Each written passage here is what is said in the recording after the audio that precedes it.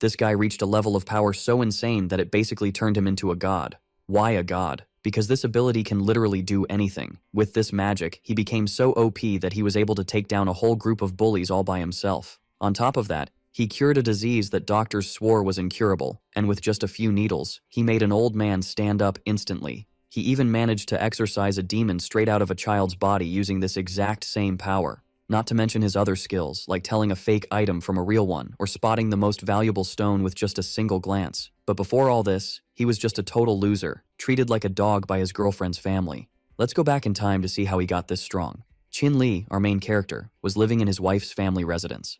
One day, his sister-in-law Chu Zitan walked in to check what he was doing in his room. She caught him sitting there in nothing but his underwear, and totally embarrassed, she bolted out of there. Chin Li was just doing his daily training routine, a cycle he'd finally completed after 10 whole years of dedication. Having no clue about the extent of his new power, he shook his mother-in-law's friend's hand, almost crushing the guy's bones and ticking off the woman who'd always hated him. Chu Zitan got a call from her sister saying the police wanted to arrest her because of some issue with a company product, forcing Chin Li to step in. When he arrived at the company, he found a customer with her face covered in pustules. Chin Li asked for 10 minutes, guaranteeing he had the cure for that problem. She was skeptical, but he said if he failed, she could have him arrested right there. Qing Yin, his wife, asked him to avoid causing trouble, but he was confident in the cure. In just a few minutes, Qing Yin went to a nearby store and bought the necessary items. He grabbed the bag, prepared the mixture, and infused his magic into the water, mixing it with the herbs, and just seconds later, the remedy was ready. The smell was unbearable, but he still applied the paste to the woman's face. Unable to stand the stench, she ran off desperately to the bathroom. When she came back, her skin was smooth as a baby's, leaving everyone stunned. The woman was so shocked she offered him 500,000 to save her grandfather. He accepted the proposal right on the spot. When they got to the hospital, her father was told there was no treatment left. His daughter jumped in right away, saying she'd brought a young doctor to help. The father demanded a medical license and got annoyed when he found out he didn't have one. Meanwhile, the grandfather's condition was getting worse and the doctors were out of options. The daughter begged them to let Chin Li try, but the father ordered him out of the room. Suddenly, the situation turned critical and the patient's heart stopped beating. The man started crying in despair, not knowing what else to do. Chin Li rushed into the room, ripped open the old man's shirt, and quickly inserted several needles infused with his magic. Just seconds later, the old man miraculously came back to life. The doctors were in disbelief at the impossible feat they'd just witnessed. The father immediately started thanking him, apologizing for doubting him. When he left the room, his wife was waiting for him outside. Getting home, the whole family was worried about her. His mother-in-law, with her usual loving attitude, told him to go clean the room. He finished his shower and when he entered the bedroom, he saw Qing Yin doing yoga. She told him that the next day they'd go together to the family dinner. As he closed the door, she thanked him for his help, surprising him since she'd never done that before. The next day, during the family gathering, the vibe was peculiar. While everyone chatted excitedly, he just ate in silence. Cheng Wen took the opportunity to gift his uncle an antique artifact valued at 300,000, but Qin Li, using his power, immediately noticed the piece was fake. Cheng Wen mocked Qin Li, saying he didn't have any money at all. Qin Li shot back that if he'd brought something, it would have been better than that fake. Cheng Wen started getting visibly furious at the accusation. Just as Qin Li was about to explain, the major walked in, asking what was fake. Cheng Wen reached out his hand, but got ignored by the major, who greeted Qin Li instead. That man was the father of the young woman he'd helped at the hospital. Qin Li explained in detail why the artifact was a replica, convincing both the major and his father with all his vast knowledge. The major called him aside to talk, leaving the family arguing behind. The man explained he was feeling sick. Qin Li examined him, understood the problem and promised to go to his house to heal his entire family. As they said goodbye, the major said it was an honor to have him as a friend. On his way back home, Qin Li was surrounded by a group of thugs who'd been following him. They block the way, and Liu says the only way out is to let them cut off his hands. Qin remains calm and mocks the threat. Liu promises 50,000 to whoever cuts off his hands, and the thugs attack. An aura of energy surrounds Qin, and he takes down all of them with quick and precise strikes. In a few seconds, all the thugs are on the ground. Liu is terrified to see Qin's strength and tries to flee in desperation. Qin taunts him but lets him run and breathes a sigh of relief. He continues to the mayor's house while the alley fills with unconscious enemies. The sun sets, and he arrives in front of the mansion. Qin rings the doorbell and feels a very bad energy coming from the place. The mayor opens the door, looking happy, but with deep dark circles under his eyes. The mayor asks Qin to come in, but he feels that the house is filled with malevolent energy. Suddenly they hear a scream coming from inside and run down the hallway. The mayor enters the room and sees his son floating while his wife screams in fright. Qin realizes that the boy is surrounded by a horrifying dark energy. The mayor panics, but the MC promises to save the boy. The entity senses the protagonist's power and begins to speak through the child, asking them to stay away. Chin concentrates his energy and launches needles that hit the center of the malevolent force. A white flash appears, and part of the energy dissipates. The boy falls onto the bed, exhausted, and Chin tells the parents not to approach because he is not finished yet. The energy is still inside the child's body, and he needs to expel it.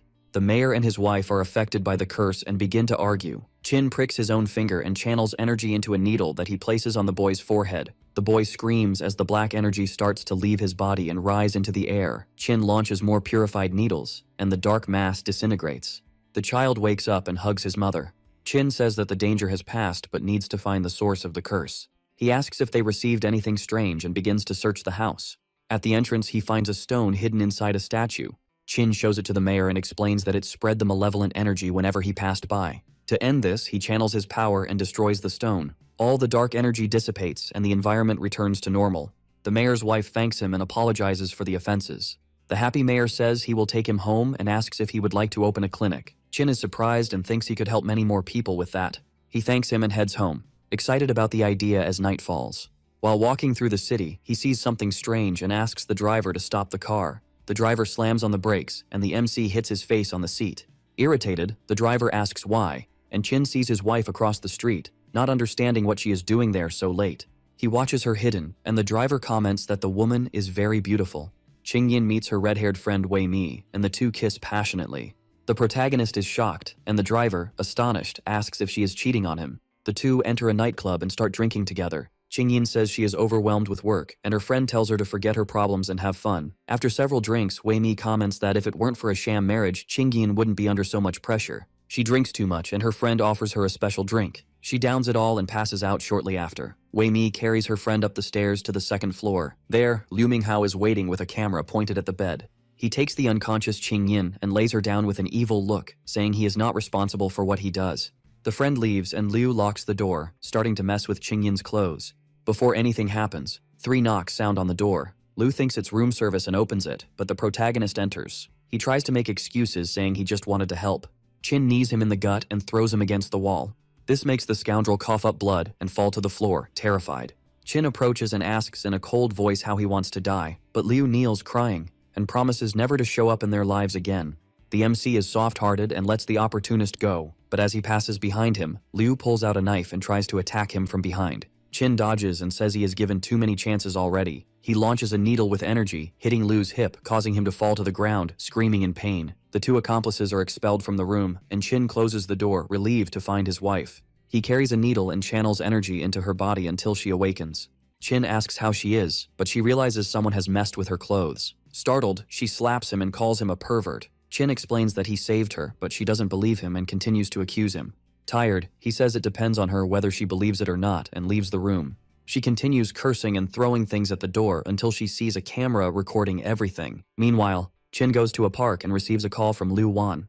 She thanks him for the balm and wants to buy 200 jars, asking him to add something to lighten the skin. Chin happily agrees, and she says she will sponsor the clinic he plans to open. Later, Qingyin waits for her husband to arrive and becomes worried about the delay. When he enters, they fall silent until she asks why he arrived so late. Chin replies that he was working, and she tries to change the subject. He notices that she is nervous and asks what happened. Sadly, she tells him that she might be fired because of the rumors in the company about Liu Wan. The manager suggested that she resign. Chin tries to calm her down, saying that everything will be fine. She asks how she will support the family without a job, and he tries to remind her of when he saved the mayor's father in the hospital. Chin shares that the mayor offered him a clinic and that he has already made some money healing people. He says that if his wife wants, they can open the clinic together. Qingyin is surprised and moved by what she hears, but the MC explains that it will still take time for the clinic to open and goes upstairs to sleep. She thanks him for the words and thinks about apologizing. The next morning, someone rings the doorbell several times, calling for Qingyin. Chin, still in his pajamas, opens the door and sees Tan Zijin, his wife's best friend. She recognizes him from college and still finds it strange that Qingyin married him. Zijin calls her friend to go out and says they are going shopping. They get into the car and head to downtown. The day is beautiful, and Zijin sings cheerfully along the way. The car stops in front of a luxurious building, the tallest in the city. Zijin explains that there is an auction happening there for rich and famous people. She shows the invitation and says that Chin is their driver. They go up to the penthouse where the auction takes place in a lavish hall. Zijin teases Chin to buy a stone for his wife, and he replies that he will buy it if she likes it. The next item is a raw jade stone, and the two watch excitedly while Chin seems bored. From a distance, he notices a stone in the discard area emanating a very strong energy. He goes over and feels that it reacts to his own energy. He asks the price, and the attendant says it costs between $50 and $100. Chin searches his pockets and hands over crumpled bills and coins to pay. He asks for help to cut the stone. Zijin is shocked, saying that those stones are worthless and that he is embarrassing himself. But when the girl cuts the stone, she screams in surprise, saying that it is full of jade inside. The entire hall turns to look while everyone is impressed with the find. People come closer to see the stone and excitedly take photos with the discovery. Soon everyone starts searching for other stones in the trash, trying to find more like that one. Some try to buy Qin Li's stone, and the offers rise to 5 million. The buyer is Tan Lao, the king of jade and Zijin's father. He asks if Qin wants to sell, but the young man says he bought the stone for his wife and that she should decide. Qingyan praises the gesture and agrees to sell, saying it will be better in the hands of a specialist. Tan Lao is pleased and promises to send the check. He then asks Qin to examine a stone he bought, thinking it had jade. Qin says it is common and has nothing special about it. No one believes him, and even his wife doubts it. Zijin teases him, saying he was lucky before. When the stone is opened, everyone sees that there is no jade inside, and Tan Lao confirms that Qin was right. He praises the young man and offers a job opportunity if he wants to join his team. Tan and Zijin say goodbye and leave. On the way back, Qingyan asks since when her husband understands geology. Qin hands over the check and says he learned by reading books and can teach her later. Irritated, she asks why he pretended to be mute and a failure. Qin remembers an old master who taught powerful techniques and said he would have to seal his kai for 10 years. He explains that he did not lie and that this was the reason for his silence. Qingyan asks why he married her. Qin recalls the time in college when he was humiliated, and she defended him. Since that day, he fell in love and accepted the marriage, happy to be with her. Even knowing that the marriage is a facade, he says he has never regretted it because she and her family helped him a lot. In his heart, Qingyan will always be his true wife. Qin Li blushes as he opens up to his wife, and she doesn't know how to react. Even though they like each other, the complicated marriage prevents them from declaring their feelings. Qin says the clinic will open the next day and invites his wife to go with him. She thinks he is joking and warns that saving lives is not that simple. He explains that he will only take care of mild cases and asks her not to worry. Irritated, Qingyan says that if he gets arrested, he won't count on anyone's help. Qin feels sad about the distrust, but understands that she is worried. The next day, the clinic opens, and many people show up to wish luck.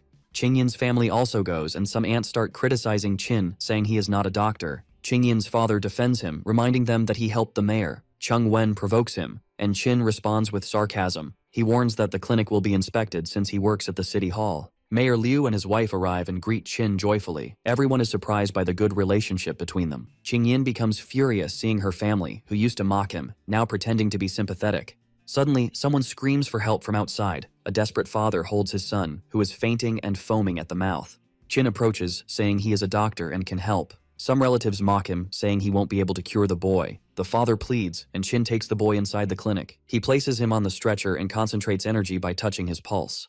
The energy flows through the boy's body to the vital organs. Qin realizes that the stomach is damaged and states that he has been poisoned. The father says that the neighbor takes care of the boy and would never do that. Qin's mother-in-law criticizes the father for being careless and leaving his son with others. The man cries, saying he has raised his son alone since his wife's death. Qin confirms that based on the symptoms and the darkening skin, the boy is indeed poisoned. A voice in the crowd says that the doctor just got his diploma a few days ago, and everyone is shocked by this. People start shouting for the clinic to be closed and for the boy to be taken to the hospital. Qin's aunt and cousin enjoy the chaos while his wife becomes nervous at what she sees. The boy's father becomes desperate and accuses Qin of making the situation worse. He gets irritated and says that the boy is in critical condition and there is no time to lose. Then the boy starts coughing up blood and everyone is horrified. Qin asks everyone to step back and begins treatment, concentrating his energy.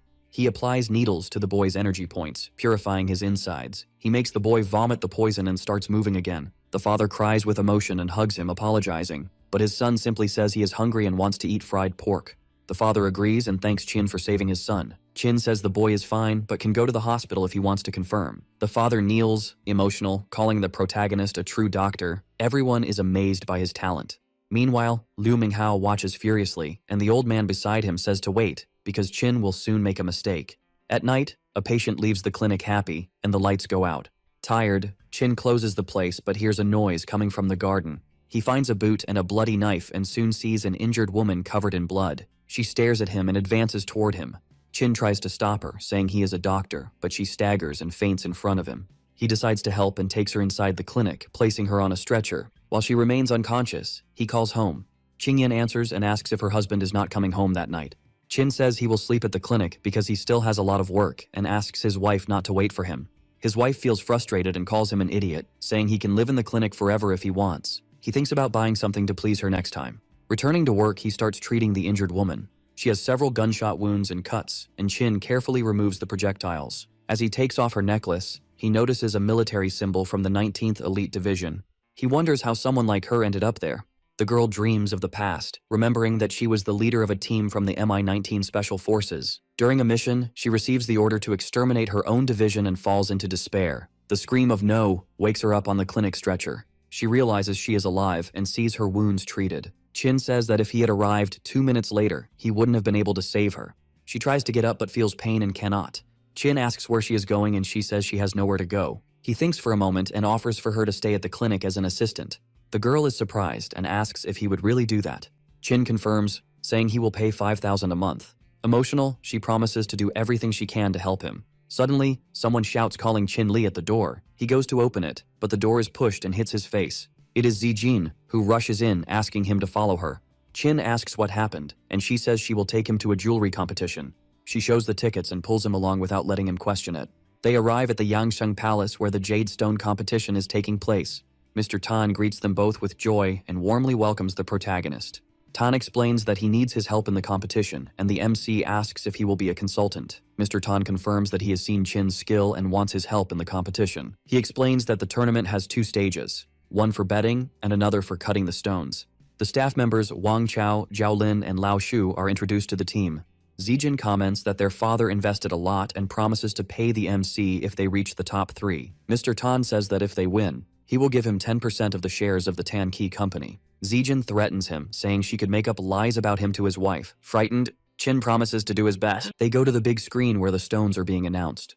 One of the men mocks him, asking if he is going to choose a common stone. Chin smiles and replies that he wants to try his luck. Lao Shu hands him a golden card with 1,000 reais, saying it is enough to play with. She finds it strange because she expected to spend millions. The staff laughs, saying he's not qualified to choose stones with them. He just laughs and looks at the card in his hands.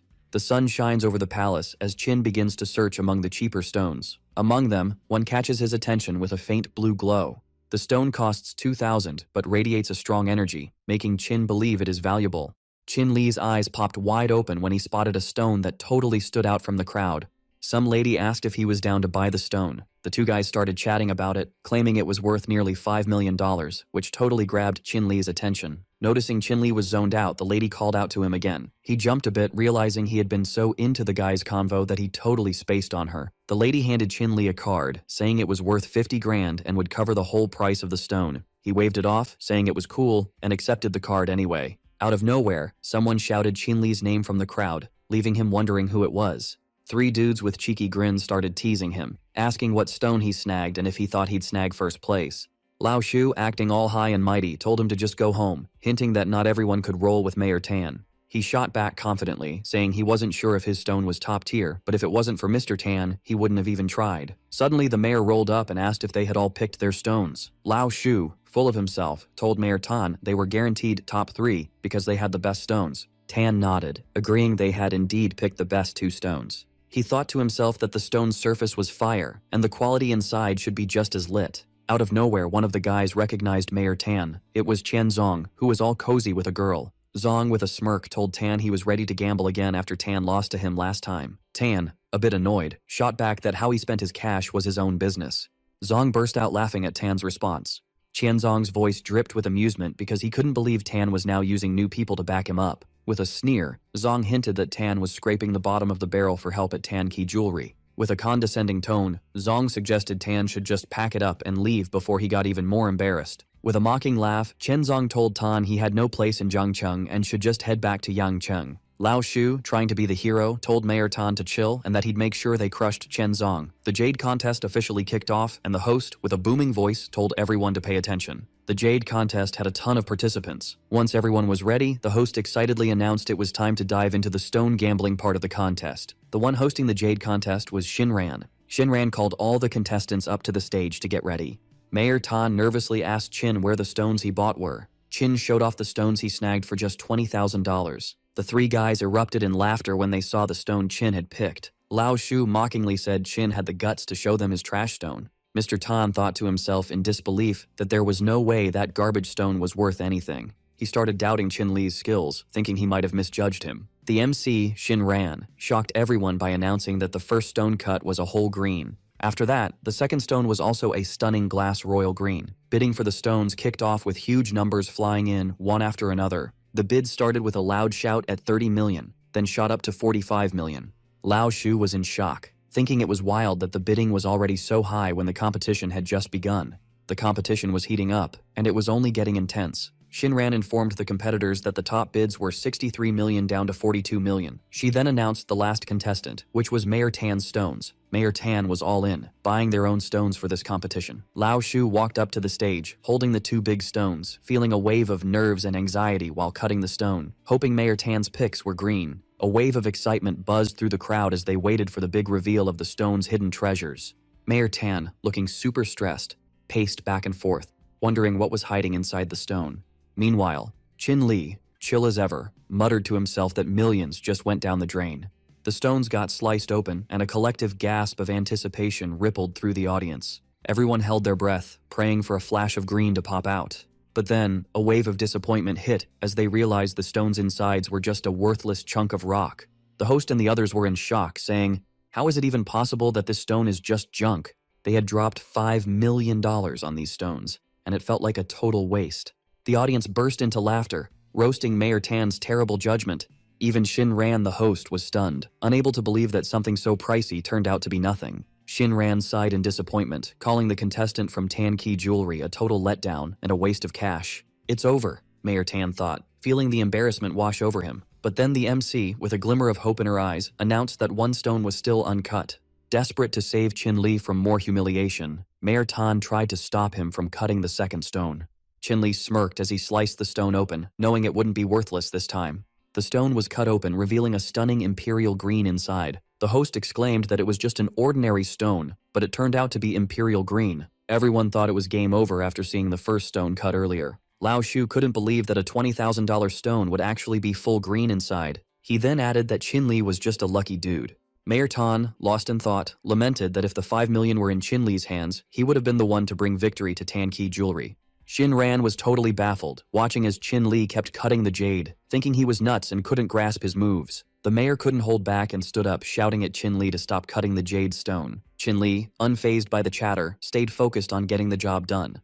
Tan was now shocked by what he was about to witness. With a dramatic flourish, Chin Li sliced open the final stone, sending a wave of anticipation through the crowd. Shin Ran's voice, shaking with excitement, declared that the jade stone had jade inside it, and a piece of blood jade nestled within the green jade. She then announced that the last piece of blood jade sold for $1 billion. The crowd erupted in cheers, their voices echoing through the hall as they marveled at the incredible jade stone. Chin Li, holding the jade high, declared with confidence that this jade was the last belonging of Mr. Tan. Shin Ran then exclaimed with excitement that the stone cut was the rarest jade of all. She added that this stone was so unique it took 1,000 years to form. She even joked that this jade was worth as much as a life, even hers. A wave of frenzy washed over the crowd as they screamed and shouted their bids, desperate to snag the jade stone for themselves. The man, taken aback, confirmed that Chin Li had unearthed a blood jade, a gemstone of crazy rarity. That was a long night with all the auctions going down. One morning, an old man in the back suddenly had a coughing fit, his face twisting in discomfort.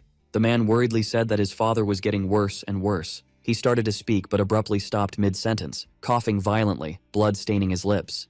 The panel returned to the auction, and the stone cut by Chin Li sold for $2 billion.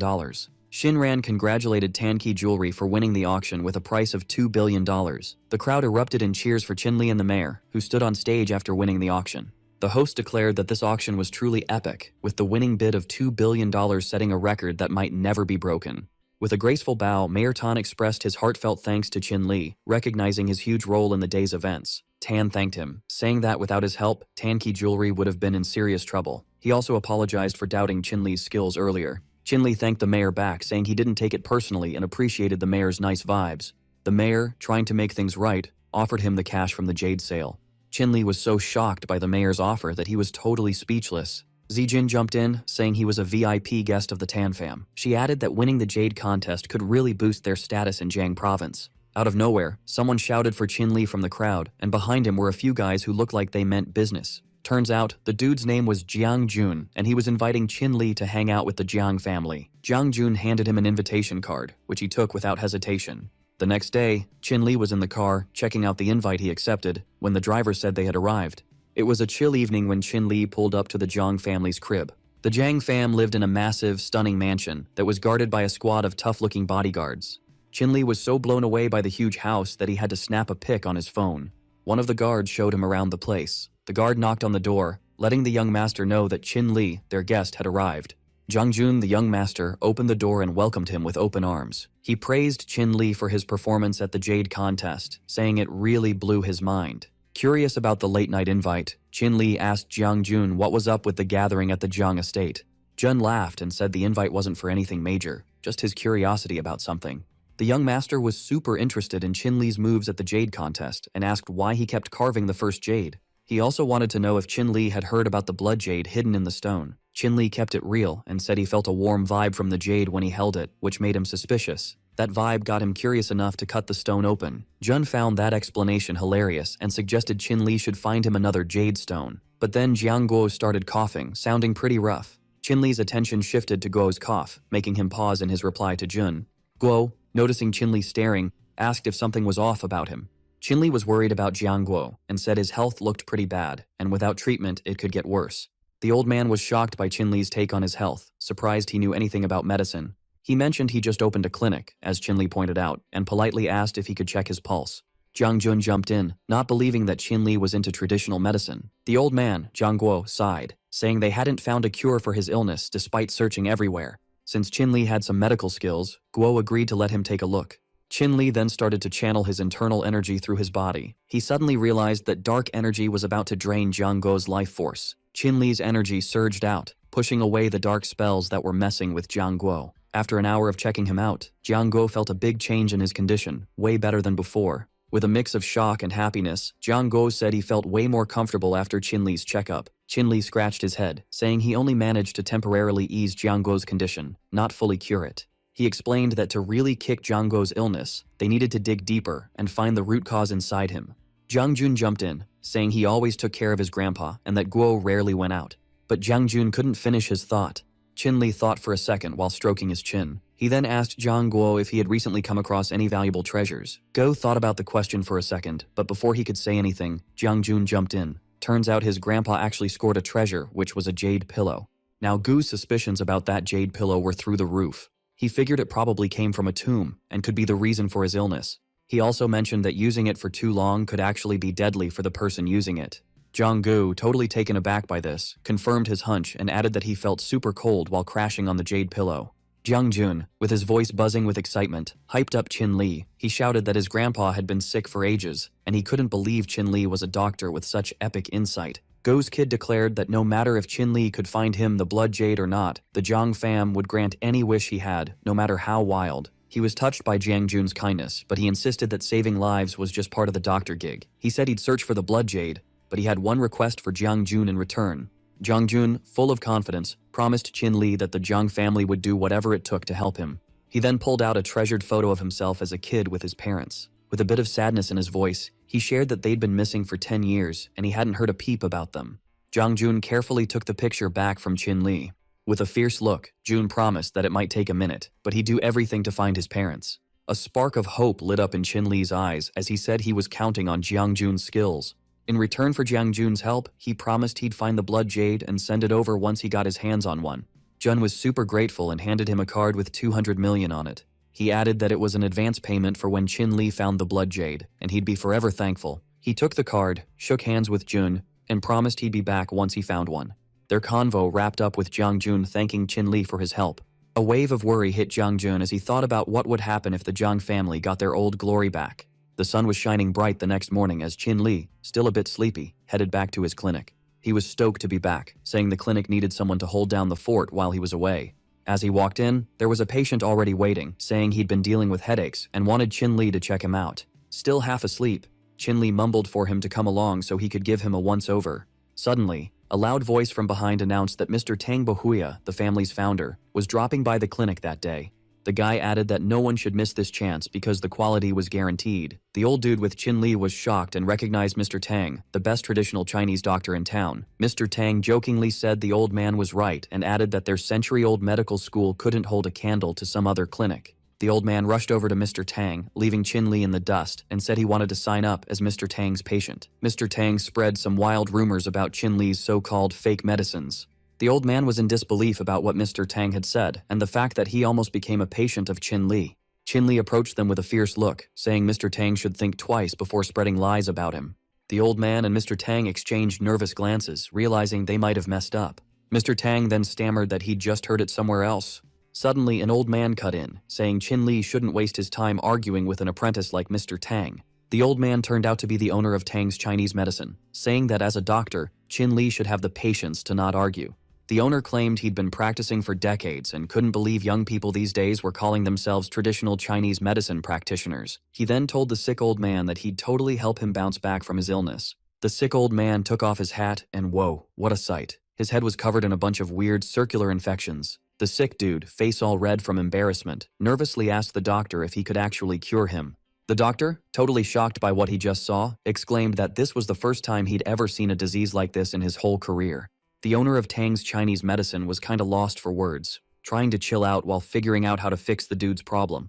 Qin Li jumped in, saying the right way to handle that kind of disease was with a hot needle. He also warned that if they didn't treat it right, it could seriously mess with the old man's life. The doctor, known as the owner, yelled at him, saying he didn't need advice from someone like Qin Li on curing diseases. The infection got poked by a needle thanks to the doctor, but Qin Li shouted at him to stop. He then explained loudly that it's a variant of viral herpes, and you can't just stab the infection. The sick old man dropped to the ground as soon as the needle hit, screaming in pain. The old doctor was totally bewildered, unable to believe what was happening to the sick old man. He rushed over to help the old man on the floor, but the old doctor wouldn't let Qin Li step in and mess with his patient. Qin Li, boiling with anger, slapped the old doctor hard across the face for being so arrogant. He was furious at the old doctor, saying people like him who treat patients like tools don't deserve to be called doctors.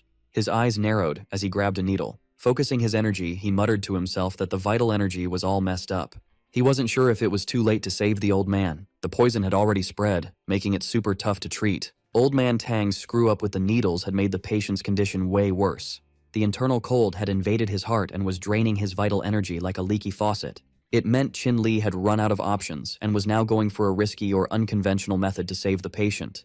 Qin Li was using some kind of energy or magic to heal the dude. He focused hard and used his healing powers to poke each of the bubbly infections one by one, effectively wiping out the illness. He then let out a sigh of relief, feeling the tension lift as he saw the old man getting better.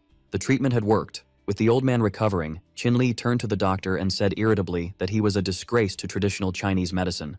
The doctor scowled, fuming after what Qin Li had just said. The old doctor, face twisted with rage, called Qin Li a bastard and asked if he was challenging him. Qin Li turned around, looking like he found the old doctor's words hilarious. He then challenged him about saving lives, saying whoever messed up first would have to leave traditional Chinese medicine forever. The two men, eyes locked in a silent showdown, found the whole situation oddly thrilling. With a confident smirk, Qin Li accepted the old doctor's challenge without a second thought. The day of the challenge rolled around, and a huge crowd gathered, buzzing with curiosity about the wild spectacle. Whispers filled the air, everyone wondering what could possibly draw such a big crowd. One person in the crowd explained that Qin Li's clinic was going to go head-to-head with the famous doctor from Yangcheng in a public showdown of their healing skills. The challenge would focus on treating all sorts of diseases. Anticipation crackled through the crowd as they buzzed with excitement. The challenge promised to be a thrilling show, and everyone was hyped to see who would come out on top. As the sun started to set, casting long shadows across the gathering, the challenge kicked off. Qin Li stood ready to treat his patients while his rival from Yangcheng worked with his own group of hopefuls. A long line of eager patients snaked through the courtyard of the Yangcheng doctor's clinic, each hoping for a shot at being healed by the famous physician. One of Qin Li's patients, grinning from ear to ear, raved about the doctor's skills, saying how much better they felt after his treatment. The other patients of Qin Li, witnessing his skills firsthand, were just as impressed. They couldn't believe that such a young doctor could have such a deep understanding of medicine. The Yangcheng doctor, a total pro with over 30 years in the game, said it took him ages to master medicine. But then there's Qin Li, a total rookie, who nailed it from day one, not messing up once. The Yangcheng doctor, curious about Qin Li's skills, waved one of his assistants over to check him out. He was gearing up to see his next patient when he got hit with a wild and complicated case. Shock and surprise lit up his face as he realized just how serious this illness was. The assistant sent to spy on Qin Li was now next in line, ready for her turn with the young doc. The guys waiting behind her were totally mesmerized by her looks. She started talking about feeling dizzy and having some swelling in her chest. But there was a hint of doubt in her voice, almost like she was testing Qin Li with a fake problem. The assistant grabbed Qin Li's hands, saying she couldn't handle the pain anymore, trying to play it up. Qin Li pulled back, saying he'd check her pulse first, no need to freak out. He got to work, feeling her pulse with his skilled fingers, tracing that delicate rhythm. The assistant, showing some trust, lightly touched his hand, urging him to check her out properly. Her pulse was steady and strong, which threw Qin Li off, and everything seemed in place, so it didn't look like a disease at all. He was super focused on her pulse when suddenly, a blood-curdling scream cut through the air from the Yangcheng doctor's area. A guy had collapsed, rolling on the ground in agony. The Yangcheng doctor's assistants rushed over, asking what was up. The dude's mouth started foaming, sending everyone into a panic. They jumped into action with CPR while others frantically called for an ambulance to get him to the hospital. Watching the chaos unfold, the Yangcheng doctor was in shock. He felt a wave of dread, realizing Qin Li might actually be the one who could save the guy while he was stuck doing nothing. The assistants kept calling for urgent care in a frenzy. The patients waiting in line saw the Yangcheng doctor's struggle and started losing faith in him. They began switching sides, flocking to Qin Li's clinic, convinced he was the real deal. The assistant noticed the shift toward Qin Li and started plotting. She figured she had to act fast to win back some of that lost trust, so she suddenly pretended to be dizzy and collapsed. The next patient in line freaked out, shouting that she needed help right away. The Yangcheng doctor was trying to pull himself together and warned Qin Li not to get too comfy. He pointed out that Qin Li now had his own patient who had collapsed, hinting that things weren't as simple as they seemed. The Yangcheng doctor was trying to keep some control, and added that if Qin Li couldn't help the fallen woman, it would be a tie. He was determined to salvage something from this mess, even if it meant a draw. Qin Li, seeing through the woman's act, came up with a wild plan. He grabbed a long, sharp metal stick, claiming it was the only tool for the job. Wielding the stick, he warned that a wrong poke could totally mess her up. As he started counting down, the woman, despite her act, felt a wave of panic. The fake threat was starting to feel way too real. Unable to handle the pressure, she jumped up and sheepishly admitted she wasn't sick. She tried to cover her embarrassment with a forced laugh. She confessed she was sent by Dr. Tang and begged Qin Li to let her go. Qin Li, feeling victorious, told Dr. Tang he'd lost the challenge. He pointed out that Dr. Tang's failure to treat one of his patients meant he was the one who lost. The elderly doctor, voice dripping with anger, reminded Qin Li of his big-time reputation as Yangcheng's top doc. He bragged that even Liu Zheng had to bow down to him. He shot a glare at the old doctor, his hatred clear, thinking what kind of doctor would pull tricks to mess with the competition. Qin Li's accusations of sabotage against the old doctor totally shook up the dude's rep in the medical scene. The old man's voice was on fire as he swore revenge, telling Qin Li that this day would be burned into his memory. One morning, Qin Li ditched his lab coat, still buzzing from their last encounter as he walked into the clinic. Out of nowhere, the girl he saved popped up, her eyes blazing with determination, asking if she should handle that old dude. Qin Li looked at her and asked if she was feeling good enough to be back on her feet. The girl thanked him for checking in and assured him she was all good. She also said he should totally hit her up if he needed any help. He promised her she'd be back to 100% in no time under his care at the clinic. Qin Li mentioned he'd have a little mission for her in a few days. Just then, his phone started ringing, cutting him off mid-sentence. He picked up, and the girl on the line said Mr. Jiang had sent her to spill the tea about the raw gemstones. She made it clear that the delivery of those shiny rocks to Yangcheng was happening next week. The caller hinted she had another topic to chat about with Qin Li, one that could really work in his favor. Her words piqued his interest, and he was down to meet up and talk it over. Later, she texted him the deets about when and where to meet, fresh out of the shower. At Tang Bohual's place, the TV blasted a news report about a medical sparring competition that went down in Yangcheng the day before. The report said Tang Bohual, the head honcho of Tang's Chinese medicine, got wrecked and was hanging up his stethoscope for good. It also mentioned the Tang family was under some serious public heat. Fuming at the news about his fam, Dr. Tang, glued to the TV, yelled at the staff to turn it off. Suddenly, a voice called out from outside, asking if Mr. Tang was around. With a hint of annoyance, Mr. Tang shot back that the person looking for him wouldn't find anything good inside.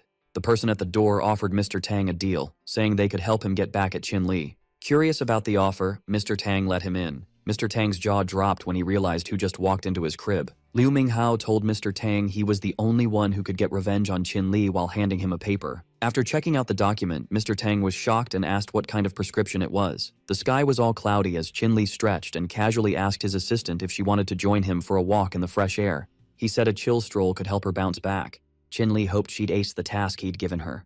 She politely turned down the walk and thanked him for his concern. The girl also assured Qin Li she was feeling fine and promised to crush the task. He scratched his face, saying the task was just to snag an apartment.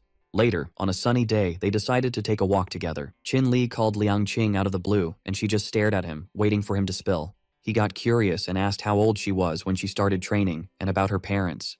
Qing replied coldly, saying she'd been in a training camp since she was 3 and didn't remember her parents. A memory popped up, showing Liang Qing in the past, clutching a knife. He felt a wave of sympathy for her, realizing the tough road she must have walked to join the army so young. Moved by compassion for Liang Qing, he told her to stop sleeping on the floor. Without missing a beat, Qing agreed to his suggestion. Suddenly, a ruckus and a weird sight in the busy street caught Qin Li's eye, pulling his focus from his companion. The shop was an antique emporium packed with bizarre artifacts that grabbed his attention, and he picked up an old dagger. The dagger looked ancient and rusty, which made Liang Qing ask if Qin Li was planning to buy it. The antique dealer said he stumbled upon this epic dagger by pure luck and was ready to let it go for $500. Qin Li thought the price was a steal and snagged the dagger. Curious about Qin Li's choice, Liang Qing asked if the dagger had any special vibes or backstory. Qin Li promised her the scoop would drop soon as he whipped out a lighter from his pocket. He flicked it on, holding the dagger over the flame while channeling some serious magical energy. The heat worked its magic, melting away the rust that had been hiding the dagger's true shine. It was like a curtain being pulled back, revealing the dagger's sick design and shiny surface, sparkling in the firelight. Qing was totally blown away, realizing this dagger was no basic weapon. Once he was done, Qin Li handed the dagger to Qing, asking if she was feeling it, then declared it was officially hers. Liang Qing was in disbelief, flashing a huge smile as she thanked the boss. Just then, Qin Li's phone buzzed, signaling an incoming call. While Liang Qing practiced her dagger skills, Qin Li picked up the phone. Qing Yin's sobs echoed through the line, her voice shaky as she dropped some heavy news. Zitan, their friend, had been taken, and the weight of that hit hard. The news crashed down on Qin Li, his face showing all the concern. He said goodbye to Liang Qing and handed her a card for a place to crash, quickly sharing the access code. Liang Qing took the card, looking a bit unsure, and asked if she could pick her own spot. As Qin Li dashed off, he reassured her that he trusted her to choose a good house. Back on the call, he told Qing Yin to chill and give him the details. As the sun set, a wild scene unfolded at the suburban racing circuits. A bunch of people gathered with their rides, clearly having a blast. The dude yanking Zitan's hair went off, blaming her for everything and throwing insults. Zitan winced as he tightened his grip, her tied hands leaving her totally helpless on the ground. The guy, Zitan's ex, Fang Xiao, kept laying it on thick, demanding she obey him. He told her to stop trying to provoke him and drop the innocent act. Fang said he was into Zitan, but also wanted her family's cash. Zitan's voice, shaking with rage, sliced through the air as she shot back that Fang was beyond shameless. One of the guys pointed something out to Fang, and when he turned, his jaw dropped. A car rolled up, and a dude stepped out with a suitcase. The guy, Qin Li, announced he was there to settle the ransom. One of the guys smirked, telling Fang that Qin Li looked like the right dude for the job. Despair washed over Zitan as she thought about how pointless Qin Li's arrival seemed. She wondered if he could really save her, given how outmatched he looked. Fang stood right in front of him, saying it had been a rough trip for him to get there. Then Fang told him to drop the cash on the ground and bounce. Qin Li thought paying the ransom would get Zitan back. He then called out Fang for having zero morals, questioning how they could justify kidnapping. Laughter erupted from the group, their eyes glinting with cruel amusement. One of the guys said Qin Li was a total joke to them.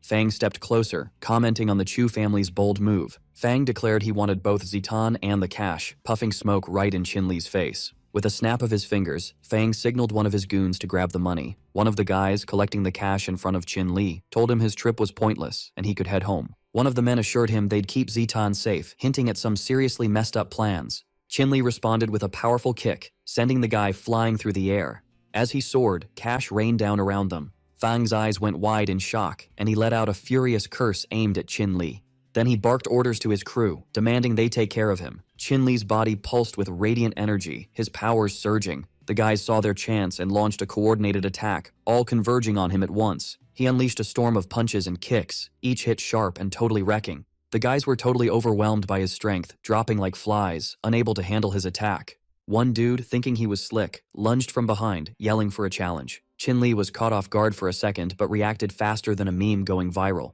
He spun around, delivering a killer kick to the guy's back, sending him crashing to the ground. The rest of the crew, freaked out by Qin insane power, turned tail and ran. Fang watched the whole thing go down, eyes wide, totally unable to wrap his head around Qin strength. Qin then walked over to Fang, his stare locked in. With a quick and powerful move, he shoved Fang to the ground, making him hit the hard surface. Qin body buzzed with energy, his powers radiating like a TikTok trend. His eyes were glued to Fang, fist pulled back, ready to deliver a knockout punch. Fang, seeing that punch coming for his face, begged Qin to let him off the hook. Qin didn't budge, showing zero mercy. He launched his fist forward with full force, smashing it right into Fang's face. Zitan watched, eyes wide, totally in disbelief. She couldn't connect the powerful dude in front of her with the useless guy she knew. Qin stood tall, radiating power, a total boss among the fallen. The guys lay scattered around him, defeated and unable to get up. Zitan, her mind spinning from what she just saw, couldn't help but wonder when her brother-in-law got so strong. Qin let out a sigh of relief, happy the fight ended with him on top. Then his gaze landed on Zitan and he started untying the ropes holding her, moving quick and smooth. They were in a rush so Zitan's fam wouldn't freak out even more. As Qin worked to free Zitan, she suddenly winced, her voice shaky with pain. They took off, their footsteps echoing in the quiet. Zitan, feeling super grateful, struggled to find the right words to thank Qin. He had saved her, and she was totally at a loss. Zitan's cheeks turned red with a mix of shyness and gratitude, and she nervously called out to Qin. He turned around, curious, waiting to hear what she had to say. Her fingers fidgeted, tucking a stray hair behind her ear as she gathered her courage and invited Qin. To cover her shyness, Zitan quickly added that it was for her safety, worried the guys might come after her again. She awkwardly said that was the only reason Qin should tag along. Qin found her invite surprising, not thinking she'd ask him to a hangout. She suddenly sulked, worried Qin might take her invite the wrong way. Qin, his expression softening, accepted her invite with a smile. The next day, Qin rolled into the clinic looking for Qing. He needed to chat about the task he'd given her and make sure everything was on track. Qing, looking chill, told him she had totally crushed the task he assigned. In a professional vibe, Qing let Qin know he could check out the completed work at the Tanhao office later. Qin was genuinely impressed by how fast Liang Qing had knocked it out. He thought to himself, saying it was time to give Qingyin a home. He felt responsible for her well-being, and getting her a safe space was a must. He then invited Liang Qing to roll with him to check out the house they had picked. Qin and Liang Qing hopped in the car, ready for their house-hunting adventure. As the car pulled away, he let out a big yawn, eyes drooping a bit, but then his phone rang. He picked up, expecting a regular call. It was Jang Jun on the line, his voice buzzing with excitement, saying he had some awesome news. Jun was watering the vibrant plants as he chatted with Qin on the phone. His news left Qin sputtering, a surprised cough escaping. It seemed Jang Jun had gone all out, totally exceeding Qin's expectations with his big purchase. Realizing he had left Qin in shock, he quickly reassured him that the stores were still getting a makeover. Qin, still processing the news, decided to thank Jang Jun for his hard work instead of dwelling on the surprise. He praised him, calling him a total legend for the Zhang family. Jun was totally hyped for Qin to roll into Jiangcheng, just counting down the seconds until they could hang out again. He even said that when Qin got back from Yangcheng, he'd be dropping a sick villa on him as a thank you gift. But Qin was all, "Nah man, don't waste your cash on me." He had already snagged a villa for himself, so Jun's gift was kinda overkill. He and his assistant pulled up to the fancy Sky One villa and were greeted by the super friendly staff. One of the staff members came up to Liang Qing, curious about why she was solo. Liang Qing was quick to point out that the dude next to her was her boss, and Qin was the one who actually bought the swanky Sky One villa. The staff member, judging by his vibe, was struggling to believe he was the real owner of such a dope place. She was hesitant, thinking he was just some regular guy trying to flex wealth. In her mind, Mr. Zhao, another potential buyer, was way more likely to drop cash on the villa and probably throw her a $500,000 gift for good measure. Determined to steer Qin away, she started spinning a tale, saying the villa he ordered was already sold. She insisted they bounce and promised to give back their deposit. Qing was not having it, reminding her that she was the one who paid up front. She kept complaining, questioning why they'd sell the villa to someone else when they were first in line.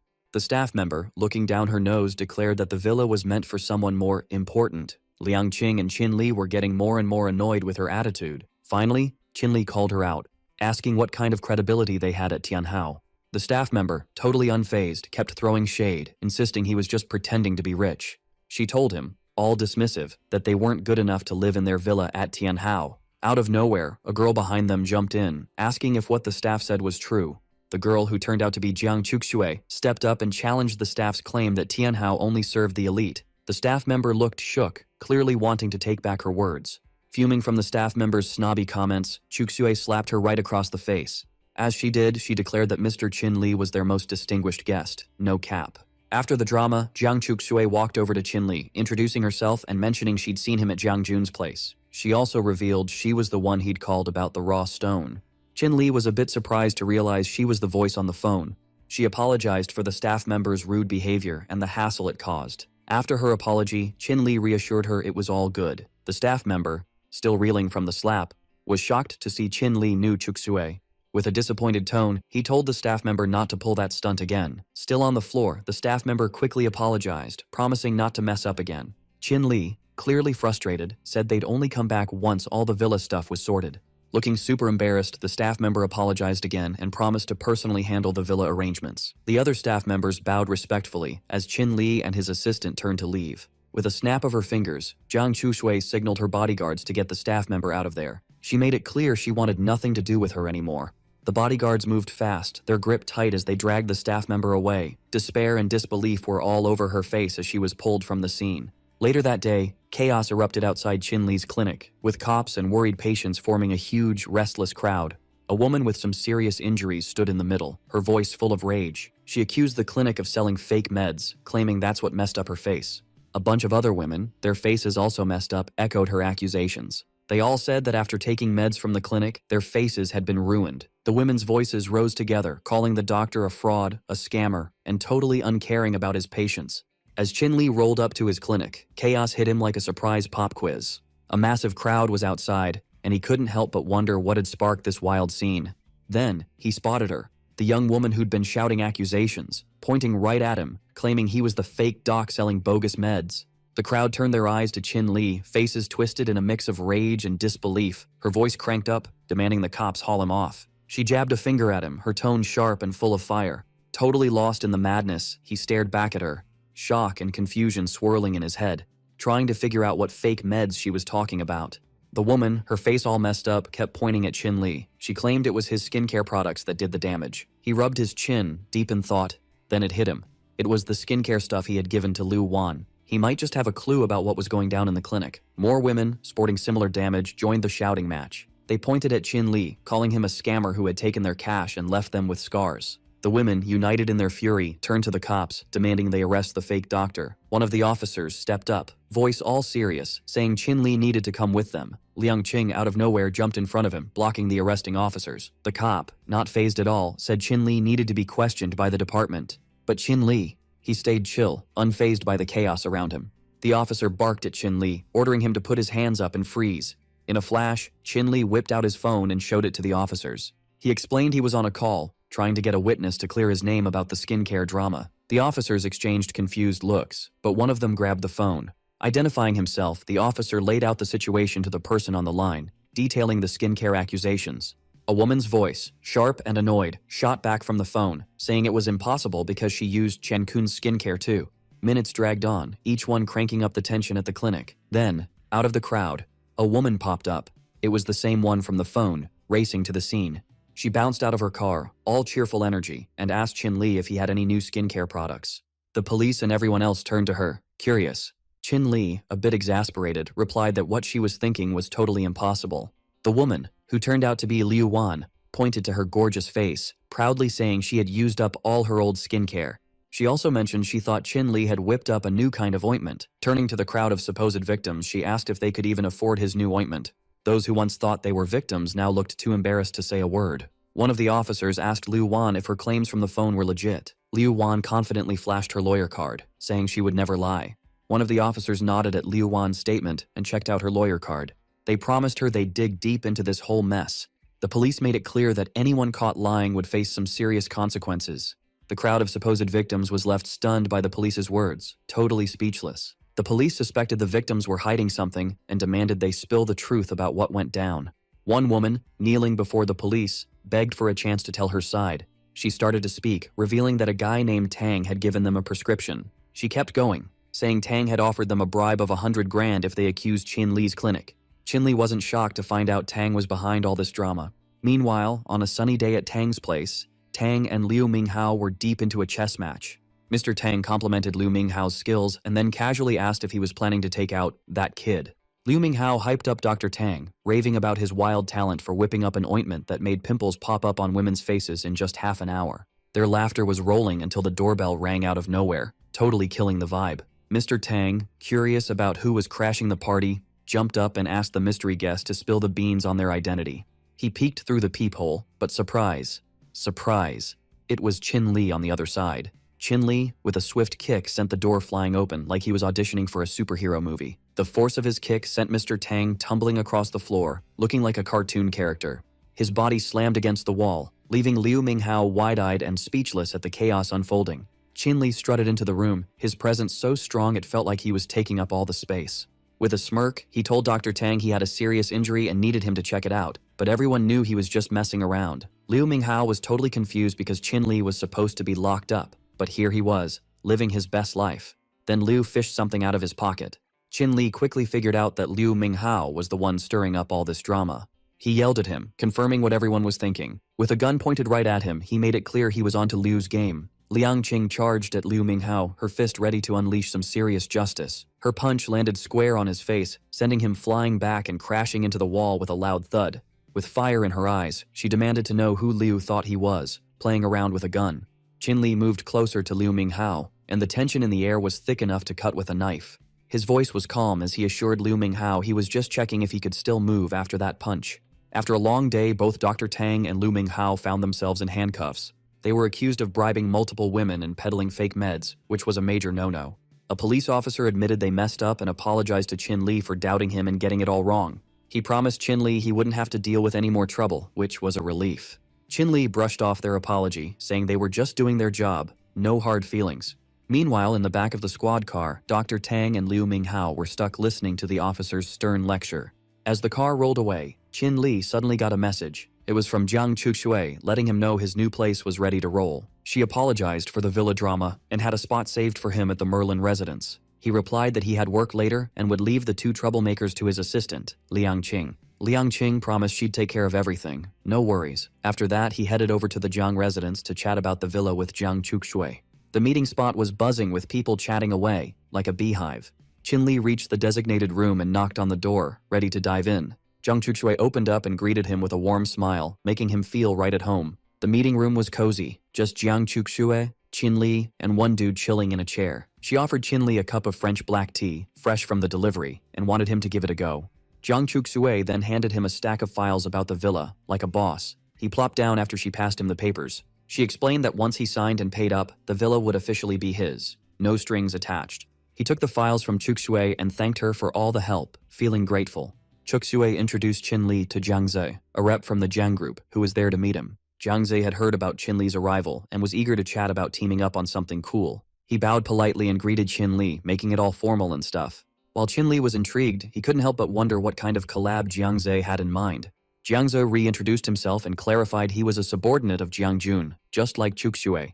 He explained he'd just been transferred to Yang Cheng to lead the Jiang's entertainment program, which sounded fancy. He insisted that Qin Li should look out for them in the future, flashing a sincere smile that could light up a room. Qin Li politely thanked Jiang Ze for his kindness as they shook hands, keeping it chill. But he couldn't help but ask what kind of cooperation they were talking about. Their convo flowed smoothly as Chuxue poured tea into the cups, making it feel cozy. Jiang Ze explained he'd heard about Qin Li's epic invention, an ointment that healed Liu Zheng's cousin's face. This achievement had sparked the Jiang group's interest in teaming up with Qin Li to develop and market a similar ointment, which sounded pretty cool. Meanwhile, Qin Li sipped his tea, all ears as Jiang Ze laid out the proposal for collaboration. Jiang Ze was hyped, totally sure that the Jiang group's massive resources and killer brands would make the ointment a total hit. He reassured Qin Li that when they kicked off a company to make and market the ointment, Qin Li would snag the majority of the shares. Qin Li was shook by the offer of majority ownership, feeling both surprised and kinda hesitant to grab such a sweet deal. Mr. Z was relentless in his quest for Qin Li's collab, repeating how he wanted to snag the rights to Qin Li's ointment for production and marketing under the Jiang group. He then whipped out a chart showing the major shares for the ointment, with Qin Li as the big boss. Jiang Ze went quiet, staring at Qin Li, wondering if his smooth talk had convinced the inventor. The fact that he called Liu Zheng by his first name without any fancy titles showed just how much power the Jiang family had. Being able to drop names like that meant they were pretty high up in Jiang province's hierarchy. Qin thought it over and had to admit Jiang Ze was onto something. He realized that the Jiang Group's crazy resources and connections would totally boost the ointment's reach and impact. He pondered it deeply while resting his chin on his hand. Jiang Ze noticed Qin serious face and figured the inventor might be second-guessing or worried that the share offer wasn't enough. With a sudden cough, Mr. Z subtly signaled to Chuxue, hoping she'd help convince Qin to jump on board. Chuxue, always on the ball, caught Jiang Ze's hint and sprang into action. She stood up and made a formal offer to Qin. To make up for the chaos from the day before, she suggested that Qin take ownership of the biggest casino in Yangcheng. Chuxue handed over the ownership papers to Qin, but he politely turned it down. He said Jiang Ze's offer was way too generous, and that the previous day's drama was already sorted out. Chuxue kept pushing, wanting to convince him to take the deal. She thought if he said no, it would mean he hadn't fully forgiven her for the earlier mess, and Mr. Jiang would be mad at her too. Qin pointed at the untouched cup of tea in front of him, a subtle way of saying he wasn't interested. Chuxue saw the writing on the wall and reluctantly backed off. It was clear that no amount of convincing would change Qin mind. But Jiang Ze sensed Qin firm stance and then tossed out a different idea. Jiang Ze, with a sly grin, handed Qin a shiny gold card. This card, he explained, would give Qin free access to all of Jiang's entertainment spots. Faced with the unyielding generosity of both Jiang Ze and Chuxue, Qin found it hard to say no. He accepted the gold card with a grateful nod, appreciating their efforts to make things right. A wave of relief washed over both Chuxue and Jiang Ze as they saw Qin take their offer. Jiang Ze, with a friendly smile, poured a fresh cup of tea for Qin and asked what he thought about their collab. After a moment of thought, Qin pitched a new plan for their partnership. He suggested that the Jiang Group handle the production line and marketing, while he would bring his expertise to the table. He proposed a 50-50 split, with Z holding the shares for him. Jiang Ze's eyes lit up with excitement at Qin idea, and he happily said he'd bring the contract tomorrow. Chuxue's phone buzzed with a message that interrupted the good vibes. It was a heads up that a supplier of raw stones would be rolling into the Tianhao Hotel later that night. Qin stood up and said he wouldn't bug her about the business anymore. Later that night, Qin headed to the warehouse to check out the fresh shipment of raw stones. He was holding a bucket overflowing with jade stones and let out a tired sigh. The clock hit midnight, but Qin was still grinding, carefully cutting each jade stone in half like a pro. Exhaustion finally hit him, making him take off his goggles and let out a tired shout. Qin, scratching his face, muttered to himself that he had no clue blood jade was so rare. As he looked over the stones, a memory flickered in his mind. He remembered a time when he used his special ability to spot the real jade stones from the fake ones. With a determined spark in his eye, Qin activated his powers. The room buzzed with energy as his abilities kicked in, searching for that unique vibe that only true jade stones had. After a minute of serious focus, Qin finally found a stone radiating a wild, colorful vibe, totally different from the rest. Back at the Chu residence, Qingyin and the crew were on edge, waiting for Qin to show up. The clock had already hit midnight, and her anxiety was climbing with every tick. When he walked in, he spotted the whole fam chilling in the main room, just waiting for him. He couldn't help but wonder what was up for them to be up past midnight, so he asked why they were still awake. Qingyin, her eyes blazing, accused Qin's assistant of giving him something that made him forget his family. He was still waiting for someone to spill the tea on what was going down. To make her point clear, Qingyin pointed at the photos scattered on the table, hoping they'd jog Qin's memory and reveal the truth. Han Yingchu, her face twisted in fury, pointed at Qin and yelled that he was a total jerk. Her voice shook with rage as she called him out for betraying her daughter. She demanded he bounce from the Chu family if he kept up his cheating, claiming he was dragging their name through the mud. He snatched the pictures from the table, his heart racing. His eyes went wide as he saw a picture of himself and his assistant, Liang Qin, together. As Qin stared at the photos, Qingyin's parents and Qingyin herself shot him glares, their faces full of anger and blame. Zitan, her voice tight with emotion, slammed the table and demanded an explanation from Qin. Qin, totally chill despite the chaos, just asked Zitan where she got the photos. She wasn't having it and refused to answer. Instead, she insisted he identify the woman in the picture. He explained that the woman was his assistant, a homeless girl he helped after she got hurt. She had volunteered at his clinic to repay his kindness. Qin pulled out his phone and called Liang Qing, his assistant. Liang Qing picked up and called Qin her boss. Qingyin's family was shook. The assistant on the line called Qin her boss, and that detail blew their minds even more. In just 10 minutes, everything was cleared up. Qingyin felt a wave of embarrassment hit her because they had accused Qin of cheating, and now the truth was out. Qin went on, explaining that his assistant was an orphan raised by a special organization. She had no family and nowhere else to go. Zitan, now a bit calmer, said Qin should have told them about his assistant earlier. That way they wouldn't have jumped to the cheating conclusion. Qingyin's mom chuckled, a nervous laugh that tried to hide her embarrassment, saying it wasn't that they doubted Qin. Qin plopped down on the sofa, relieved that the drama had finally cooled off. Qingyin then grabbed Qin Li and suggested they head upstairs so they wouldn't bother her parents. As they climbed the stairs, their parents were busy hiding the tools of torture, their faces a mix of relief and leftover anxiety. While they walked, Qin Li started telling Qingyin that the Jiang group had locked in a business deal with them. Qingyin was blown away, her eyes lighting up with surprise and excitement. The Jiang group was the top dog in the entire Jiang province, and this was epic news. The long night had finally wrapped up and a new day was here. Mr. Z rolled up to the Chu residence, contract in hand, telling Qingyin she just needed to sign it. Qingyin started signing the contract, making the partnership between the Jiang group and the Chu family official. Mr. Z congratulated Miss Qingyin on her new gig as CEO of the fresh company. Qingyin humbly replied, saying she'd need Mr. Z's help in the future, especially with the parts of the business that were new to her. He was genuinely happy, his heart warmed by the stories Qingyin and Qin Li had shared about her before.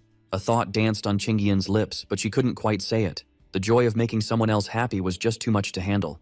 Her voice got small, and she asked if Qin Li went to Jiangcheng because of the company opening. Mr. Z told her that Qin Li had sold the blood jade for hundreds of millions. He went on, explaining that Jiang Jun had told Qin Li to find another piece of blood jade. To everyone's shock, Qin Li had found one in just a few days. The sun was shining bright over Jiang City Airport. Jiang Jun spotted Qin Li in the buzzing airport and shouted his name, cutting through the chaos. The girls nearby turned their heads, whispering furiously, trying to figure out who Jiang Jun was calling out to. With a proud grin, he expressed how impressed he was that Qin Li had found the blood jade so quickly. He acknowledged the crazy amount of effort it must have taken. Later that day, they rolled up to the Jiang crib.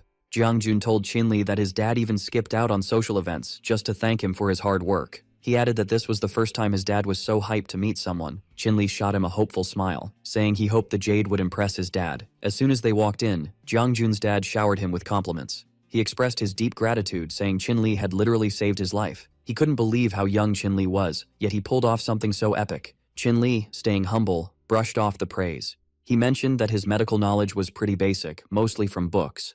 A few moments later, Jiang Jun, looking worried, asked about the blood jade. Mr. Qin's discovery of a rare 7-colored jade for the Jiang fam left everyone in shock. This jade hadn't been seen in decades, and it was a wild find. Curious, Jiang Jun asked if it was the same 7-colored jade from that auction that went for $10 billion. His dad, voice thick with disbelief, couldn't wrap his head around seeing the unique blood jade again. He added that the 7-colored jade had only been found ages ago, not until now. That 7-colored jade is a one-of-a-kind gem that fetched a jaw-dropping $10 billion at auction. Qin Li was a total game-changer for the Jiang family. His discovery of the gem was a massive favor that would be legendary. Lucky for them, Jiang Lim was all about the gem Qin Li had found. Moments later, Qin Li and Jiang Jun strolled down the hallway side by side. Out of nowhere, Jiang Jun switched gears and brought up the task he had given him, which was to track down his parents. Jiang Jun had managed to dig up some info on Qin Li's missing parents. He also mentioned that the info might not be 100% accurate, then carefully handed over the files. As Qin Li flipped through the files, he warned him that they might not be super reliable. He pointed out that one crucial detail was missing. Qin Li's parents had been spotted in Kamagyo just 2 years ago. Qin Li was blown away by Jiang Jun's revelation and urgently asked for confirmation. Jiang Jun reassured him that he was still verifying the info and would keep him posted. Jun promised to update him as soon as he had the facts straight. Qin Li then realized that his quest to find his parents might stir up some trouble for Jiang Jun. On a bright and sunny day, Qin Li and Jiang Jun found themselves chilling inside the Quanji Hotel. Jiang Jun proudly introduced the hotel, saying it was owned by his sister and super popular in the city. He was also pumped to show Qin Li the signature dishes from his sister's hotel. As they chatted, a girl behind them suddenly called out to Jiang Jun. The girl turned out to be Jiang Jun's younger sister, Jiang Ran. She was sulking because her brother had promised to take her shopping today, but that totally didn't happen. Jun quickly explained that he got caught up in the jade excitement and totally forgot about their shopping plans. He turned to Qin Li and introduced his sister, but she was still fuming about the broken promise. Qin Li felt like he'd read about Jiang Ran somewhere before, but couldn't remember where. Jiang Ran is a total boss, having already started a successful catering company and dominating the city's food scene at just 20. He reached out for a handshake and introduced himself, but Jiang Ran completely ignored him, still focused on her brother. Jiang Ran insisted they order something in the private room, still mad about her brother ditching their shopping trip. Jun leaned in and whispered that his sister had a bit of a thing against guys and wasn't too keen on getting along with them. She overheard, which made her even more upset, causing the other two to go silent.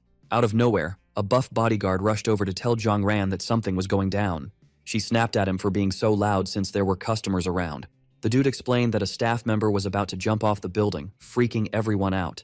She bolted to the elevator while calling the cops for backup. Jiang Jun apologized to Qin Li for the chaos. but Chin-Li just told him to chill, saying he might actually help with their mess. Up on the rooftop, the other staff members are trying to talk the girl down, but she's not hearing them, wrapped up in some dark vibes. Her foot dangles over the ledge, almost sending her tumbling. Jiang Ran shows up on the rooftop with the other two right behind her. She tries to talk the girl out of jumping, promising her anything. The girl spins around and asks if she really means that. Chin-Li spots her red eyes in the dark aura, realizing this isn't just a simple suicide. Jiang Ran rushes to the ledge to stop the girl from jumping, ignoring Chin-Li's warnings to stay back. The possessed girl grabs Jiang Ran's wrist and jumps over the ledge, making Ran lose her balance. As the girl pulls her off the ledge, they both start to fall, and Ran reaches out, trying to grab onto anything. Chin-Li darts toward her as her brother yells her name. He manages to grab both of the girl's hands just in time, successfully saving them from falling, though he struggles to pull them up from the ledge. He then yanks them up too hard, sending them flying into the air. Chin-Li sees Jiang Jun's sister falling right in front of him, and catches a quick glimpse of her underwear before she lands on his groin, making him spit out blood from the pain, while the other girl lands on all fours. The girl then goes for them both while they're still stunned. Jiang Jun warns him about the incoming attack, so Chin-Li quickly uses his imbued needle against her just before she strikes. As the needle dispels the dark aura around the girl, she collapses to the floor, out cold. Chin-Li notices that Jiang Ran is blushing and shivering because his hands are still on her waist. She jumps away like a startled cat and scolds him for touching her, making him apologize like crazy.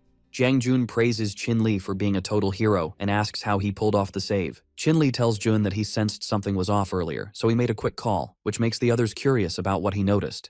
Chin-Li says he can't explain it well, but the building is under a formation set by someone who knows metaphysics.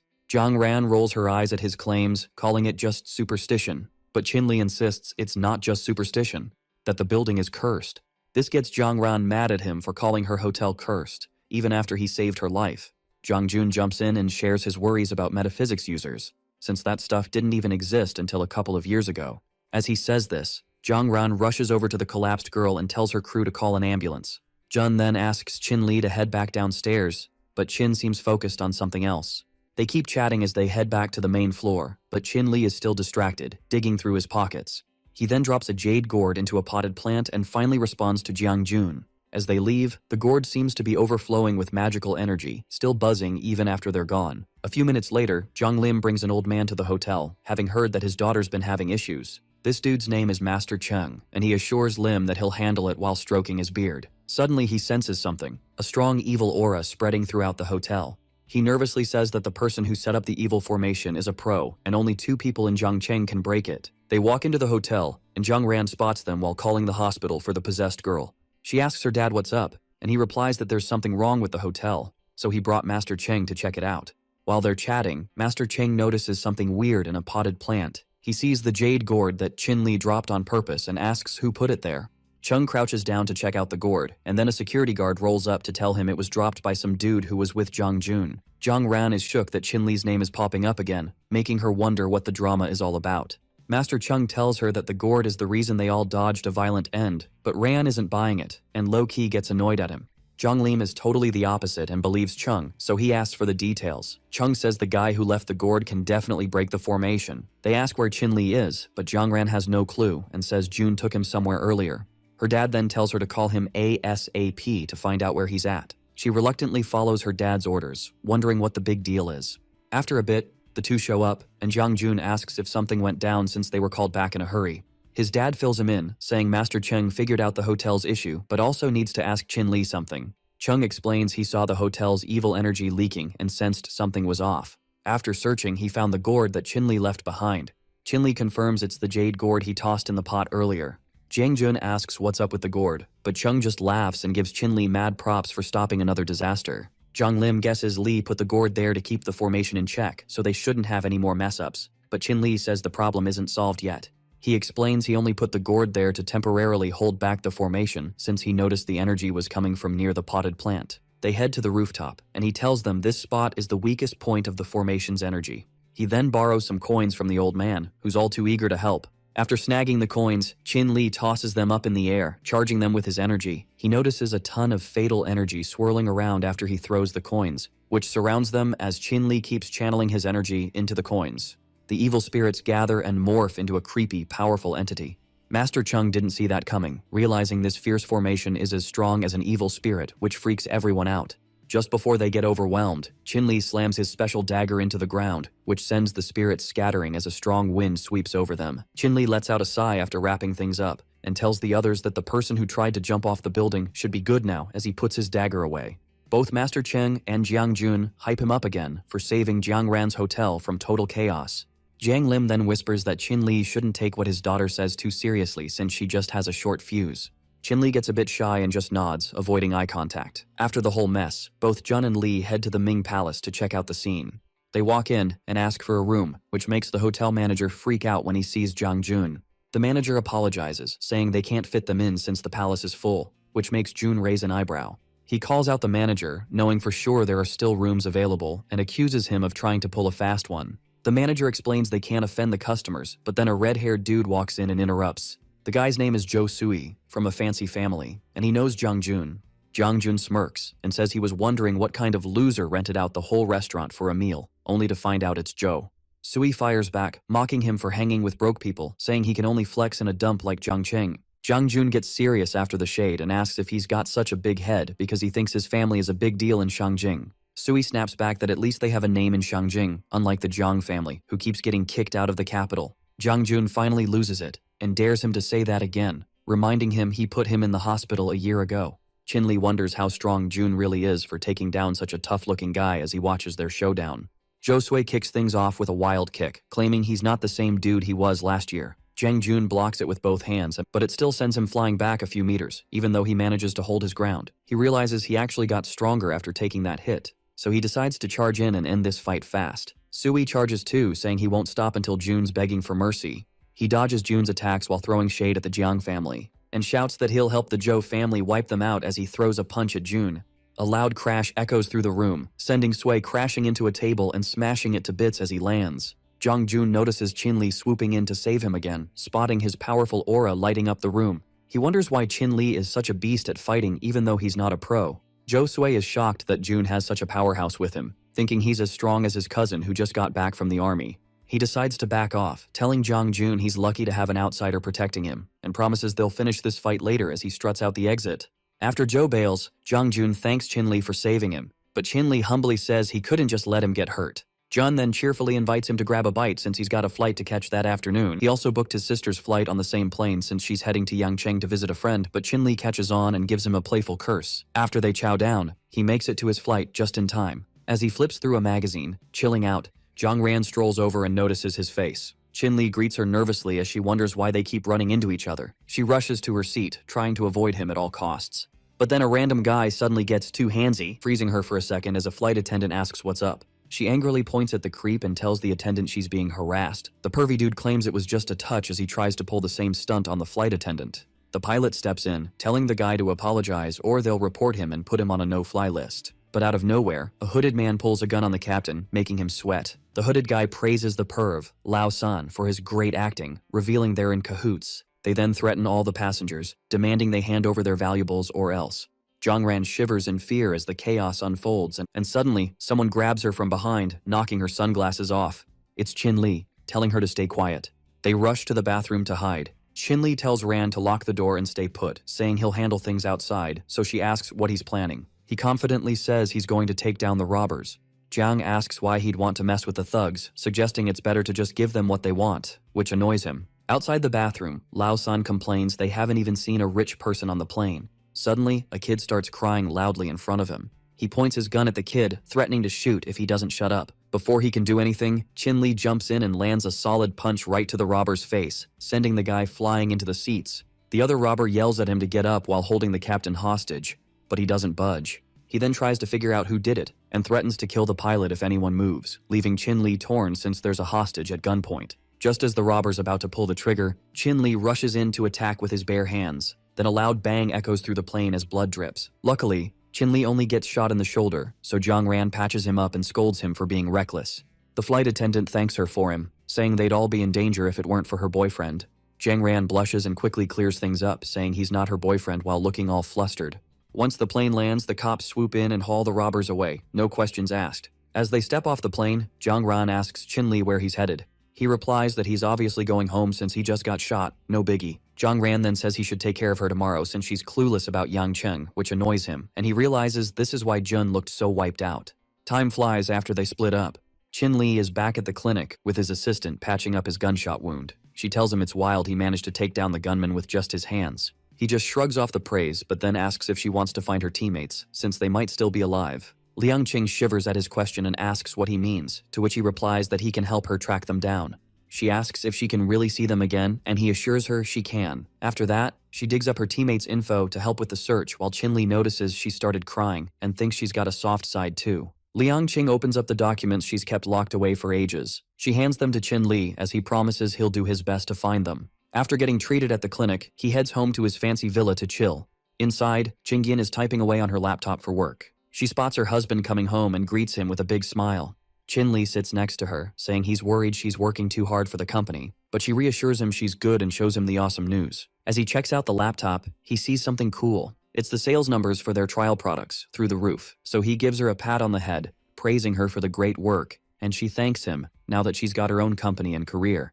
She then mentions she has a meeting in Yangcheng tomorrow afternoon, but doesn't want to see the person who invited her since it's her old boss.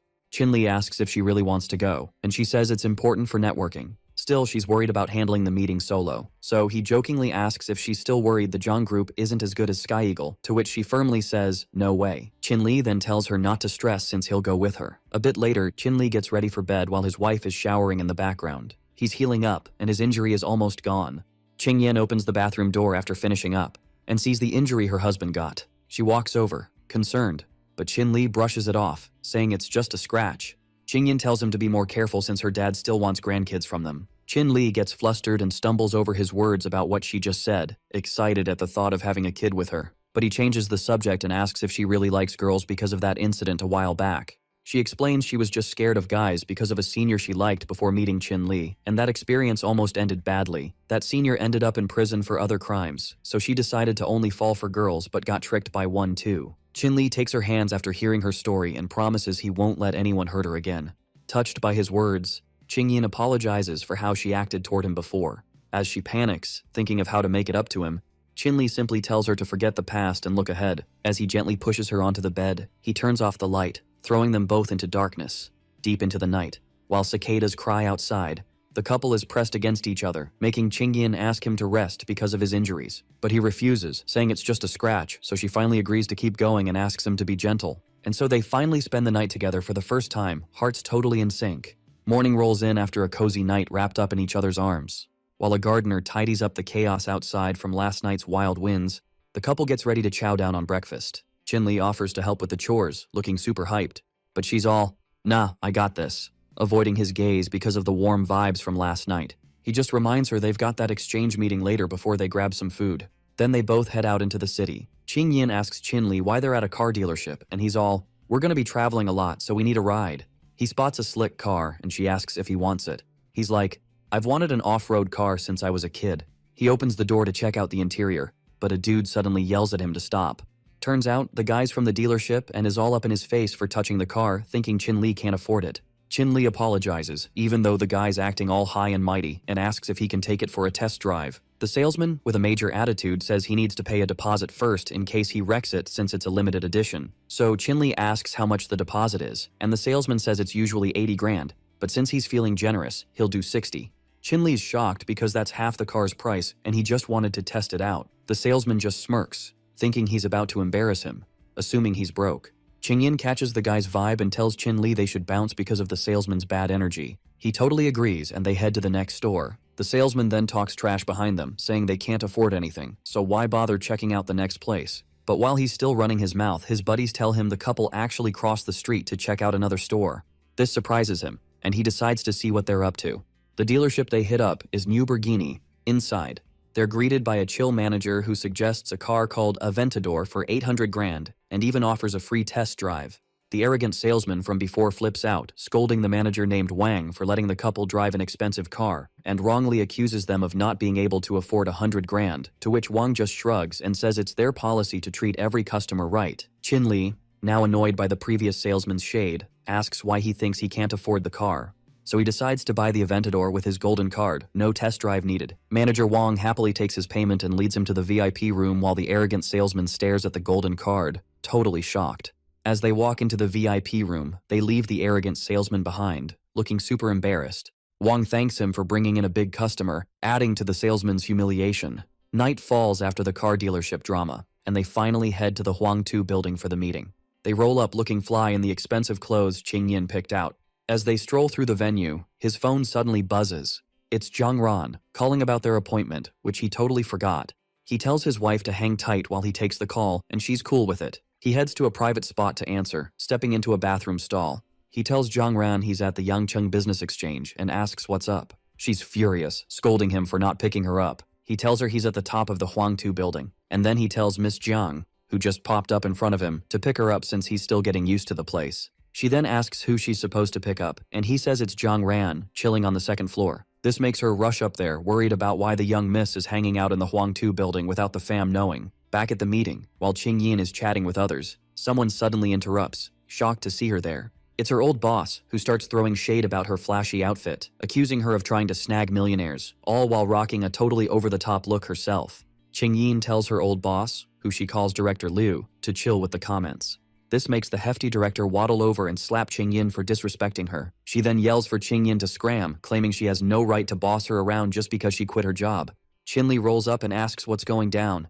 Director Liu recognizes him as Qingyin's lazy husband and tells him he should keep his wife in check. He then asks her if she actually hit Qingyin, and she shamelessly admits it while throwing some sass. So he punches her right in the face, sending her flying back a few feet and crashing to the ground. Qinli glares at her, furious for hitting his wife, as she rolls around on the floor, acting all dramatic and shouting that she's being attacked. A bald dude comes to the rescue and asks what's up. Director Liu tells the bald guy, named Chen, that Qinli just assaulted her, which makes Chen scold Qingyin for letting her husband go off on Liu and demands she kneel and apologize. Qinli jumps in, saying Director Liu should be the one apologizing since she threw the first punch and that she's already out of Sky Eagle. Chen tells her not to get too cocky just because she started a new gig and brags about how Sky Eagle just signed a deal with the Jiang company, so they shouldn't mess with him. But then Zhang Ran pops up and asks him what he meant about their companies teaming up. Director Liu yells at her for butting in, totally clueless that she's actually the young miss of the Zhang family. Chuxue steps in and tells Director Liu that she's talking to a member of the Zhang family, which makes the two old-timers sweat after dissing the girl. As the night rolls on, Director Liu tries to reintroduce herself as the head honcho of Sky Eagle and Chen as the manager, but Chuxue brushes off their fake niceties, asking if they were the ones who dissed Zhang Ran, to which the director denies, claiming it was all a big misunderstanding, and that Qin Li was the real troublemaker since he hit her. Manager Chen backs her up and then tells Chuxue to kick the couple out. Chuxue asks what company they're with, and they say they're from Sky Eagle. She then announces that the business deal between their companies is off and that the Zhang group will be compensating for the breach.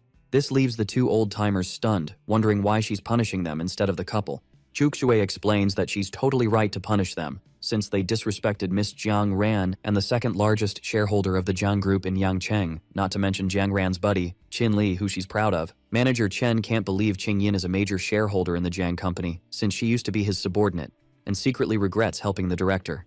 Zhang Ran, fuming after being disrespected, tells Chuxue to handle the geezers, so Chuxue quickly orders them to bounce, warning that if they don't, security will drag them out. Zhang Ran feels all proud after saving Qin Li, so he thanks her for the assist. As she picks up a wine glass, she playfully asks Qin Li to pour her a drink if he really wants to show his gratitude, but Qingyin jumps in, offering to pour her a glass herself as a thank you for what she did. Zhang Ran then asks who Qingyin is while gripping her hand tightly, so Qin Li introduces Qingyin as his wife, making the two shoot daggers at each other as they realize they both have feelings for him. Qingyin then snatches the wine glass and takes it from Zhang Ran, refusing to let her pour the wine. Though Zhang Ran insists, Qingyin firmly says she wants to thank her on behalf of her husband, throwing a wrench in her plans to charm Qin Li. Qin Li notices the tension between the two and thinks it's best to dip out to avoid the drama, so he tries to bounce, but the two are all, "Nah, you're not going anywhere." This makes him dip to the restroom instead, thinking they can't do anything to stop him. As he heads toward the restroom, feeling all kinds of stressed by the two women, Chuxue jumps in with a joke saying Qin Li is actually scared of them. He's all confused, wondering why they're beefing with each other. So she teases him, saying it's probably because he's just too awesome, making him shake his head like, "No way." Qin Li switches gears and tells her he's got something for Zhang Jun. He hands her a drive and asks her to hit up Zhang Jun for help finding the people on it. He adds that the identities on the drive are super secret and important to him, so Chuxue thanks him for trusting her and promises to handle it. Then she playfully asks if he's gonna head back to the banquet, and he says he'll be back in a few. After the meeting, he and his wife roll home in their new ride. Qinli asks Qingyin what she was chatting about with Jiang Ran for so long. She replies that Jiang Ran was spilling tea about how Qinli messed with her, which he totally denies, telling her not to buy into it. Qingyin then admits she was just joking, and that Jiang Ran only said Qinli owes her a meal, while low-key knowing Jiang Ran has a crush on him. He explains that the young miss from the Jiang family came to Yangcheng to see her friend, but he didn't think it would get this wild. Qingyin says she heard that from Jiang Ran too, and that Jiang Ran invited her on a business trip to Jiangcheng. Qinli asks what she thinks about the offer, and she says she's not sure yet but thinks it could be a solid opportunity for them. He tells her he's also unsure about what to do. This makes Qingyin curious about his plans, and if he can roll with her to Jiangcheng, to which he says he'll go if she wants him to, after wrapping up at the clinic. As they pull up to the villa, they spot Zitan chilling on the porch, glued to her phone while waiting for them. Zitan sees them and rushes over to say hi. After that, they all head inside. Zitan is blown away by the fancy villa her brother-in-law bought, totally wide-eyed. This makes Qingyin lightly bop her on the head for calling Qinli without any respect as he pours them drinks. Zitan finally asks for help and calls him brother-in-law, which makes him grin after all those years of being called out. She's all about his new luxurious life and asks how he scored it, and he says he landed a sweet job. He then asks why she came to see them, and she remembers she originally wanted to ask him for something. She reminds him about his promise to go with her to the sorority in a couple of days, and says she's been hunting him down, but he's been busy. Qinli recalls the promise and thought she was just joking before, so she asks if he'll really go with her, worried the bullies might come after her. He tells her to skip it, but she's all, "No way, I'm not hiding like a coward." Qingyin jumps in, saying he should keep his promise to her, so Qinli finally gives in, unable to find a way out. Zitan pouts at his bummed-out vibe while her sister tries to lift her spirits. She mutters that Qinli didn't mind going before, feeling a bit down while secretly thinking she's being dramatic. Qinli tries to cheer her up by asking her to help with cooking, and she's all in, getting pumped and even asking for pork ribs for dinner. A month flies by and it's finally time to head to Jiangcheng. Qingyin waits for her husband outside the packed clinic, while Qinli is inside watching Liangqing do her thing, debating whether to bring up her comrades with her. He tries to kick off a convo, but she cuts him off, asking what's gonna happen to the clinic after he bounces. So Qinli tells her not to stress, since some top-notch Chinese doctors will be running the clinic in just a few days. He also mentions he's got someone on the lookout for her friends and will hit her up as soon as he hears anything, making Liangqing super grateful for all he's doing for her. Qinli then hands her the keys to the villa for her to crash in after he bounces and promises to take her to Jiangcheng once he wraps up his stuff. She's all, "Nah, I can't take these," feeling all kinds of indebted, but he's like, "Nah, it's cool. I see you as a friend so you don't owe me anything." Zhang Ying shouts from outside, saying they gotta roll out or they'll miss their flight. So Qinli heads out, telling her to call if she ever needs anything. She waves goodbye, feeling all hopeful after his sweet words. And so the duo heads to their new villa in Jiangcheng. As the moving crew hauls in their furniture and stuff, they welcome Jiang Jun into their new pad, who's all hyped for them finally moving in. Qingyin thanks him for handling their move to Jiangcheng, and he's all humble, saying it was the least he could do for Qinli, who he sees as a bro. And since they're partners with the Jiang group, they shouldn't sweat the small stuff.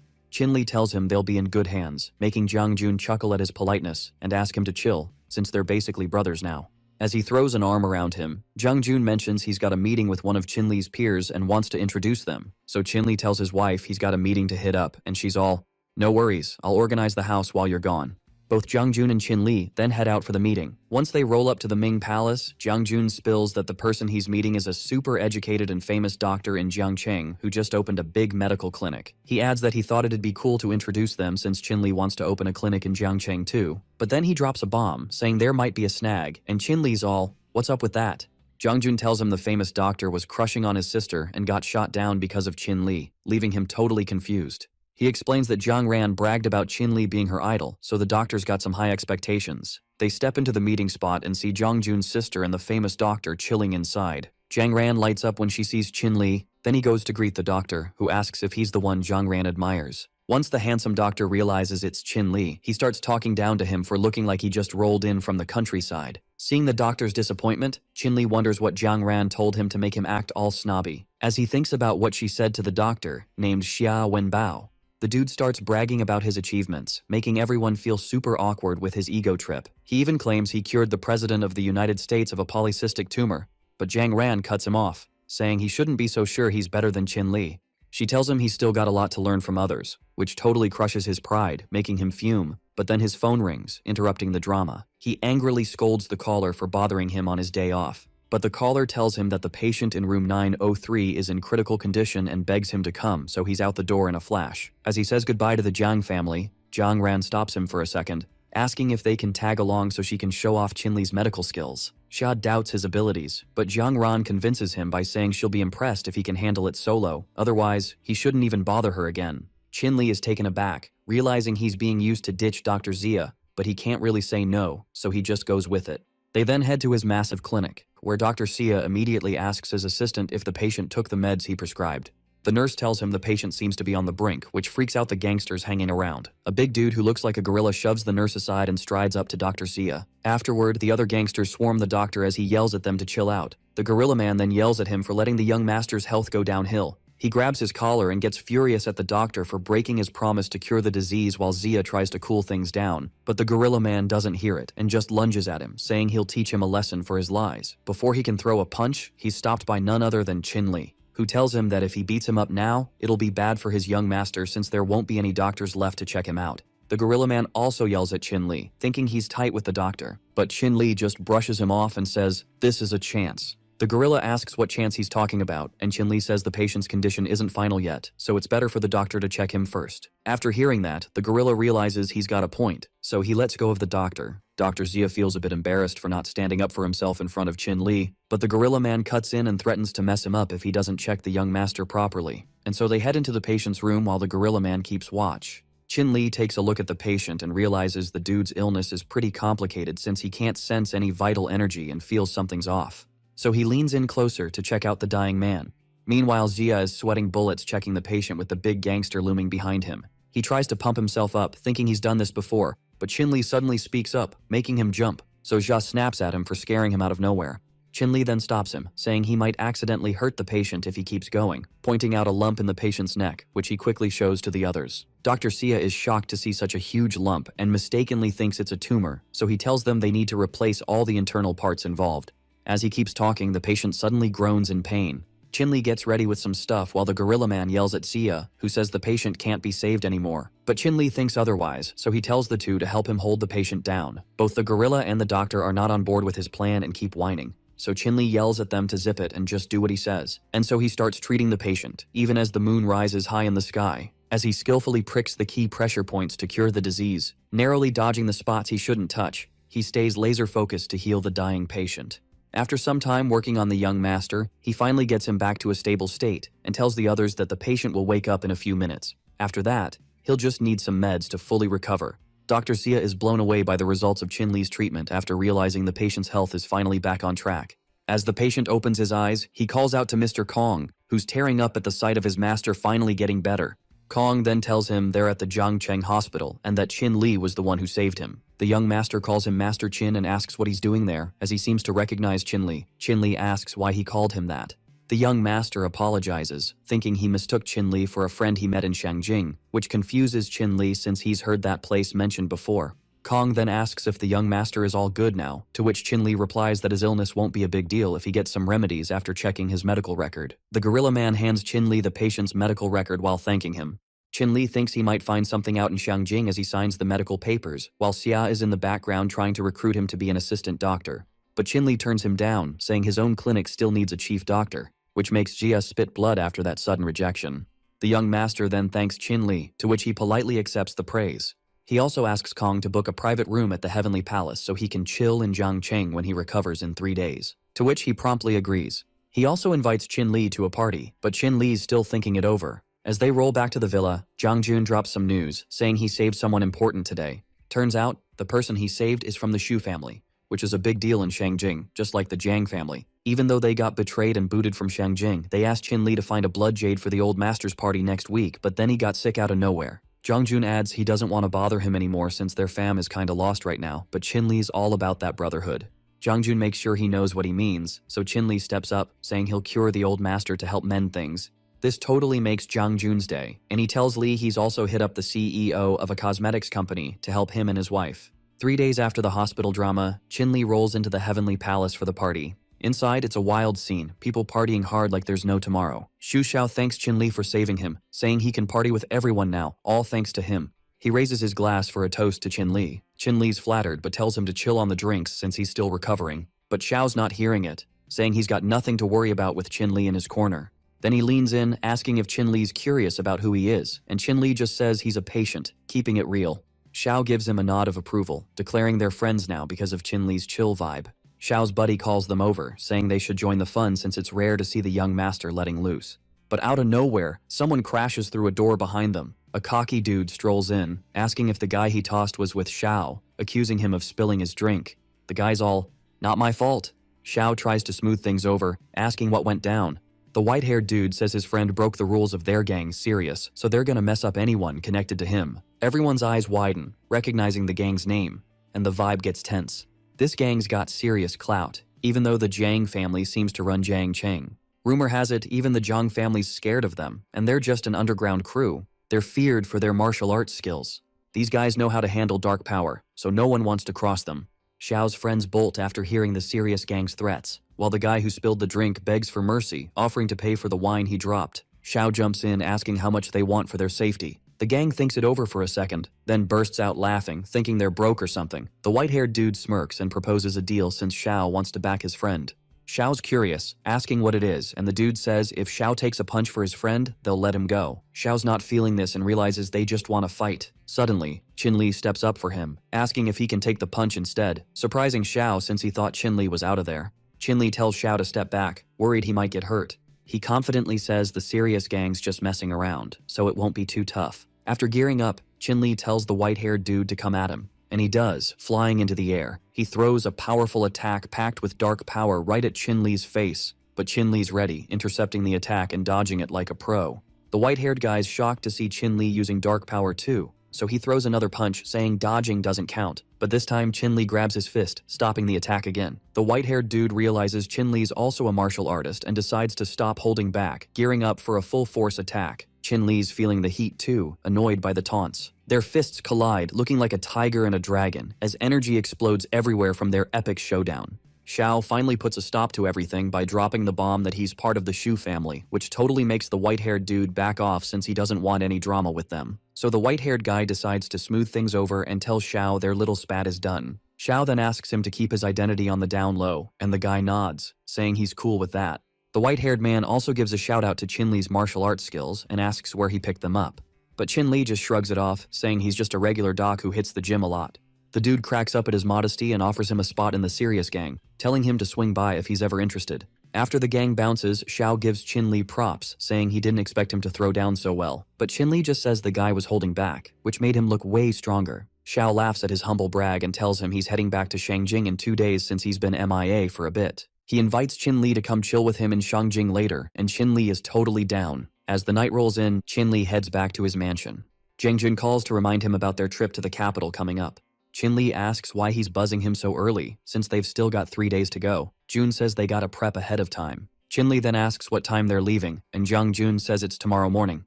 Chin-Li wraps up the call, then checks out the jade balls, wondering why Jiangjun seems so jittery about hitting up Shangjing.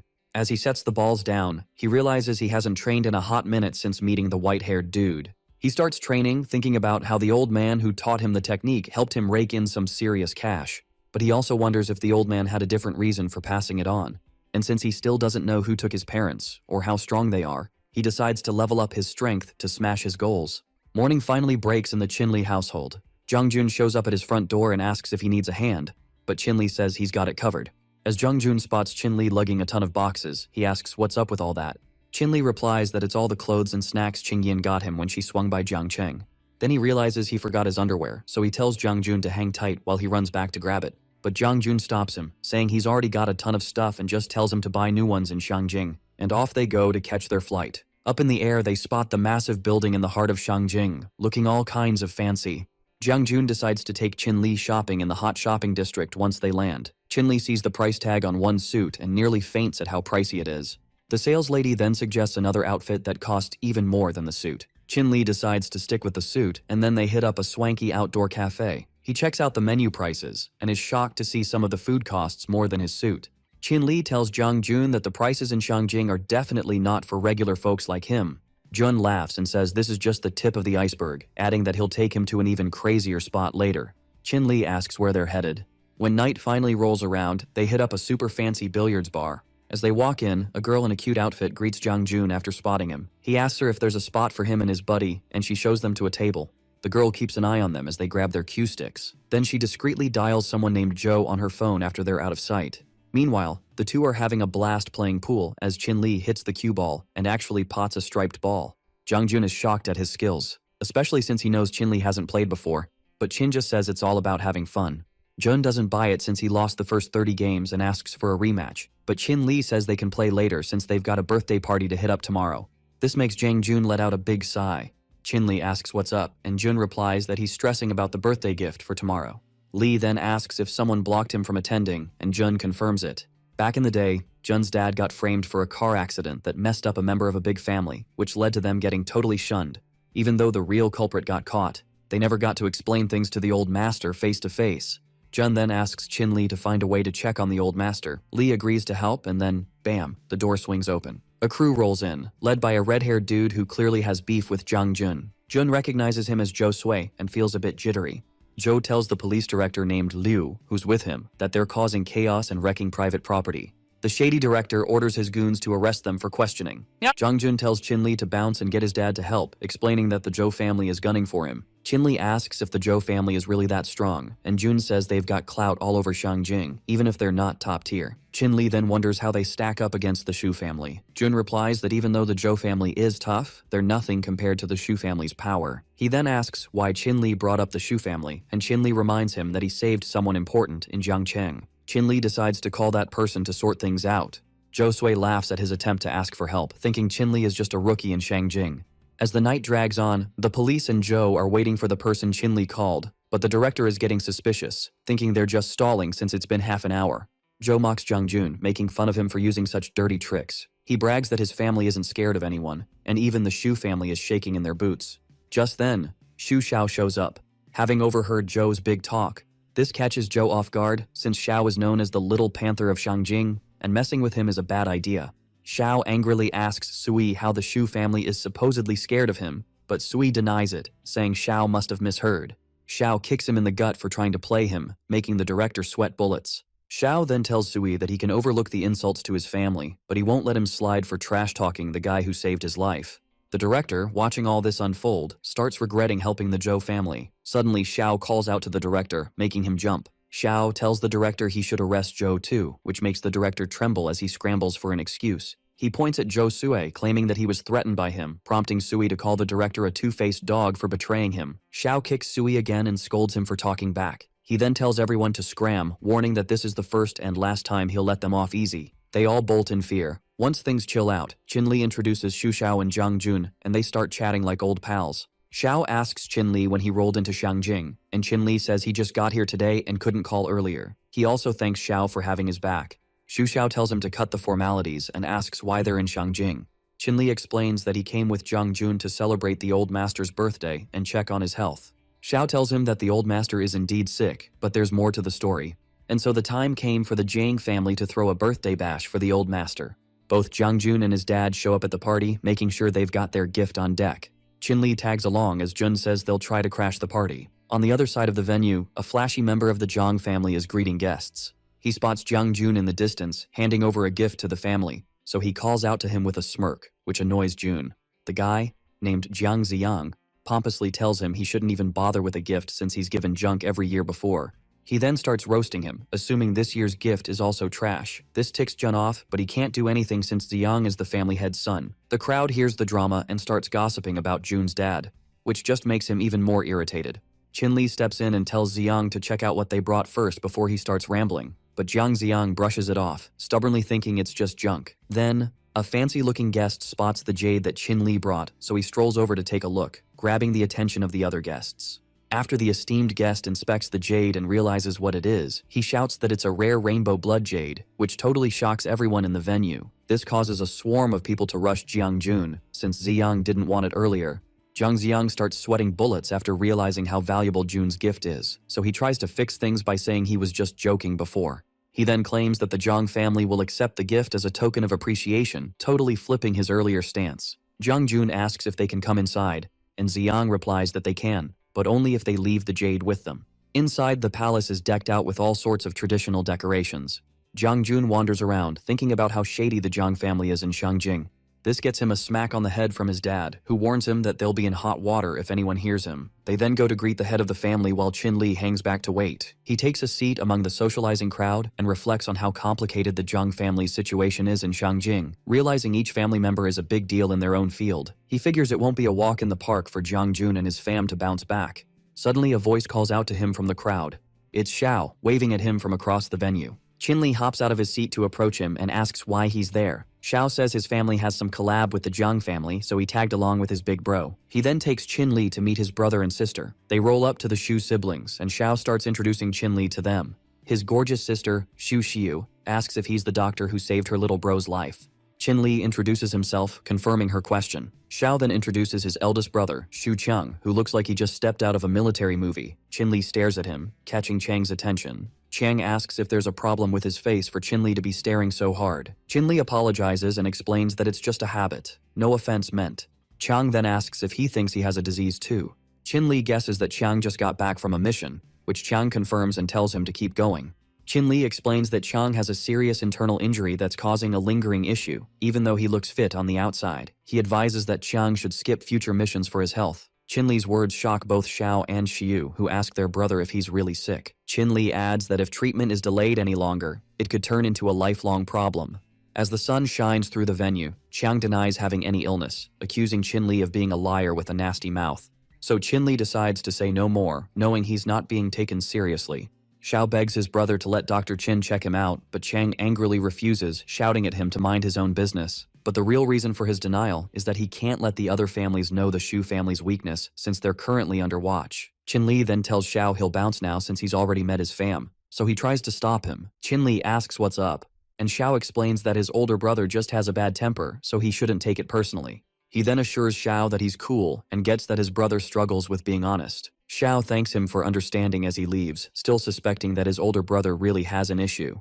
Chin Li strolls around the venue, wondering why Jiang Jun is taking forever and feeling a bit anxious. But then he suddenly senses something off, so he looks toward where the vibe is coming from, and sees a strong evil aura radiating in the distance. He heads to where the aura is coming from, and is shocked to find something so sinister hidden deep inside the Jiang family mansion. Before entering, he notices a dead rat hanging outside the door, which is locked with some serious evil spiritual power. He peeks through the window to see what's going down inside, and is shocked to find out there's someone wrapped up in that evil vibe. So he quickly pops the lock open and steps in, all shielded up in his own energy. As he walks into the room, a wicked spirit jumps at him out of nowhere. So he gets into a defensive pose and whips out some needles charged with his energy, before hurling them at the evil spirit, making some of that dark aura vanish into thin air. He realizes the vibe in this mansion feels super similar to the one at Jiangran's hotel.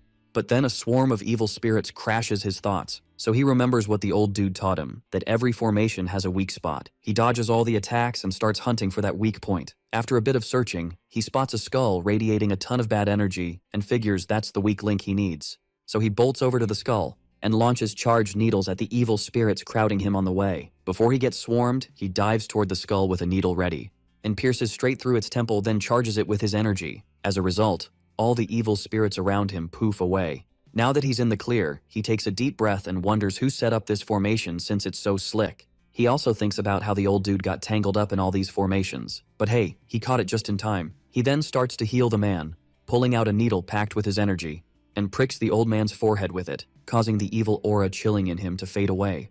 The old man then starts to blink awake, and asks who's standing in front of him, while Chin Li feels a wave of relief that he's up. He introduces himself as a doctor who showed up for the birthday bash, which makes the man realize he almost kicked the bucket at his own party. Chin Li then asks if he's the head of the Jiang family based on what he said, and the old man thinks about how he's been backstabbed by the people he trusted. Li asks what he means, and the old man spills that it was his son's mess that got him into this situation. Chin Li then tells him that Jiang Lim and his fam put their trust in him for the old man's treatment, making the man realize their loyalty. But he also figures they want to be brought back to the main family in exchange for curing him, which Chin Li can't deny. As the sun beams down on the stunning palace, Chin Li helps the old man sit up straight as he tells him he also wants Jiang Lim and his family back. But with his state, he wouldn't have much pull with the other family members. Chin Li checks out his legs and sees they've been messed up by that evil aura, so he decides to use the third part of the Fuxi Needles method. He then tells the old man he can help him regain basic consciousness. The old man's eyes light up with hope and asks if he can go back to normal, to which Li tells him that's a no-go. which makes him slump in despair since he's been hunting for a cure forever, and even the top doctors can't do anything about it. Chin-Li clarifies he can't turn him back to normal, but he can help him move around like a regular person. He also throws out a bet to the old man, where if he heals him, then Jiang Lim's family can return to the main family, and if not, he'll do whatever the old man says. The old man is intrigued by the deal and agrees to the bet. He also adds that if he wants to bring Lim's family back, there's still something else to do. And so time rolls on after their chat. Finally, the day arrives for the Jiang family meeting where all the branch family heads gather. The current head of the family, named Chengze, is shocked to see the elders show up and even calls Jiang Lim to the meeting. The old man speaks up and tells the heads he's summoned them for a big announcement. He announces he's decided to bring Lim and his family back to the main family. Zhang Xiang strongly opposes this and asks if he's already forgotten what he did, which makes his dad scold him for talking back to his grandfather, though he adds that his grandfather wouldn't mess up by bringing them back into the family. The other family heads are totally on the same page, saying there's no room for them in the Zhang family. So, to tackle all the shade being thrown, the old man calls on Jiang Lim to spill the tea on what went down back then. Zhang Jun starts handing out a document to everyone, while Lim tells them to check it out since it's all the info and evidence they dug up about the incident. This kicks off a full-on debate among the family heads as they dive into the contents. Jiang Chengze is reading it too, rocking a smirk on his face. He tells his dad that even though he wants Lim's family back, the elders are throwing some serious side-eye. Chin-Li chimes in, saying he's got a document he forgot to share. Xiang yells at him for crashing the meeting when he's not even family, but he's all chill, saying he's just passing along a doc from Jiang Jun to the family head. Chengze looks intrigued and nods to take the document. His reaction seems to catch Chin-Li off guard for a second. Chengze then tells him that outsiders aren't welcome at the meeting and tries to boot him out, but his dad steps in. He stands up, saying that Dr. Chin-Li is his special guest. Jiang Chengze is shook to see his dad up and about, which makes his dad ask if he wants him stuck in a wheelchair forever. Chengze gets a bit flustered, denying it and saying he's just glad his dad's finally better. His dad leans in and whispers that he knows what's up and to just check the document without making a scene. Chin-Li hands over the documents, which sends Jiang Chengze into a rage, thinking the old man was just faking being sick this whole time. The old man then asks everyone at the meeting what they think after reading Lim's document. Jiang Chengze is grinning because he's got a plan to throw a wrench in his dad's scheme. He tells his dad he thinks it's cool for Lim and his family to come back, but they gotta do something first, which is to recruit a martial artist for their family. The old geezers at the meeting start bickering about what he just said, saying it'll take ages to train a martial artist, but it could be a game changer for their family. An old lady pipes up, saying Lim's family is to blame for the incident, even if he was wrongly accused, but a scruffy dude says a martial artist could fix that.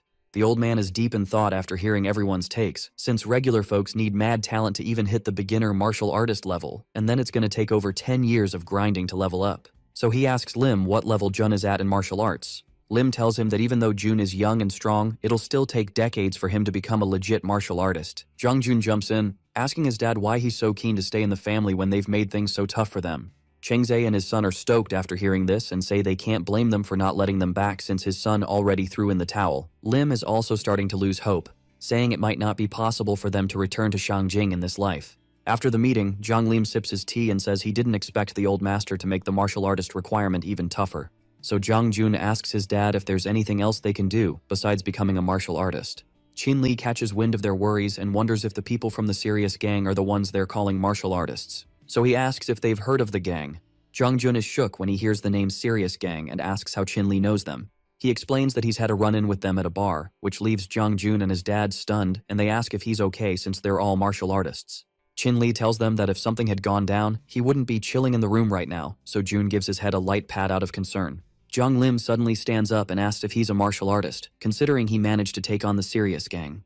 Chin-Li says he's not exactly sure what a martial artist is, and asks him to break it down. Jiang Jun spills the tea that martial artists are a wild crew who totally live above the rules, just like his buddy said back in the capital. He goes on to say these martial artists are split into 9 levels, with the low-level ones being as tough as your average gym bro, and the high-level ones being able to literally move mountains. No cap. At first, he thought his friend was just clowning around with those wild claims, so he hits up Chin-Li, asking if the Serious Gang is as strong as those legends, and Li's all, for sure, they're way stronger than your average Joe. Jun pauses for a second, then asks if Li can smash rocks with his bare hands, and Li's like, haven't tried it yet, but if you want to do it, just train hard enough and you'll get there. Jiang Lim is totally vibing with this and asks if Li can help their fam out, and Chin-Li's all in, saying he's got them covered. Jun wakes up in the early morning, sensing a smell coming from the kitchen. He wonders who could be there and discovers it is Chin-Li cooking. The young man is preparing pills similar to those of the old master and excitedly shows a full jar. Jun, curious, takes 2, smells them, and realizes the aroma is pleasant. Then he tastes them and praises the flavor, but Chin becomes worried. The MC explains that the pills are strong medicines and that eating 2 at once can be dangerous. Jun tries to calm down but starts feeling the effects. The next morning, the father appears confused by the silence and finds Chin in the hallway. He asks where Jun is, and Chin explains that his friend spent the night training non-stop. Suddenly, strange noises emerge from behind the door, accompanied by voices talking about pain and physical contact. Irritated, the father breaks down the door, thinking it was something indecent. But upon entering, he sees only a massage session. Jun explains that they were just relaxing after training, and the father apologizes. Chin comments that it was difficult to extinguish the internal fire and that he would only know the result in the next training. Soon the phone rings, and he answers, thanking Xu Xiao. Jun asks about the call and remembers the military banquet that afternoon. The friend confirms and says it will be at the arena of the great families in Beijing. Chin questions if it is the fighting ring, and Jun confirms.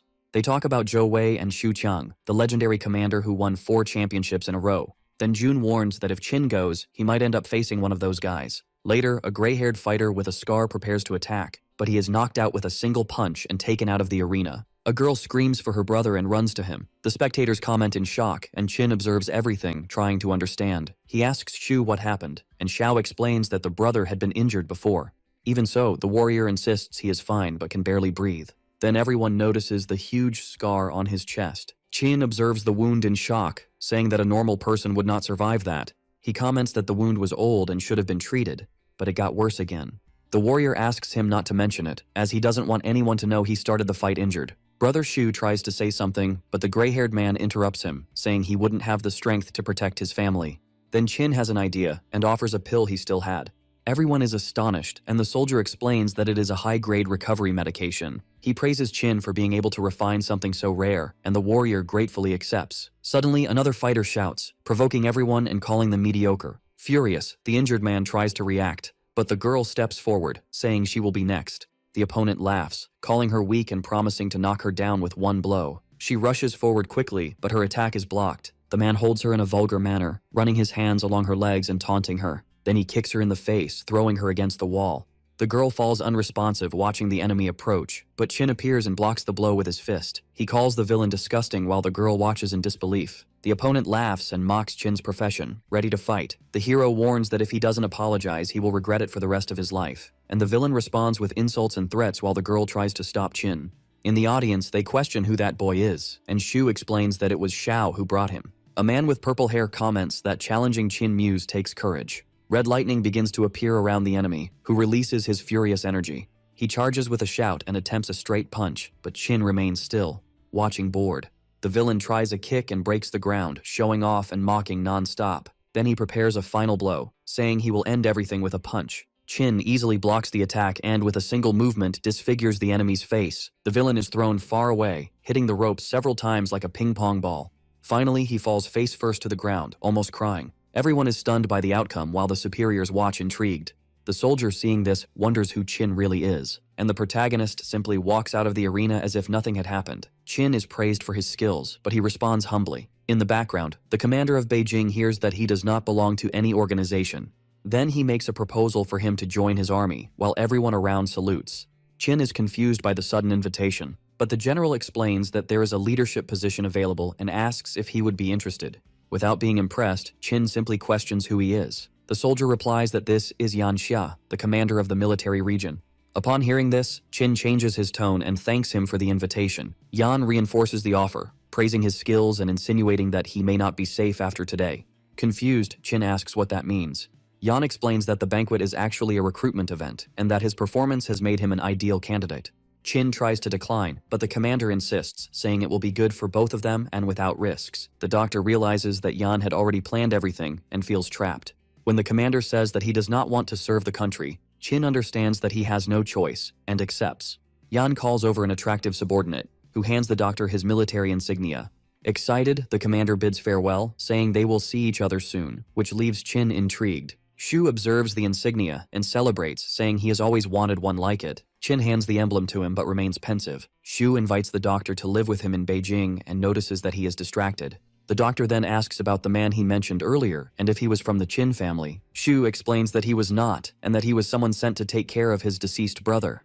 Chin apologizes, but his friend says he has already moved on from that. Curious, the hero asks where that man might be, but Shu does not know. He only says that the guy was a martial cultivator and that he disappeared some time ago. The soldier comments that, with the new insignia, Chin might be able to find him. Chin asks what he means by that. Then Shu explains that the insignias have hierarchies: bronze, silver, and gold. The silver and gold ones allow access to restricted areas. Intrigued, Chin understands that this might be why he never found that man. Shu gives the example of a bar reserved for high-ranking individuals, where there is even a fight club. The doctor concludes that he needs to go there if he wants to learn more about his former master. Days later, at night, Chin arrives at the bar. A guard stops him, saying it is a private place. Calmly, he shows his insignia. The guard is startled, changes his attitude, and lets him in. As Chin passes, the man sighs, saying that in all his years there, he has never seen anything like this. Outside, voices call for Xiaoma, the most famous cultivator in the place. Then Chin enters the bar, which resembles a cyberpunk nightclub filled with lights and extravagant clothing. Inside, he finds Zhao, a muscular black man lifting weights with one hand. Ignoring the scene, the hero observes the paintings on the walls. Meanwhile, a man upstairs watches him and begins to descend the stairs. Chin says he has found what he was looking for when someone shouts calling for Taijian. The mysterious man appears and says he did not expect to see Chin there. He asks if the doctor does not remember him, and Chin replies that he looks like someone from the Sirius gang. The man confirms, introducing himself as Gao Li. They greet each other and exchange a few words about the past. Suddenly, Gao feels Chin's energy and is astonished by his strength. He says it is impossible for someone to grow so much in such a short time. The handshake makes him recoil, and he awkwardly praises the doctor's power. Thinking quickly, Gao considers recruiting him, but backs off upon feeling the pain in his hand. Chin steps back, saying he is looking for someone, which piques Gao's interest. They talk, and the hero explains his search, promising to find him at any cost. Gao comments that he knows someone who can help and asks him to follow. The two enter an elevator. Chin asks if they are going underground, and Gao confirms, saying he will introduce him to someone full of information. The elevator descends to floor -5. The hero is impressed by the place, which is completely different from a simple bar. Gao explains that this place was built by veterans of the Sirius gang and has 10 underground floors, each more restricted than the last. He says that the 5th floor is the Sirius headquarters and introduces Xiao Feng, his subordinate. Feng listens to the situation and states that there is also another interested party in the same person but avoids details. He asks Chin if the target attended any events. Chin replies that this person treated a member of the Shu family. Feng says that is already enough and promises to look into it immediately. Impressed, Chin notices an insignia under a clipboard and asks to see it. But the investigator pulls it away forcefully, saying it is something personal. Chin recognizes the symbol and asks if he is part of Division 19 and if he knows Liang Qing. Feng confirms, saying she was famous but has died. Chin denies this, revealing that he saved her and that she now works with him. Surprised and relieved, Feng relaxes upon hearing this. Chin explains that he is also looking for the other members of the division and asks if he does the same. The man avoids answering, making it clear that there is something he prefers to hide. Gao tries to calm the atmosphere by saying that Chin is a good person and that there is nothing to worry about. Then the subordinate takes a deep breath and begins to explain his story. He recalls a mission where all the members of his organization were killed by explosives. With a trembling voice, he recounts that he only survived because his boss saved him. Now, all he desires is revenge against the traitor responsible. The only clue he has is that the traitor was from the 9th stage and was named Chin. Even so, he promises to find him one day and settle the score. Suddenly, the investigator's system starts to fail, and Chin asks what is happening. The man explains that they probably have the same target, but that this person is too powerful. All information about him is blocked by extreme security. Chin asks what system that is, and the investigator reveals it to be military technology from Yanxia. He says it can only be accessed from the inside out, leaving the hero thoughtful. But Chin sees this as an opportunity, since he now has connections with the military. Gao agrees and says that, although difficult, it is not impossible to track the target. He shows a Sirius intelligence system with data on several important people. Chin is surprised to realize that Sirius is more of a military troop than a gang. Knowing that nothing is free, he asks what Gao wants in return. Smiling, he replies that he wants nothing, just that Chin joins them in the future. The doctor agrees but makes it clear that he will only help if there are no crimes involved. They both shake hands, sealing the deal. Chin says goodbye while Gao praises him, saying he has had his eye on him for a long time. He reveals to the subordinate that he needs someone like Chin to strengthen Sirius. Outside, the hero sends a message to Liang Qing, saying that he found a member of the division. He smiles, imagining how happy she will be. But a drunk man bumps into him and almost knocks his phone down. Before it falls, a woman quickly catches it. It's Mrs. Xu. Surprised, Chin asks what she is doing there. She pulls him outside and orders him to leave that place immediately. Not understanding, the hero asks why, and she explains that her family does not want to get involved in conflicts because of him. Chin says he can protect them, but she shouts that he is naive and that the Chin family is not clean. She claims she is only doing this for his own good, but he refuses to leave. The woman sighs and changes her tone, asking only that he return to the mansion. As she speaks, she discreetly hides a weapon behind her back. Suddenly, Brother Shu calls out to Chin from a distance. When he turns around, he sees something impossible. 2 Shu sisters. Confused, the brother approaches, and one accuses the other of being an imposter. Soon the two start to fight and accuse each other like in a game of Among Us. Chin watches in irritation, remembering that serious intelligence mentioned people capable of imitating others. He tries to understand the situation before acting, but Brother Shu, innocent as always, continues to approach. One of the sisters says he used to wet the bed when he was little, leaving him embarrassed. The other retorts that this is public information about the Shu family. Then, like in a game of Among Us, the two begin to argue non-stop, trying to prove who the real one is. Poor Shu nearly faints from embarrassment. The sisters take fighting stances and the battle begins. Both advance with quick strikes and energy emanating from their bodies. But Chin steps in and interrupts the clash, revealing a yin-yang symbol beneath his feet. He says he will need to use a more direct method to discover the true one, and apologizes in advance. Shu is startled to see Chin stab a needle into the sister's hand. The woman says she feels comfort instead of pain, and the doctor explains that the real one would have a wound from the previous banquet. The imposter smiles, revealing her deception. She says she didn't expect to be discovered so quickly. Chin replies that he knew little about Mrs. Shu, but enough to know she wouldn't act like that. Before finishing the conversation, the imposter tries to stab the doctor with the needle. The strike is narrowly dodged, and Chin tries to grab her but fails. She escapes, leaping off the walls, saying he is too weak to face her. As he watches her flee, Chin recognizes that he needs to become stronger. The real Shu comments that it is strange to have someone so powerful nearby, but assures that they will protect him. Chin asks how they found him, and the brother explains that the elder informed them of his location. As it was already late, Mrs. Shu suggests they return, reminding him that he has a meeting the next day. In the distance, the imposter reflects on the hero's kind heart and his ability to detect her aura. She promises to force him to leave Beijing. The next day, the commander asks how his night was. Chin says he found some clues but needs more time. The general offers help, but the doctor declines, saying that the one who needs it is the commander. The man points to his own scar, now gone. Shu observes in surprise, having never seen the commander so close to a stranger. Chin thinks it might be related to the pill, but quickly dismisses the idea. The gray-haired man explains that he tested a new medication after the old ones fell out of use. He claims the result was surprising and asks Chin for help in refining the formulas. In exchange, he would have full access to the army's herbs. Chin eagerly accepts, imagining how useful this will be. But then he notices something familiar in one of the ointments. It was an old recipe created by him.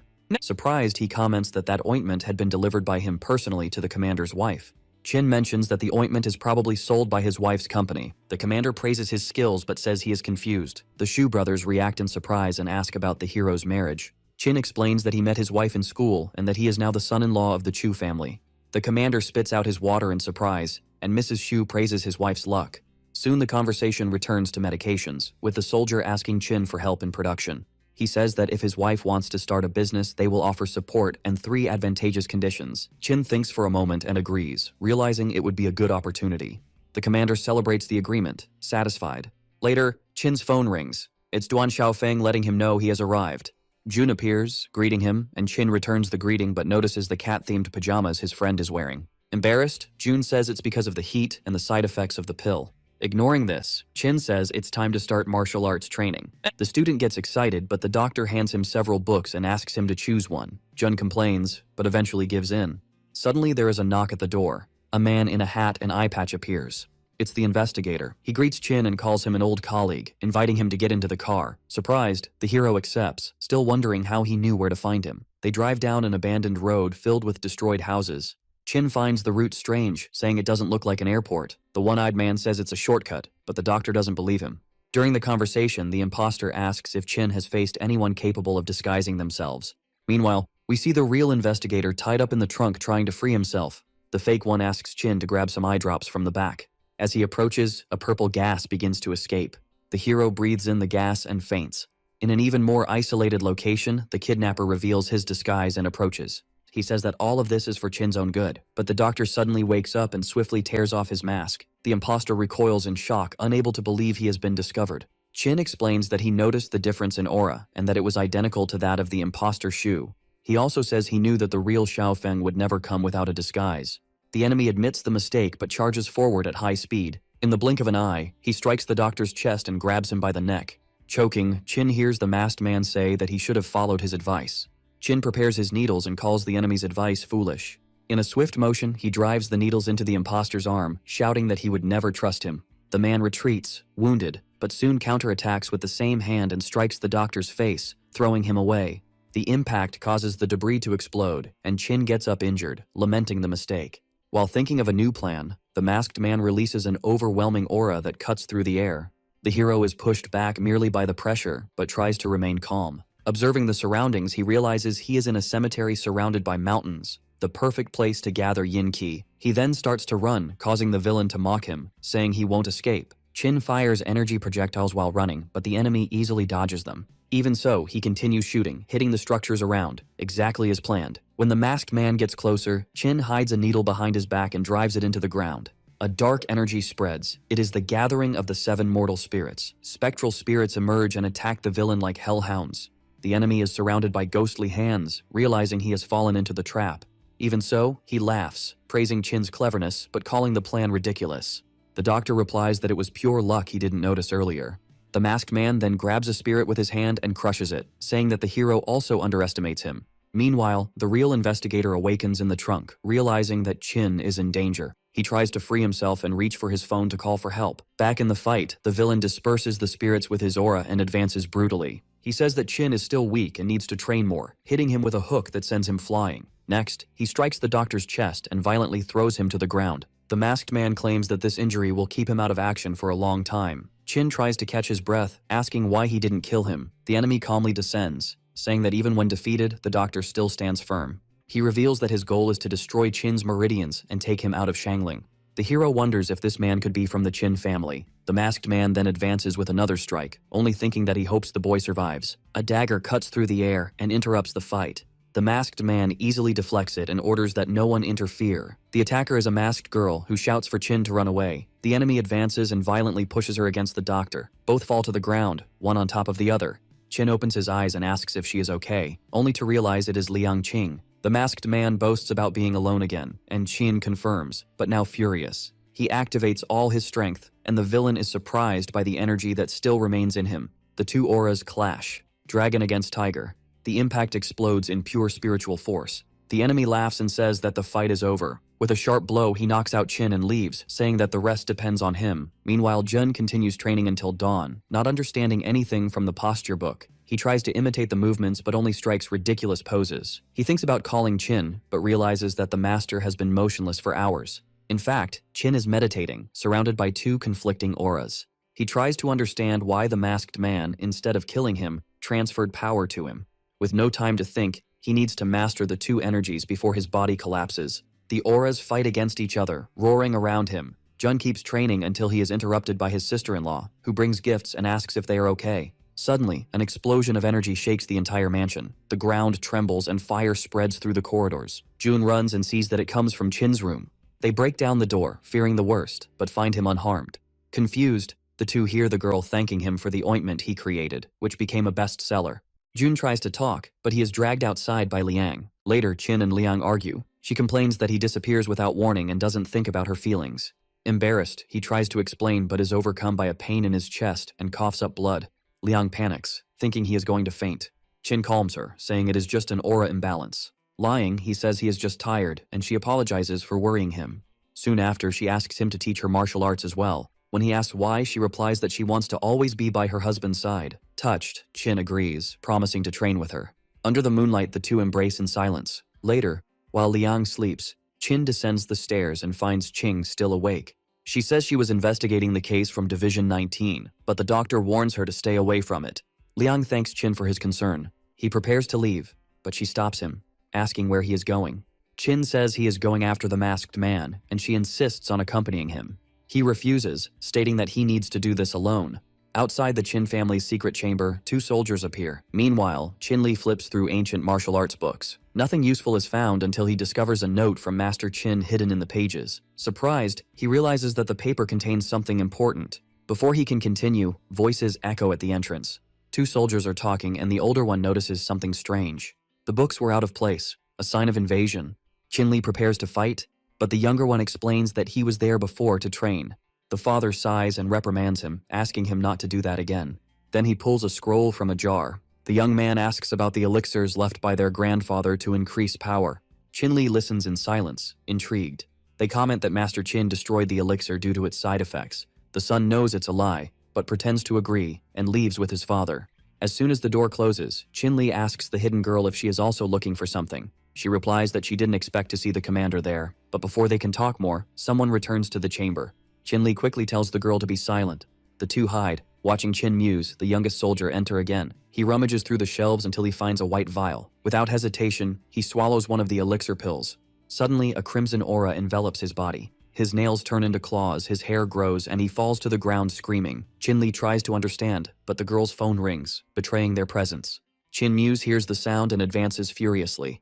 They run through the city while the soldier chases them. The girl stumbles and Qin goes back to help her, unaware that she is deceiving him. She says she can't keep up, but he insists on protecting her. Muse appears right behind them, quick as lightning. Seeing them, he pretends to be blinded by the effects of the pill. Qin believes the act, thinking it's a side effect of the transformation. The girl hides a smile and slaps the boy to confirm the ruse. Muse continues to act and leaves, pretending to be confused. With the danger averted, Qin tries to interrogate the girl, but she dodges the questions. Her phone rings again. When she answers, she says that Officer Wang has summoned her and Commander Qin to the office immediately. Upon arriving at the military base, the group meets with Wang and reunites with a recovered Qin Muse. The commander greets him, still with the mark of the girl's slap on his face. Zhou Xuanyi, the adopted daughter of Officer Wang Shouyi, shamelessly asks what happened. With everyone gathered, Wang announces that they will be the representatives in the Tainha martial arts tournament. He trusts the group, especially with Qin-Li in the lead. The hero accepts the challenge, and the representatives from Shangjing are chosen. This time, Wang wants first place. The reward is the legendary Holy Fire Lotus. Curious, Qin-Li asks what the lotus is. Xuanyi takes the opportunity to ask him to train her before the tournament. The officer agrees and hands his daughter over to the commander's care. But the girl has ulterior motives. The next day, Xuanyi shows up at Qin-Li's house. She knocks on the door and is greeted by a woman holding a knife. Ignoring the tense atmosphere, she enters asking for the commander. The two stare at each other until screams echo from upstairs. The noise comes from the room where Qin-Li is massaging Qing Yin, who is screaming in pain. Xuanyi imagines the worst and doesn't know where to hide her face. Qin-Li comes down, finds the girl, and notices her strange look. Qing Yin appears bringing his notes and pinches him for being forgetful. He introduces the two, but the atmosphere heats up. They exchange glances until he changes the subject, calling them to train. Each would have a different type of difficult training. Soon, fatigue sets in, but no one gives up. Xuanyi complains that she doesn't feel any progress and asks for medical help. He agrees and starts to treat her when Qing Yin appears, exhausted. Her training was light, but something seemed off. Qin-Li notices a green aura around her body. Upon investigating, a feminine figure emerges within her. The MC tries to get closer but is thrown back. He almost loses consciousness and tells his wife to rest. While he thinks of a solution, someone comes running toward the group. One of the fighters says he doesn't feel any difference in training, but Qin-Li notices that he has improved without realizing it. He asks the boy to take a lap around the track, and in seconds, he completes the course at high speed. Qin-Li thanks him and comments that the elixir is effective, but it shouldn't be used all the time. Qing Yin is interested, and he explains how the pill works. Xuanyi asks for one, and the other boy offers the ones he has in his pocket. They warn about the increase in temperature, but the effect is different for women. The two take the pill and return to training. At night, Qin-Li returns to his room to review his methods and improve his medicinal techniques. A blue aura fills the room as he finishes the experiment that would facilitate the student's training. Suddenly, there is a knock at the door. Zhou Xuanyi appears, pretending to be unwell and asking for help. Qin-Li steps back, and she falls to the floor, revealing her act. Unmasked, she tries to seduce him, but he rejects her without hesitation. Desperate, she begs to be his mistress, but he slams the door in her face. His wife, awake in bed, hears everything and just smiles. A month later, the group gathers at the airport. Qing Yin and Xuanyi continue to provoke each other, but the wife trusts her husband and leaves calmly. As the martial artists board, Liang Qing hides on the plane, suspicious of Xuanyi's and Qin Muse's intentions. During the flight, Xuanyi falls into the lap of the wrong man and feels embarrassed. Qin-Li comments on Shangjing never having won the tournament and imagines the opponents he will face. The plane lands, and the group disembarks. Xuanyi calls out to Qin-Li, but the focus shifts when a commotion begins. A girl is thrown to the ground, and Zi Wen, captain of Tianhai, starts to provoke her. He demands that one of the girls sleep with him or they will be expelled from the tournament. The girl reacts with a flying kick, but he easily dodges and counters with a kick and a hook. Even injured, she gets up determined. Qinli watches and decides to give her some tips to fight back. The girl complains that she doesn't need help, but her body moves according to Qinli's instructions, landing a brutal kick on the captain and ending the fight immediately. Surprised by the outcome, she tries to strike up a conversation with the boy. She asks if the group is just there to watch, and Zhou Xuanyi responds. She realizes there are 3 of them, and notices Qin Muse is missing. The boy, hiding in an alley, receives a mysterious pill from Officer Wang. The poison promises to increase his strength, and he accepts without thinking. Back at the airport, Xuanyi tries to disguise himself and make small talk with the commander. Tang Yi begins to change her opinion about men, even ignoring half of what he says. The defeated captain gets up furious, while Wang hands out credit cards to the team. Xuanyi poses and soon attracts the attention of several odd characters. One of them asks who Qinli is. Later, already in the dorms, Qinli thinks about Jie Wen's strength, the 3rd place from the previous tournament.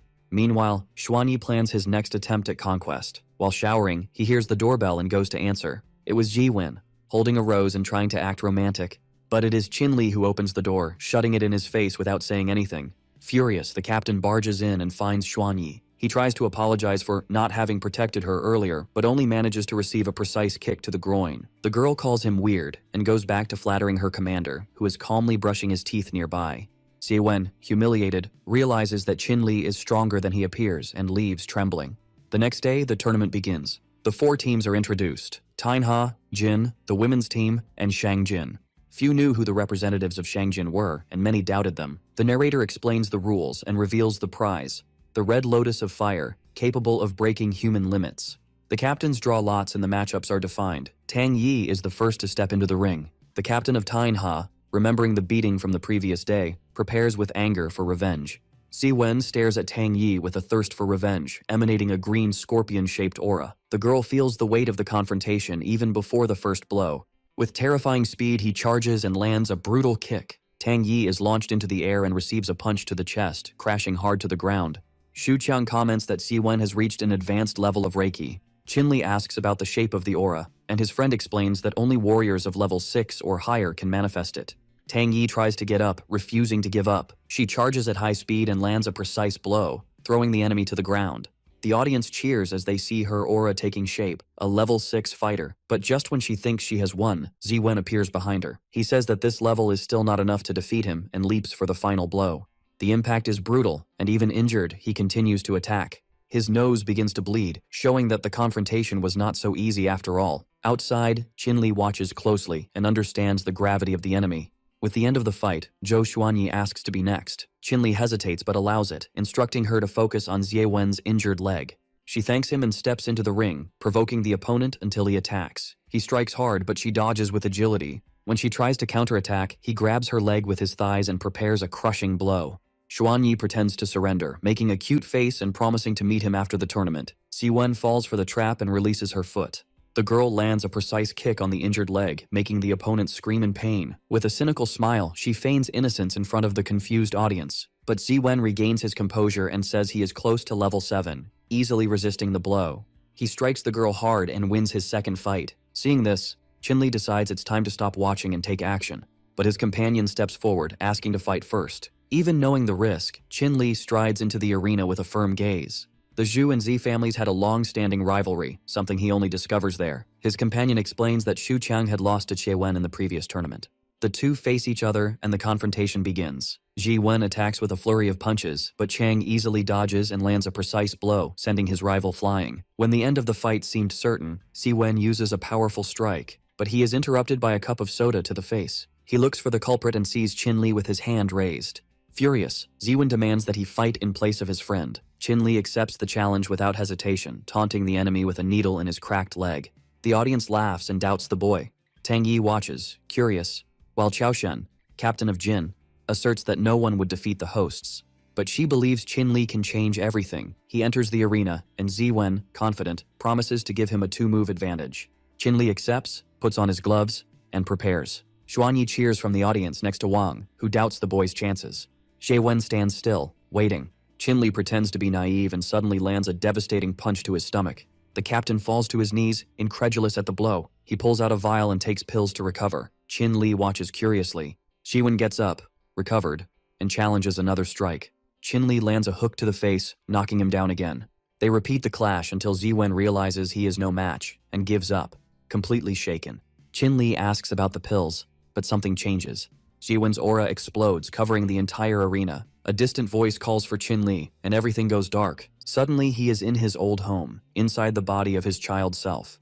As he approaches his parents, the environment changes. It is now a funeral. He walks among the people until he sees the graves of both. His wife appears behind him, apologizing for not arriving in time.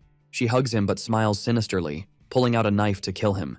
Before she can, Qin-Li blocks the attack and punches her in the face. Qin-Li knew that she was not his true wife. The illusion shatters, and a new face emerges from the dark aura, opening a vortex in the sky. He picks up the fallen knife and plunges it into the ground, releasing an energy that destroys the illusory scene. Back in the arena, he faces his new opponent, Qiao Shen, surrounded by illusory clones. Qin-Li ignores the scene and lands an uppercut to his chin, ending the farce. The victory is quick and decisive. The audience begins to recognize the strength of the captain of the unknown team. With no one willing to challenge him, the tournament seemed to be ending there, until Qin Muse appears, challenging his own teammate. Even with the narrator questioning, he uses the rules to justify the fight. Qin-Li accepts without hesitation. Muse releases his dark aura and charges for the attack. The protagonist easily blocks the blow and asks why he pretended to be blind before. Muse reveals it was because of Zhou Xuanyi.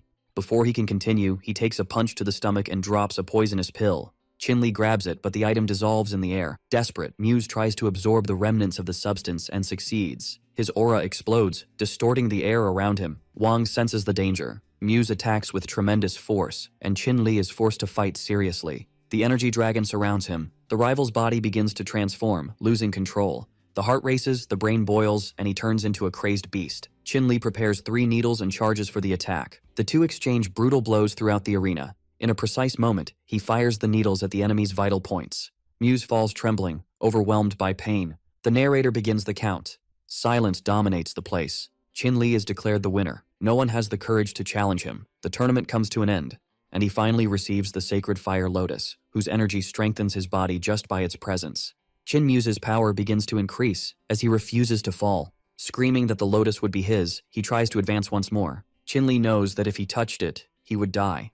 With a simple blow, the captain knocks him down again. Out of control, Muse turns against Wang. Before the attack can happen, Qin-Li seals his heart veins and makes him faint. Zhou Xuanyi checks the heartbeat and announces his death. Qin-Li analyzes the body, trying to understand what happened, while Wang orders that he be taken to his family. He congratulates Qin-Li, and the boy decides to stay close until he discovers the truth. At dusk, Qin-Li senses Liang Qing's presence spying in an alley. She apologizes, saying she was afraid he would get into danger. He understands and asks her to calm down, assuring her that the threat has passed. Before leaving, he asks the girl for a favor. Soon after, he meets Wang, who hands him a blindfold and says they need to follow military protocol. Qin-Li obeys, and the vehicle speeds away. During the journey, he thinks about Liang Qing and the needles that failed. Far away, the girl finds Muse's body and removes the needles. The crimson aura begins to shine again, and the young man awakens. Confused, he questions whether he is dead, but Liang explains that Qin-Li spared him from that. Back in the vehicle, Wang tries to clarify the boy's doubts, but he prefers to wait for answers. They arrive at a military base where soldiers train with medicinal pills.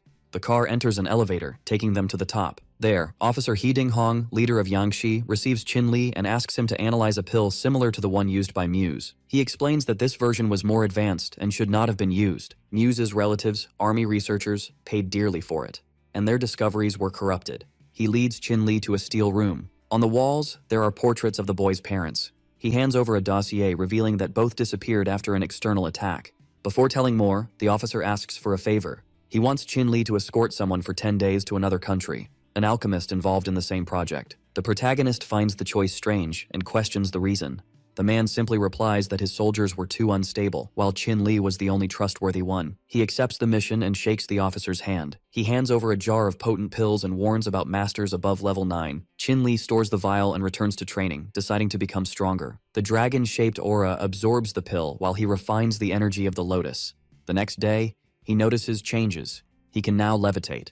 The phone rings, and his wife informs him of an accident in the family. He leaves immediately, but military vehicles pursue him on the road. The cars push him, forcing him to stop. Surrounded by enemies, Qin-Li decides to fight for real. Liang Qing and Qin Muse appear in disguise and help him in the chaos. He hands the vial of pills to Muse, and they move forward. Upon arriving at the hospital, a doctor brings bad news to his wife. But at that moment, our hero appears to save the day. He goes to talk to the doctor to understand the situation, but ends up sensing a sinister aura coming from the medical wing. He then decides to go there to resolve this matter. That annoying mother-in-law yells at him, but since she is not important, he just ignores her and moves on. Chin-Li enters the room and sees the girl unconscious, still breathing. The injury does not seem accidental and is in a very complicated area to treat. Even knowing that she will probably have a fit of rage, he performs the surgery. And shortly after, everyone hears the young woman scream, happy that she is alive. As our MC imagined, she curses him with every name, until she realizes she is only alive because of him. Meanwhile, his subordinate calls with information about the cause of the attack.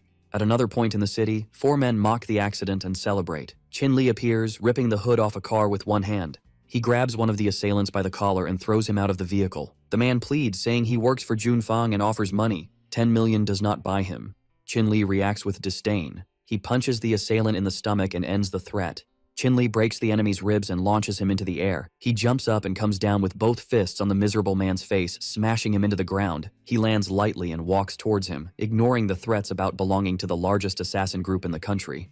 With the martial corps destroyed, the man only tries to survive. Before passing out, he reveals the reason for his arrogance, and Chin-Li explodes half of his body. At the end of the confrontation, something shines on the ground, a jewel of black aura with crimson reflections. Later, Chin-Li analyzes the item and discovers it is a treasure worth millions.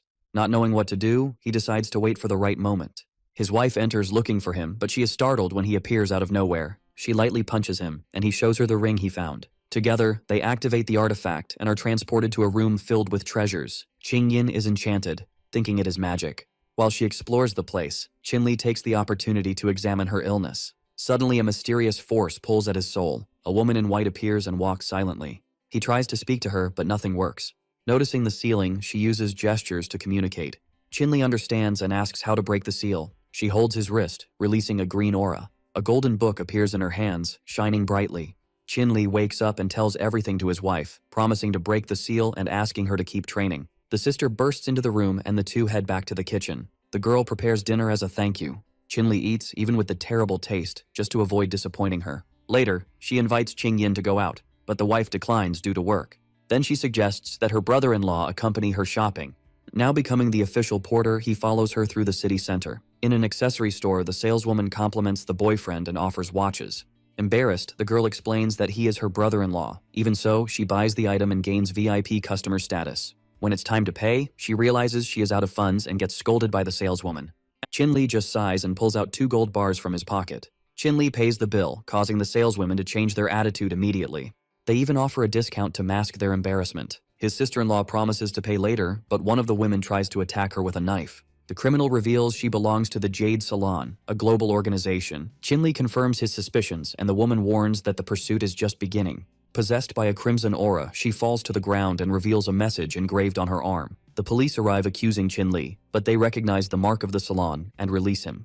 After the testimony, he and his sister-in-law talk. She tries to thank him for saving her, but can't find the words. She remembers how much she hated him, and even confused, avoids expressing her feelings. Chin-Li notices her strange behavior and changes the subject. He proposes that she study on another continent to escape the organization. He promises to protect her family until everything is resolved. Zitan worries about her sister, but he assures her he will take care of her. Convinced, she agrees to travel and only asks him to send money. Quite bold of her. When he asks what she wanted to say earlier, she changes the subject. Back home, they arrive just in time for dinner. Zitan says she is exhausted and goes to rest, leaving Qingyin worried. Chin-Li explains the plan to send her abroad, and the wife agrees. After the meal, he goes to examine the mysterious book, but all the pages are blank. He tries to burn it, soak it, and nothing works. Before he can insist, he receives a call from his student. The next day, Qingyin goes to visit her parents and asks him to take her sister to the airport. Zitan is already waiting for him on the stairs, joking about the two being locked in the room. She says goodbye sulkily and walks ahead, pretending to be independent. Chin-Li helps her with the bags and goes back home afterward. But the place is destroyed and he senses something is wrong. Upon entering, he is surprised by his own student trying to hit him in the face, wanting to prove he has gotten stronger, but still far from reaching him. Chin-Li asks if the chaos was his fault and decides to test the student's progress. The boy shows absurd talent, already at level 3 in record time. Proud, he shares that he has become the family master and gained recognition for being Chin-Li's friend. While preparing a thank you tea, the two reminisce about the past and exchange compliments. The student comments on the criminal organization that is pursuing his family and promises to resolve everything on his own. Later, Chin-Li meets with Officer Wang and meets the army alchemist, an eccentric bald old man who knew his parents. When questioned, the doctor diverts the subject and goes to fetch the bags. Wang asks Qin Li to join the escort and meet his travel companions. Among the cold faces, only Chao Gei shows friendliness, praising the young man's power. Captain Tan Weihei, with a stern expression, orders everyone to prioritize safety. He was a level 9 martial artist, while Chao Gei and Shen Li were at level 8, and Chu Miao, the soldier, at level 7. Soon the alchemist appears and the group boards the plane. During the flight, total silence. Only the doctor typed non-stop on his laptop. One of the soldiers teases Qin Li for being level 5, and Chu Miao adds, telling him to follow orders without trying to be a hero. He accepts, and the atmosphere lightens a bit with Cao Gei's jokes. Tan Weihei asks for silence so they don't disturb the doctor, who was working with the sacred fire lotus. Without progress, the scientist becomes desperate until Qin Li adjusts the simulation to 2,747%, solving the problem. The old man thanks him, impressed with the young man's knowledge. Qin Li downplays it, saying it was just luck. Suddenly Tan alerts that there is a traitor on board. A flight attendant tries to attack the alchemist with a hidden dagger. Qin Li reacts quickly, launching a needle and preventing the strike. The captain checks on the doctor, who emerges unscathed. Surprised, he asks how the boy noticed the attack so quickly. He invents that he noticed the woman's strange behavior in the bathroom. Tan thanks him and praises his attention. The team returns saying that the assassin has escaped, but the doctor is safe, for now. The aura of the flight attendant wouldn't leave Qin Li's mind, but he continues his journey in silence. 2 days later, the group lands in the United States. The doctor concludes his experiment and rushes to tell his new friend, who notes his resemblance to his deceased parents. Tan Weihei warns that they are being followed, and soon 2 cars appear. The chase ends with the route blocked, and the fight becomes inevitable. Among the enemies, a level 9 fighter stands out, Lu Yan from the Jade Hall. Tan orders them to protect the doctor at all costs, but the enemy commands to kill everyone. The confrontation erupts. The captain faces Lu Yan, while the others try to contain the ambush. Cao Gei, the friendliest in the group, is pierced by a blade and falls. Qin Li becomes furious and refuses to flee, unleashing his dragon aura. The power surprises even the captain. He launches dozens of needles, eliminating the enemies with deadly precision. In seconds, the battlefield falls silent. The survivors realize the true level of Qin Li's power and are left speechless. He says he still doesn't know if he is a grandmaster, but he knows he is close to it. After the battle, he feels his body recovering rapidly. His companions, regretful, apologize and thank him for being alive. Among them, a young man with glasses comments that without him, they would all have died. Another asks why they needed to travel abroad. The answer comes in a flashback. In a futuristic laboratory, a scientist tests an aura concentration pill. A young man swallows it confidently, and within days, his strength grows abnormally. He breaks walls and destroys everything around him while the scientists celebrate the success. But the doctor warns him about the risks. The boy ignores it and asks for more pills to reach level 9 before the exchange in the US. Months later, the scientist cries at his grave, filled with regret. Now, in a new laboratory, he continues the research, trying to understand why the success rate is still only 50%. An explosion shakes the laboratory, and the scientist is thrown against the wall. Not understanding what went wrong, he tries to regain control of the machines. Amid blue screens and flashing data, he vows to follow the clues left by a colleague and find a location rich in aura in the US. He promises to succeed for his friend and to prevent further sacrifices. With a confident smile, he states that they are close to the goal. A woman asks to participate in the test, and another warns that every blessing comes from a curse. Yu assures that if it works, everyone can become martial artists, but he is ridiculed. Suddenly, a purple energy fills the air, and chaos begins. The leader shouts for everyone to take cover as the laboratory explodes in light and impact. Amid the wreckage, a masked figure emerges, cold and threatening. The scientists recoil, shocked by his presence. The masked man stares at Yu Qian, and tension fills the air. He speaks about morality and survival, accusing the young man of naivety. The boy promises to protect Dr. Yu at all costs, but the masked man tells him to forget that and offers to reveal the whole truth. He removes his mask, revealing a deformed and unrecognizable face. In front of everyone's horror, he admits that the pills destroyed him, but also kept him alive. Yu calls him a military traitor, and he reacts furiously, showing a shining token in his hands. The doctor recognizes the symbol, the emblem of Wang Dazhuang. The masked man says he will tell everything about that artifact. He reveals that he invaded a military base in search of Qin Li's parents, where he found 2 scientists. One of them wanted to reactivate the aura condensation pill project, ignoring the fatal risks. Dr. Yu warned him about the consequences, but he insisted on moving forward. While moving chess pieces, he promised to find new test subjects. The masked man realized that the disappearance of Qin Li's parents was linked to this project. he decided to infiltrate to uncover the truth. Months later, a young man takes an experimental pill, believing it would take him to level 9. A red energy explodes in his body, deforming him amid the pain. The scientist watches him in agony, assuring that the power would come soon. But minutes later, the boy is declared a failure. Still, the experiment continues. The boy moves his hand slowly, realizing he survived the procedure. He opens his eyes relieved, aware that he would have died without the needles. He channels red energy to stabilize his body and contain the power of the pill. Suddenly, a purple energy explodes in the cemetery, illuminating everything. The power grows until it destroys the ground, scattering debris and smoke.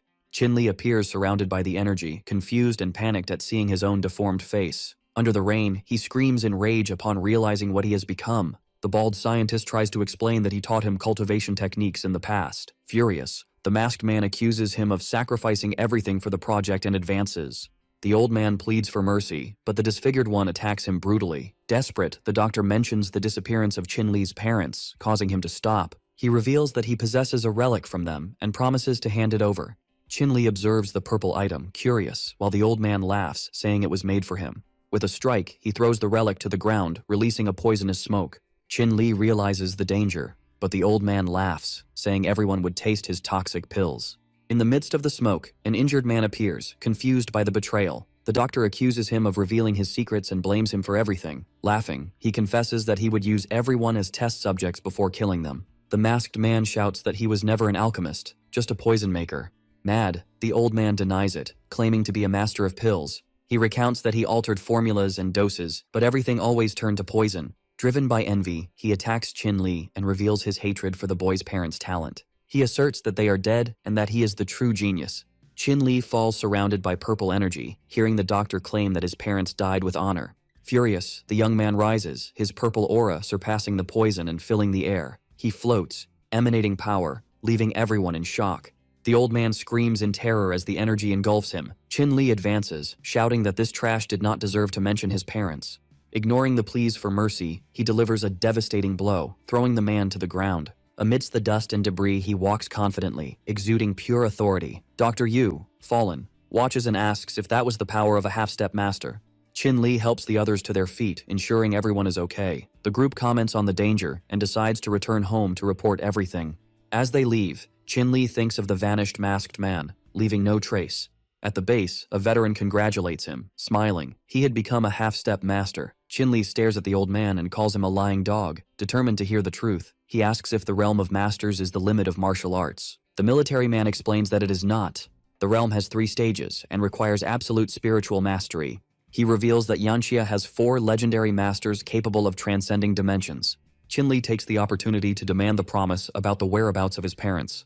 The man says they disappeared on a mission and had their identities hidden even from their own son. The young man gets excited, believing they are still alive. But the old man reveals that they were murdered 5 years ago by internal and foreign forces.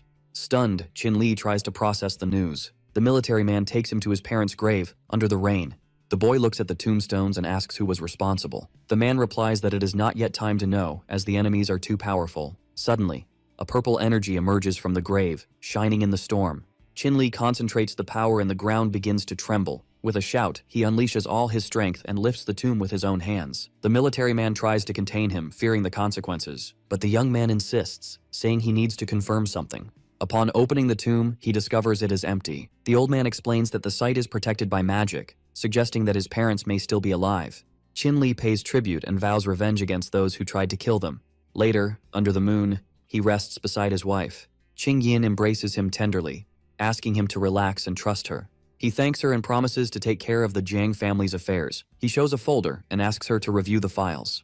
At a lavish event, the new leader of the Jiang family gives a speech, extolling unity and prosperity. He introduces the new president, Chun Qingyin, who wins everyone over with her elegance and charisma.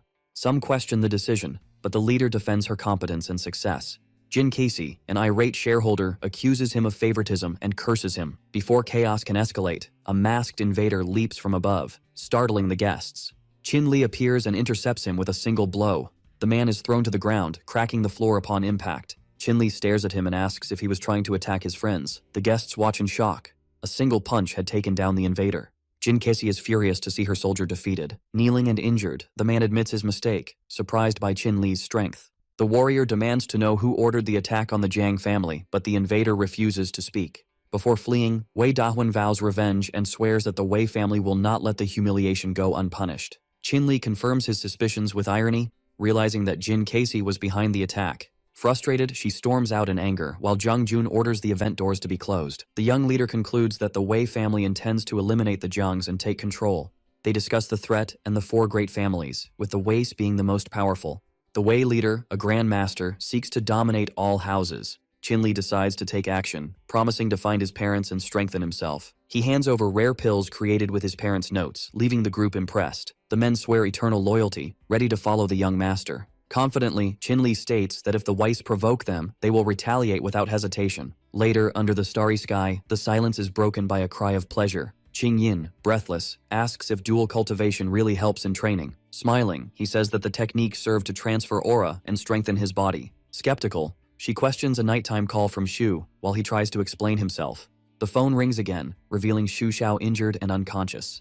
Alarmed, Qin Li suspects that the Wei family has acted. At the hospital, he stabilizes his friend with purple energy and analyzes the poison that destroys his spiritual veins. With little time to act, he concludes that he will need the heart of a millennia-old spiritual beast. Qing Yin remembers such a creature in the Liangsheng mountain range, near Shanjing. She shows a picture, a three-headed scaled snake. Qin Li recognizes the beast and comments that its strength is equivalent to a level 7 martial artist. Determined, he orders them to take care of Shu and sets off for Liangshan Mountain. The soldier watches over the injured man, urging him to hold on until his friend returns. In the forest, hunters discuss their failed attempts to kill the snake, and they discover that the Wei family is also after it. Qin Li advances determined, saying that, with or without competition, the snake's heart will be theirs. A thunderous sound cuts through the air, and the two run through the forest until they find the beast. The three-headed snake emerges amidst screams and destruction, devouring warriors with ease. A man with white hair and a woman with blue strands appear, emanating a powerful aura. The warrior raises the flaming sword and vows to eliminate the monster. His blue blade cuts through the air, but the snake brutally blocks the strike. The beast roars, furious, and launches a devastating attack that shakes the field. The man shouts for the young woman to retreat, but she merely watches calmly. Wei Nianluan says she wants to see how long he can hold out. Chen Lijian raises his sword and advances confidently, promising to kill the snake. The creature fires purple projectiles that explode on contact, injuring the warrior. Three thieves take advantage of the chaos and steal scales from the beast, laughing at the injured man. Kneeling, he screams in rage, calling them worms. He soon notices the snake approaching and calls for help from the blue-haired woman. She tries to assist him, but the old man pushes her away and attacks, saying she will be the beast's dinner. The young woman falls to the ground, terrified as the three heads rise to devour her. Suddenly, one of the heads is severed and falls heavily. Qin Li appears in the air, slicing through the remaining two with precise strikes. The energy of his blade tears the creature's body apart, shredding it into pieces. Wei Nianluan watches in shock, unable to believe he defeated the snake so easily. Qin Li lands beside the fallen body and comments that it was simpler than he expected. While searching for the beast's heart, an armed man approaches furiously. He accuses Qin Li of injuring his disciple Wei Dahuen and vows revenge for the family's disgrace. Shouting, he raises the golden sword and charges. Qin Li easily blocks the attack and counters, disregarding the treacherous style of the Wei family. In seconds, the old man is hit by several blows and falls to the ground, exhausted and bleeding. Injured, he tries to threaten the young man, but Wei Nianluan calls him a traitor and executes him mercilessly. The man's body falls motionless, while blood slowly drips over the scales of the dead snake. The old man dies within seconds. Two men look at him with disdain, saying he got the end he deserved. Wei Nianluan smiles and thanks Qin Li for saving her, but he coldly replies that he only wanted the snake's heart. The organ still pulses when removed, releasing intense purple energy. Surrounded by the glow, Qin Li calmly absorbs part of the power, commenting that even the beast's body was a treasure. His partner complains about not using the ring to make the job easier, and the two briefly argue. Qin Li notices the fallen golden sword and realizes it is the legendary Chen Lijian from the Martial King. Intrigued, he decides to keep it for now. Wei Nianluan, embarrassed, is teased about marriage, but she just laughs awkwardly. They soon depart back to the hospital with the snake's heart. Qin Li transforms the organ into a pill and administers it to Xu Xiao, asking for silence during the process. The red energy enters his friend's body and begins to heal him slowly. The woman thanks him, and Qin Li assures her that he will wake up in a few days. The white-haired soldier says goodbye, stating that he needs to resolve an urgent matter. In an isolated mansion, he invades the place demanding answers about his brother's poisoning. The hooded man coldly replies that he was only following orders to prevent him from cultivating. Furious, the soldier grabs him, accusing him of using a poison that only the heart of the snake could cure. The hooded man confesses to having misled him, revealing that the beast was already at the master level. The commander asks about his hatred for Qin Li, and he reveals that the young man is the son of people who owe him a lot. Determined, he states that the debt will be collected, without mercy. Even irritated, the soldier decides to spare him and ends the confrontation, warning him not to mess with his brother again. After he leaves, the hooded man calls his subordinates and orders them to capture the target.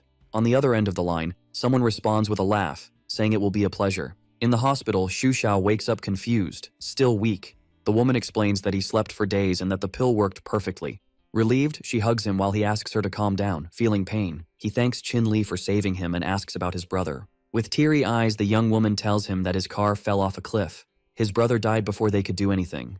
Xu Xiao is in shock, unable to believe his brother is dead. At the funeral, the atmosphere is heavy, and a man asks for a moment of silence for Xu Qiang.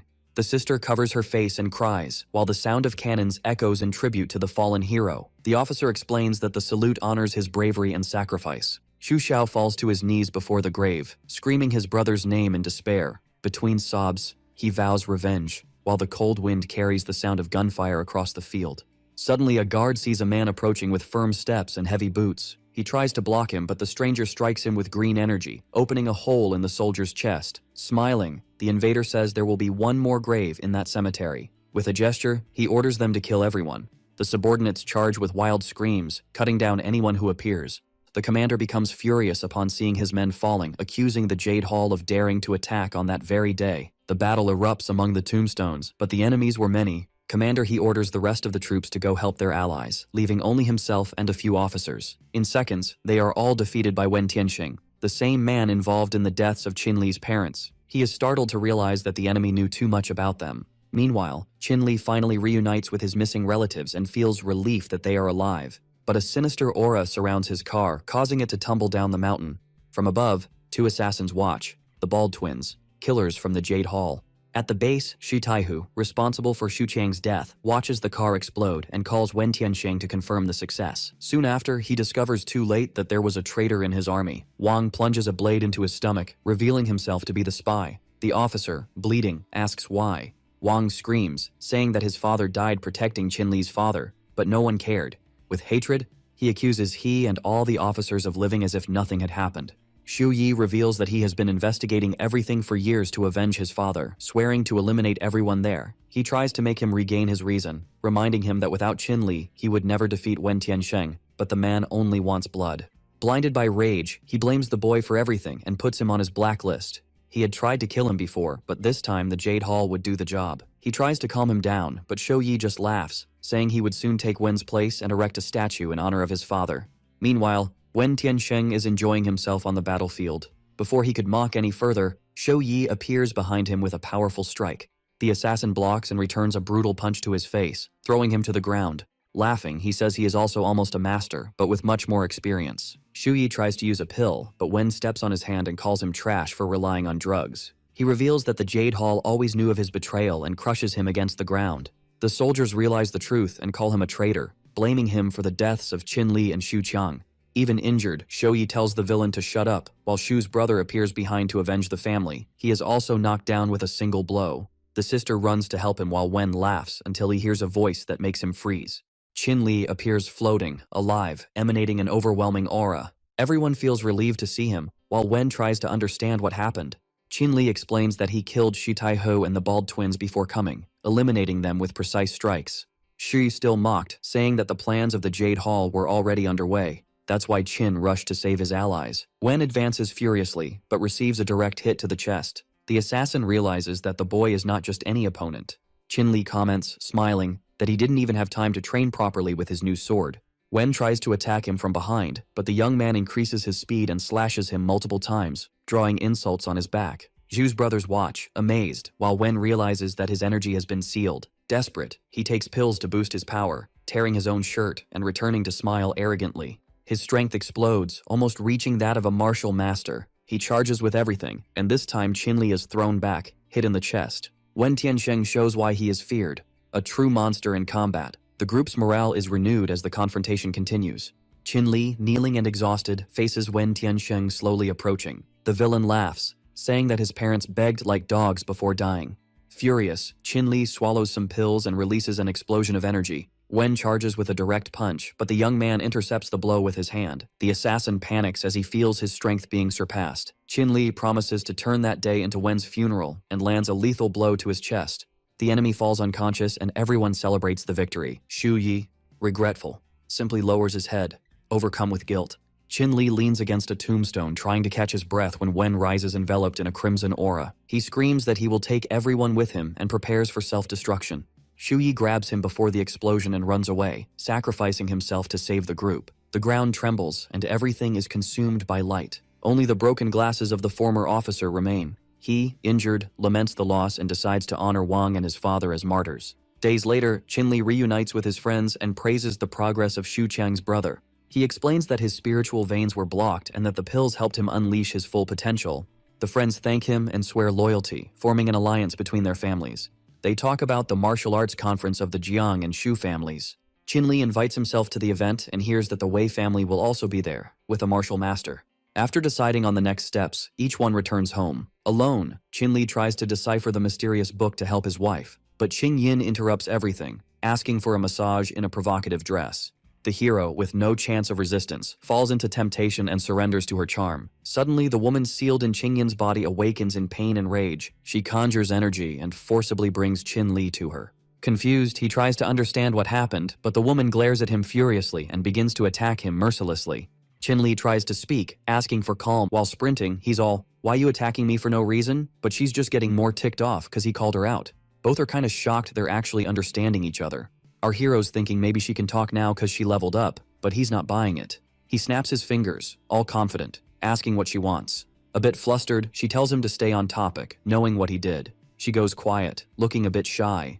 Qin-Li tries to explain he was with his wife, but she cuts him off, calling him out for his nerve. Feeling the heat, he apologizes, knowing he's no match for her and needs to bounce. But then, boom, he gets a genius idea and starts working on it. She's surprised, asking if he's really coming closer. Not believing his guts, she starts casting her magic again. Super annoyed, she calls on heaven's power and blasts it all at our poor hero. A massive explosion rocks the place, and soon, it's all smoke. Later, she's sitting there, a bit shaken. Qin-Li realizes he's back in control, and it was a close call. His wife asks why he's spaced out, but he's all, no biggie. He says it's cause he's hyped, but really, there's some force behind it. Then, hugging his wife, she spots some green energy coming off him. Finding it weird too, she asks what's up with that. Then he stands, wrapped in all that smoky energy. And with a flash, he's zapped somewhere else. Now, he's in front of this book, and info's flooding his brain. It's a bit much to handle, but then he's like, didn't think I'd learn that move so fast. Gonna be handy against the Wei. Later, at Westfield Airport, Niu Yun, the Wei fam's butler, shows up, asking if he's repping the Zhang and Shu fams. Seems that's exactly what our hero's doing. With few words, the butler turns, telling him to follow. His buddy thinks the butler's kind of full of himself for a servant, but our hero's like, don't judge too quick, and admits he's even more curious about the Wei fam now. Getting there, it's packed with tense vibes. The guy says it's like going to see the emperor, and Qin-Li thinks it's on purpose, cause the dude wants respect. People around are grumbling they've been waiting forever and think the guy's a bit much. Then suddenly, the guy shows up, saying sorry for the wait. Everyone feels the weight of his master realm power. He says his fam's been looked down on by other hidden fams for years, and they're looking to team up to take them on. And being one of the 4 most powerful masters, he's gonna lead this squad, so he asks what everyone thinks about it. The crowd starts whispering, thinking the dude wants to be the boss at their expense, and if they say no, they might not make it out. Suddenly, a guy pops up saying the dude's right, and that's Wudian. Qin-Li mentions the guy looks young but is actually 60, and his buddy says he's the head Wu and didn't expect him there. The guy says teaming up with Wei is a rare chance and he's sure he doesn't want beef with 2 masters. Out of nowhere, a hyped dude named Wei Kaiyuan says his fam will never follow his orders, and that young elder questions how a kid like that dares to challenge Wei. Without wasting time, he says he'll show the real power of the master realm. The boy tries to defend himself as best as he can, but the attack hits him squarely. Then he gets super freaked out as some weird stuff starts taking over his body. He shakes himself trying to get rid of it, telling the man not to come closer. But those things start to consume his flesh and the guy withers while asking for help. A few seconds later, he's already on the ground, with only his skeleton remaining. Wutian says the patriarch is more chill, but he himself has no mercy for people like the other. The patriarch says there's no problem leaving if they don't want to join, but if they talk smack to Wutian, then it's gonna be bad. The crowd doesn't really buy it, and thinks they'll meet the same end if they refuse. So they do the only thing left to them. They agree to join the elder. The man gets pumped because everyone's joining his cause, but one person speaks up. From the middle of the crowd, someone says they shouldn't count on them. Our MC says his family won't join, and his friend says the Jiang family won't join the dude either. At the same moment, an attack like the one before goes towards our guy. He easily dodges, grabbing his weapon while the man says it won't be so easy to come and go. Pointing his weapon at the man, he says he'll give him a little surprise. And in the next moment, he makes a series of cuts hitting the guy. Everyone around is shocked that Wutian is defeated with just one attack and seems to remember our MC from a previous battle. They figure it can only be Qin Li, who was promoted to the 5th master of the Yangxia region. The elder is a bit ticked off, saying the other killed his friend and will seek revenge. Our MC says the dude declared that the other families are hidden, but also said those families never get involved in anything social or political. He adds that everyone leaves there knowing this alliance is a lie, that in reality, they just don't dare offend the enemy. Qin Li says he's speaking nicely, but all he wants is to kill him because if he's dead, no one will oppose his alliance. The man gets irritated and attacks him with a flaming sword. He's even surprised because the attack was really powerful. He uses his weapon to try to parry that flaming sword. Our MC has just reached the Master Realm, but that attack is from someone who has already reached the peak of this realm. Then he shouts, using his ability, and breaks the Elder's attack, advancing against him. The Elder is surprised and thinks this was impossible. He observes the place emanating his aura while everyone there notices the place is about to collapse. In the next moment, the place really starts to crumble. People start running out to save their lives. A girl runs in the opposite direction, asking the two to stop because they'll destroy the house. The elder asks what Nuan is doing there and tells her to step back. Automatically, our hero notices the girl approaching. Without hesitation, the boy advances towards the woman while the elder shouts for him not to hurt her. The girl screams desperately for our hero not to hurt her. Already practically on top of the girl, he shouts for her to be careful. Then he grabs her and rolls with the girl, taking her out of the spot where a huge stone fell. The girl starts recovering, while our guy asks if she's okay. Nuan is surprised the boy saved her, and since she's fine, our hero asks if he can get off her. Feeling a bit shy, the girl apologizes for that. The elder questions if Nuan knows that boy. She spills the tea that the old Wei Jinghuan tried to offer, but the boy swooped in to save the day. The old dude's jaw drops. Fuming, he demands to know where that old mutt who dared mess with his sis is, leaving our MC totally shook. Nuan spills the beans that the guy's already pushing daisies, and the old man feels a tad guilty for not keeping tabs on home drama. The girl sweetly pleads with her bro not to give our MC a hard time since he saved her twice. Obviously the old man chills out on Qin Li for a bit, and the girl's all hyped about him being so protective. The dude's sweating bullets cause our MC's got his fam's treasure, which could get awkward real quick. Qin Li hits up his buddy to bounce, since he nailed his mission with the alliance and even saved the girl. But when he peeps his friend still frozen, he clocks that he's totally crushing on the girl. Fast forward and night finally rolls in. He uses the time to level up his first form and get way stronger. He flips through that book, soaking up the technique deets. Nailing the first move, he's now on the hunt for the second. The move's kinda whack, and the young dude's struggling to get it. But he figures out that now he's got the move down, he can soak up earth and sky vibes to level up. Meanwhile, in the Wei fam's secret lair, the old dude's saying sorry for keeping the elder waiting. The elder's like, didn't see the conference getting wrecked by some kid. Seems he sent some peeps to handle those families. But against Qin Li, only he can step up. For saving Nuan, the dude asks the elder to give the boy a quick exit, and the old man's like, I got this. Then, the guy's low-key impressed, cause the man said he'd handle the hidden families but kept him in the loop. But that dude actually wants the old man to handle the kid first so he can later wipe out the elder and his fam too. Back in our hero's crib, he's grinding hard on his next move. Qin Li didn't see that aura absorbing would be such a game changer. Out of nowhere, the boy spots someone flying outside his window. That elder wants him to kneel and beg, but the young dude's like, rude much? It's bedtime. Since he didn't get his way, the old man's like, no more Mr. Nice Guy. And he points his weapon, charging in and telling our hero to accept his fate. Next thing, Qin Li's already zooming at him outside the building, weapon ready. The two swords clash with a massive bang. They keep swinging, and bits are flying everywhere, until a huge, colorful boom lights up the spot. The sun's already up. Someone's crawling, all banged up, through the building halls. Looks like Qin Li, who's having a rough day. He never thought an old dude would pack such a punch, and if he hadn't nailed his second form, he'd be toast. Or maybe 6 feet under right now. Qin Li's clueless about where that old man popped up from, but he knows he needs to train harder when someone suddenly says, hey. Our MC's startled by something. Chilling on his bed is a healthy woman who says she's the head of the Liu fam, Li Mu Yan. He tenses up cause she's one of the big 4 masters, and he's got no clue why she's there. But the woman's all smiles and has a proposal she hopes he'll dig. Looks like to take on the Wei fam, she teamed up with the Fu fam. The woman's there to invite him to the squad, and if he's down, she'll heal him, secretly wanting to check out his body structure first. Chin-Li's like, nah, you got it twisted, I'm not about that alliance life. And he spills that he once rolled with the Sirius gang, which shocks the woman, cause it's a low-tier crew. Lee's like, I know you took out Master Wu Tian and squared off with Wei Kaiyuan at the conference. And since she knows that old dude, she knows he won't let it slide. She figures the guy will rally some heavy hitters to strike back, so if he takes her offer, she can make sure he won't get hassled at work. Chin-Li gets that the woman's onto something and needs to find a spot to dodge this mess.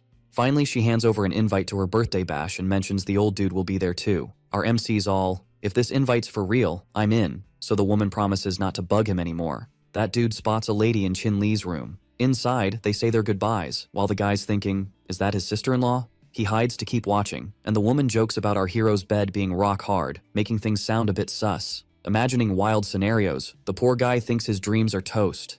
But then, footsteps echo in the hallway, and he spots a mystery woman. He instantly melts because she's drop-dead gorgeous. When he meets Chin-Li and sees his state, he jokes if she was a bit too intense. Jiang wonders how the boy's gonna explain this to his sister-in-law, but our MC's like, nah, we're just picking someone up at the airport. The guy's convinced Chin-Li's ditching his wife for another lady. Time flies, and our hero spills the tea on the whole situation. Now he's chill because the woman's one of the 4 masters, and our hero laughs at his wild thoughts. This time, he wants to be ready and plans to grab some pills ASAP. The guy's hyped to hear about the pills, but Chin-Li's like, nah, it's all on you now. With a blank face, he nods. Got it. In a mansion, someone yells, Chin-Li's a jerk. The old man's fuming, stomping around, asking if he's got a death wish. He admits he underestimated Chin-Li and lost a good buddy because of it. His crew's pumped, begging for a shot to take the boy down. The patriarch's like, can't lose anyone else. It's risky, but can't let him live either. He orders all elite fam members to gather in 3 days for a Chin-Li hunt. Nuon's shocked, asking if he really wants to off the boy, but the old man's like, it's family biz, stay out of it. She tries her cutest puppy eyes to stop her bro from fighting, and the man melts, saying he'd do anything for her. But a henchman snaps him back to reality. He gets mad, telling him to quit the nonsense, but the woman keeps up her cute act. The only fix is to send someone to keep her away till the mission's done. His 2 servants then drag the adorable girl away. The old man feels bad but thinks she needs to get what her bro's gotta do. No room for feels. Determined, he's set to launch his plan, sending hundreds of martial arts pros to take down the boy. Meanwhile, at the Liu Hotel, our hero's honing his new skills. He knows things are getting tricky, but in this city, he's low on energy, so he's gotta figure it out. That's when his bro calls, and they're rocking some super cute shirts. Both laugh, not expecting to be up so early, and it's like a cuteness overload attack. Our MC's like, almost time for lunch with Mrs. Liu. Later, in a swanky spot, that stunning woman says they both showed up and our guys all, sorry for the wait. They whisper, surprised to see them meeting someone else. Liu welcomes them and introduces 2 peeps from the Fu fam already there to chat with Chin. The guy's heard of our hero and wonders which fam he's from, but Chin-Li's like, sorry, not a genius or from a big fam, leaving the man shocked. Liuli's annoyed he's not from one of the big 4 families, thinking it's a waste. Jiang's got 0 interest in joining the alliance, just there cause he was invited. The other guy's like, this one's just a leech, can't believe the Liu fam invited him. But Liu Mu shuts it down, surprising them since she invited the boy. The guy's riled up, calling it an insult for a regular dude to join the alliance, asking not to be fooled. Liuli tells her bro to teach that trash a lesson. Our MC's bro and that cocky dude start bickering over all this chaos. Liu Mu's all, chill guys, but the boy's totally wild, claiming he'll own up to everything. Changkun's trying to get under our hero's skin, but our MC's like, what's so special about your fam, huh? Then he flexes his power, questioning if Changkun's fam even deserves his attention. Without even standing up, he unleashes his second move, spreading energy all over the room. That cocky dude can't handle it, and boom, he's on his knees. Looks like he got a bit wrecked, rolling around clutching his legs. Then our MC's all, go tell your fam head that Chin-Li's not interested in teaming up. The girl finally pipes up, saying the boy's doomed cause she's gonna snitch to her dad.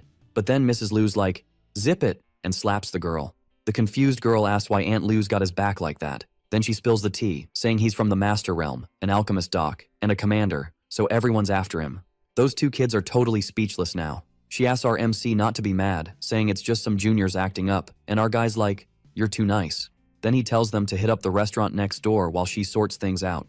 She glares at those kids, knowing they can't handle the way without the boy's help. Elsewhere, two dudes argue if babysitting the girl is worth missing the hunt. The girl yells for help and they rush to open the door, but turns out the problem's the dudes opening the door. The annoying guy's rolling on the floor because of that spray in his eyes. She uses that pepper spray chaos to make her escape. She bolts through the mansion and down the stairs. In a massive hall, the elder thanks everyone for coming, saying the plan's gonna rock with so many people. He's even busting out the family sword, unseen for years, to take down our hero and the Liu fam. Then, the epic flaming earth sword starts appearing beside him. Nuon's freaked cause she knows when these swords show up, it's game over for many. For 1,000 years that sword's been on fire, and now the flames never die out. The family boss declares that for the Wei generations, he's taking the family treasure, yanking that weapon from the ground. The word's out that Qin Li's teamed up with the Liu and Fu families, hiding behind these ladies. Nuon's desperate to save our MC, but she knows she's weak, while her bro's all about wiping everyone out. Then she finally gets a plan.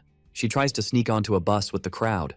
Just when she's almost there, someone tells her to freeze. She can't believe it took her over 3 hours to disguise herself and still got busted. Someone steps up saying if she's scared of dying, she doesn't have to go last. But if she's not scared, she can roll with him cause he's super strong. And Nuon's grateful to brother Yunfei, relieved she didn't get caught. Pumped, she vows not to let anyone hurt Qin Li. Elsewhere, our hero thanks Mrs. Liu for her hospitality, but it's late and they won't bug her anymore. Then he asks if she knows a chill spot in Huadong, and Liu's like, yeah, but you sure you want to go? Jokingly, he says he ate too much and needs a quiet place to practice. With a gentle smile, she says it's a place people rarely visit. She offers to take him to Willow Mountain, but since it's early, our hero's like, I'll go solo, no worries. A few hours later, a girl up in a tree spots Commander Qin Li. The boy's just strolling down the street, all chill. He notices the place is buzzing with spiritual vibes, wondering if it's linked to the Liu fam when he spots something. That spot's got a golden glow. Everything there seems packed with powerful stuff. He checks out an item with a golden aura and picks it up. Then he goes to a girl who's cleaning, asking how much it costs. When she doesn't answer, our MC keeps calling her the boss. Still without turning to him, she casually says she'll sell anything the young dude wants. Qin Li thinks it's a bit sus and asks for the price. She spins around and drops a bomb, asking what he thinks of 5 million. She's already reaching out, asking if it's card or cash, but our guy's just standing there, mind blown. She's still waiting, and our hero's frozen, totally shook by the price tag. Finally, she slams the table, all fired up, saying she's gotta pay taxes every year. Qin Li's like, how was I supposed to know? But figures it's worth it to clear out some space in the ring. Finally, he tells her to get ready to make bank, while she's just standing there, totally confused. Out of nowhere, gold bars start raining down on her. Later, our hero's chilling in the forest, leveling up his skills. The sun's peeking out, and suddenly, he gets this danger vibe and wakes up. He didn't see this coming so soon. A squad's attacking a mansion. They're up against this kinda old martial artist. Even Mrs. Liu's in the mix, roasting those weaklings. The patriarch's worried two might not cut it, but they've got numbers on their side. The plan's to take out Qin Li ASAP, but while they're wondering where he's hiding, our hero pops up right next to the guy's ear. The dude spins around, realizing it's Qin Li himself. He's fuming, questioning how the young dude dares. Qin Li whips out his weapon, teasing him, saying the old man didn't learn his lesson last time. The old man says he promised Nuon he wouldn't off him yesterday. But you know, that doesn't cover the rest of the fam. Right then, two hefty henchmen crash in front of him. Mrs. Liu tells our MC those two are the Xiong bros, and together, they're master realm strong. She warns him to be careful while kicking one of the henchmen's faces, leaving our hero impressed with the fam's strength. Now that he's been warned, he's on high alert. The two chunky bros boast they'll show off all the way power. They charge together with their bare fists. Qin Li clocks their massive strength. But he's not phased and charges with his weapon ready. Nuon can't help but shout for the young dude. One of the Wei bros asks if she's nervous and if it's her first battlefield.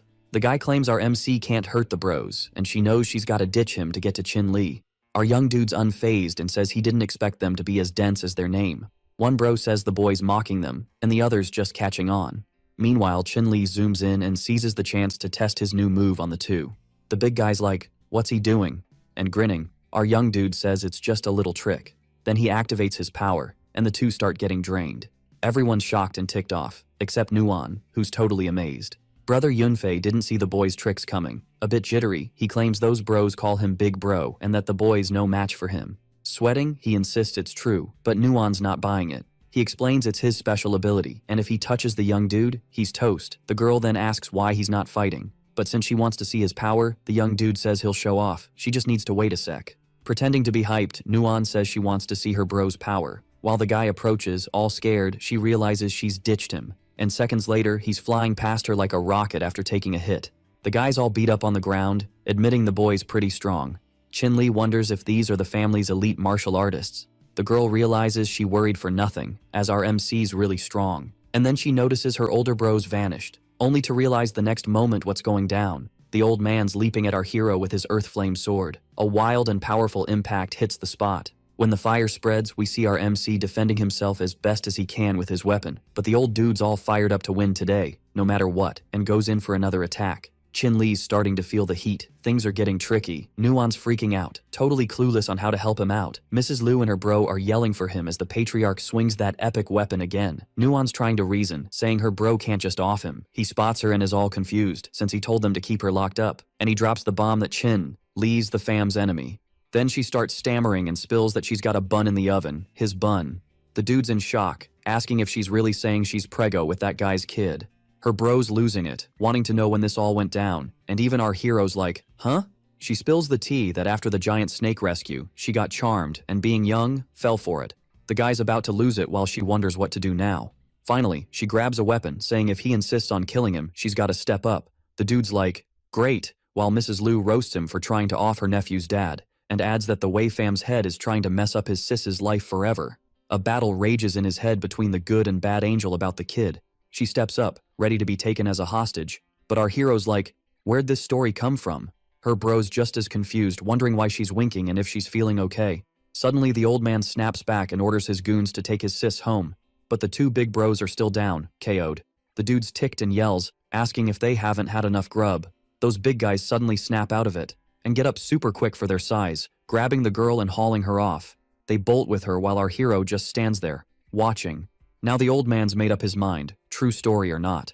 The dude leaps at our Mac again, saying he's gotta go. The swords clash, causing a massive energy boom, but the patriarch's quicker and lands a kick on Chin-Li. The young guy crashes down, dropping his weapon. He sees his spiritual shields draining fast, no time to recharge. He's starting to think today might be his last. Mrs. Lu's all out of juice, but she's got one last trick. She wants our Mac to help with some drama, but he's gotta nail it, and the boy's clueless. While he's questioning her, the Fu fam's patriarch is speechless. He's shocked she's really gonna use that. Then she says she gives up and her fam will serve the Wei fam. The old dude's pretty pleased. But he wants her to off the boy to prove her loyalty, and she says, sure. She tells her little bro not to blame her. She raises her hand, summoning her power, telling him to blame himself for being weak. That water starts forming into a woman, and she explains he must withstand her power. That woman-shaped energy charges at our Emak and hits him right in the chest. The old man's loving this. He asks if Fu's gonna keep fighting even with the Liu fam surrendering, but the dude's like, nah. But he adds that since he can't, there's someone else who can keep the fight going. The patriarch's a bit on edge with this news, and our hero shows up, wielding all that borrowed power, feeling way better now. Mrs. Lu says she prefers the young ones and apologizes. She knows she's done fighting, and it's all on our Mac now. That old man realizes she gave all her energy to the boy. Then he jumps again, like a meteor, saying he's ending it now. In response, our hero uses his Form 1, the Pillar of Heaven. With a slick move, he manages to pierce that old dude with his weapon. People are yelling for the patriarch who drops like a sack of potatoes. That barrier they set up starts cracking under our mech's power. He cranks up his aura's strength, and that greenish energy starts slicing through the barrier, smashing it in seconds. Then this young dude's all, out of respect for my sis, I just knocked him out, but he better bounce and take his fam with him. The old dude's like, yo, the elder you offed was from the Zhuge fam, and they're def gonna come for you. He hopes the guy can still walk and talk like today. Our hero's clueless about that fam, but they sound like one of those secret ninja clans. Mrs. Lu spills the tea that these hidden fams are full of powerful peeps, ready to step into the spotlight. Chin-Li's all, props to Mrs. Lu for this, and she's like, it's a secret fam technique. The Fu fam's big boss apologizes for his young troublemakers and calls our hero a legend. Chill vibes, our hero tells him not to sweat it. The lady's hinting hard about her birthday in 2 days, really wants him to roll through. He peeps the place has got mad spiritual vibes, needs to train up there more. Fast forward 2 days, it's Mrs. Lu's B-Day bash. She's all glammed up, greeting everyone, hoping they vibe with the party. Guests are stoked to be there, eager for her to take their gifts. That bratty kid thinks they're clueless about his aunt's taste. He's like, how's this junk gonna impress? Her? He juggles while others flex with pricey jade. Liuli's teasing, asking if he needs help with the gift or just came to mooch. The big boss calls her out and she's all, oops, my bad, looking scared. Our hero's all smiles, saying it's no biggie. Mrs. Lu rolls up, checking if they're having fun, and Chin-Li's like, just messing with Miss Fu. Birthday girl's laughing, soaking up the congrats. Chungkun shows off his gift, and she's wowed by the fancy lotus. The young dude's like, if you dig it, the 200 million price tag's nothing for us. The girl keeps teasing, under her fam's disapproving glares, asking what our hero brought. Our hero hands over his gift, wishing her a happy B-day. The duo's whispering, roasting him for the basic gift. But Chin-Li's like, nah, it's one of a kind. Other guests joke, saying he's got jokes cause it looks like trash. She takes the gift, saying all gifts are equal, pricey or not. Mrs. Liu's curious if it's hiding some secret treasure. Luli's like, he's gotta be fooling her. The bratty kid wonders if they should do something, but his dad's like, it's complicated. She puts it on, and Master Fu works his magic on the bracelet. The lady's shocked, asking what he's up to, but something's definitely going down. She's stuttering, seeing the bracelet glow with power. A magical symbol pops up around the bracelet. She instantly knows it's a defense artifact. Mrs. Liu's super grateful for the gift, and our hero's stoked she digs it. The bratty kid thinks our hero just got lucky, but the birthday girl's like, nobody scores rare stuff by luck. She jokes she likes him a lot, maybe even been in his bed. Out of nowhere, a water hand smacks the kid in the face, and the lady tells him to show some respect to his elders. The kid's shocked, saying even his dad never hit him, but his dad's like, you had it coming. He suggests the kid apologize to Mrs. Chin-Li before he does it himself, but our young hero's like, no need for sorries, but can we chat about alchemy? The kid's clueless, thinks it's witchcraft, but maybe there are hints in the southern islands and Shu. Our hero's hyped with this intel. He stands up, thanking for the assist. The lady can't believe how strong he's become, thinking if she trains with him, she could level up fast. In a mansion, someone's yelling for help. The old man's stressed, been calling forever and no one's showing up. Then someone pops up saying Wei Kaiyuan can stop yelling. The guy drops the bomb that all the Wei fam's elite members are toast. Kaiyuan wakes up, shocked he didn't hear a thing, wondering if they're stealthy ninjas. Yo, check this out, it's wild. Nuon's hiding, trying to figure out what's going down. Out of nowhere, someone snatches her arm and covers her mouth. Then these two big bros tell her to stay hidden and hush up. The invaders are all, search everywhere, leave no one standing. The bros admit the enemies are tough, but promise to help her escape, even though she wants to help her bro, but they drag her away, saying there's no hope for the patriarch. Kaiyuan didn't see the Zhuge fam coming for him before Chin-Li. The assassins all, sooner or later they'd show up, and today, the Wei fam's toast. But he says not to sweat it about Chin-Li, they'll handle him too. Meanwhile, at Huadong Hotel, someone yells, what's going on? Our MC asks Liang Qing to spill the tea on Qingyin. She says assassins hit the village, and even though they fought hard, they couldn't win, and she got poisoned. Then, a woman strolls down the hall, thinking the commander won't escape this time, while on the phone. She believes with Huan San's essence, he won't say no to practicing with her tonight. Suddenly, a boy bursts in, telling them to look after his wife, slamming the door on another girl. That girl gets mad, thinking the boy's only got eyes for Qingyin. She thinks the woman made her do this, so don't blame her later. Later, she's chatting with a doc about making her face look like the person on the phone, no matter the cost. With a dark vibe, she thinks Chin-Li's getting a new wife soon. In a mansion, someone says they got lucky, or the poison would have hit the heart. The poison's creeping slow. Took him almost 3 hours to get there. Chin-Li wants the scoop on the assassin who's chilling in the basement. Down there, the dude's all beat up, and he spilled all the beans. Turns out Master Wutian, who he offed before, was an elder of Sanhe Hall, and they sent the assassins. He says they didn't dare attack him, so they sent a bunch to take out his wife. Chin-Li thinks she got poisoned, and Master Fu said the alchemy's from the southern islands. He knows they tried their best, but the enemy's super strong. Then he tosses some pills to them. The guy's shocked, asking if it's really for him, and he pats his shoulder, saying next time, no regrets. But the future enemies will be worse. So he asked a friend for backup. He explains they'll help when needed, so he counts on her and Shangjin, making the woman wonder if he's leaving.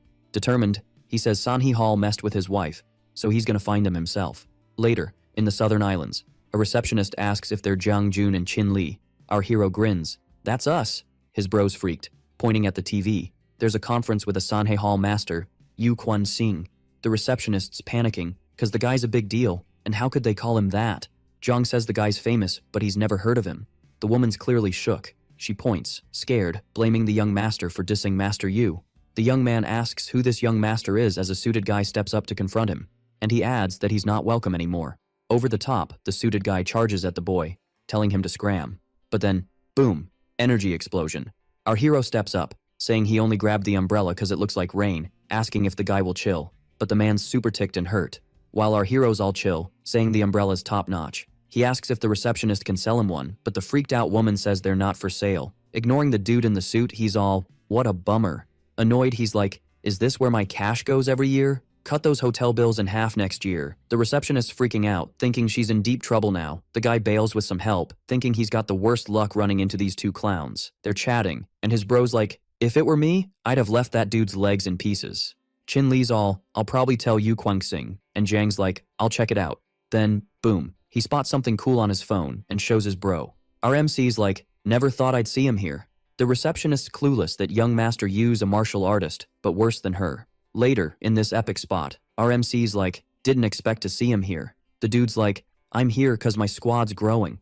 Why's Chin Li here? The young guy's like, I'm here for a martial arts conference with my bro. Gao's like, since you're here, I'll spill the tea. He's all, there are two big players here, Sanhee Hall and Zhuanmin. There's gonna be a tournament where martial artists can join Sanhee Hall to beef up against the rival. Of course, they gotta deal with Sanhee Hall, so they're joining the tournament. Hearing this, our MC's like, sign me up too. Chin Li's new to the squad and hasn't done much, so he's itching to join in. The dude's hyped about our young guy's plan, especially since he's heard he's hit the master level. Then he's like, I'm in the serious gang. When suddenly someone's like, is the tournament all on him? Two dudes roll in, kinda salty about being swapped for our hero, who they think is just a kid. Gao's like, that's not what I meant, forgive this newbie. He's all, these are the Liu bros, the gang's top dogs. The dudes are ticked and want to train to see if our MC's the real deal. Chin Li's like, I'm cool with being recognized by Bro Gao, not looking to embarrass myself. Now they're impressed, saying our hero's got good judgment, and it's smart not to show off too soon. He's watching, wondering if these guys are legit martial artists. But then his phone buzzes, and he answers, kinda worried. Elsewhere, someone's like, chill, have a drink while waiting for Bro Chin. Nuan's like, sorry, can't drink, heard from Mrs. Liu Chin's at this hotel. The dude's annoyed, it's just a cocktail, plus I can help find the guy. The girl's a bit scared, tells him not to be mad, and agrees to drink. Now the dude's pretty pleased with himself. The young guy's waiting for his plan to kick in. Jiang's sprinting, yelling for Nuan to stop. But he bumps into some goons who are like, how dare you mess with Mr. Yu? The fight kicks off at the door, with the young guy owning it. The dudes get tossed inside, smashing through the glass. He bursts in, shouting, don't drink that, something's off. The girl's all excited seeing him rush in. But then, everything's a blur, and she drops her glass. She flops on the sofa, feeling super hot. Jiang's mad, ready to throw down, demanding what's in her drink. But the suit guy's like, you're just level 6 trash, get lost. The boy's sent flying, crashing into glass. In a fighting stance, he's like, you ruined my plan. He's feeling the hit, begging Nuan to wake up. The suit guy's being creepy, suggesting. They hang out. Later, the girl's in bed, feeling awful. But that dude's like, I'll make you feel better, taking off his shirt. Suddenly, the door's kicked open, freaking him out. And our hero's there with his bro. The dude's all, do you know who I am? Calling him a psycho. But Chin Li's not in the mood to chat and just face plants into the wall. In a blink, that funny dude's sprawled out on the floor, looking like a pancake. Jiang scoops up poor Nuan, who's only whining about feeling super hot. Soon they plop her into a tub of icy water. They used acupuncture to zap the drug effects, so now she's on the mend. Before long, she starts waking up, all confused about where she is.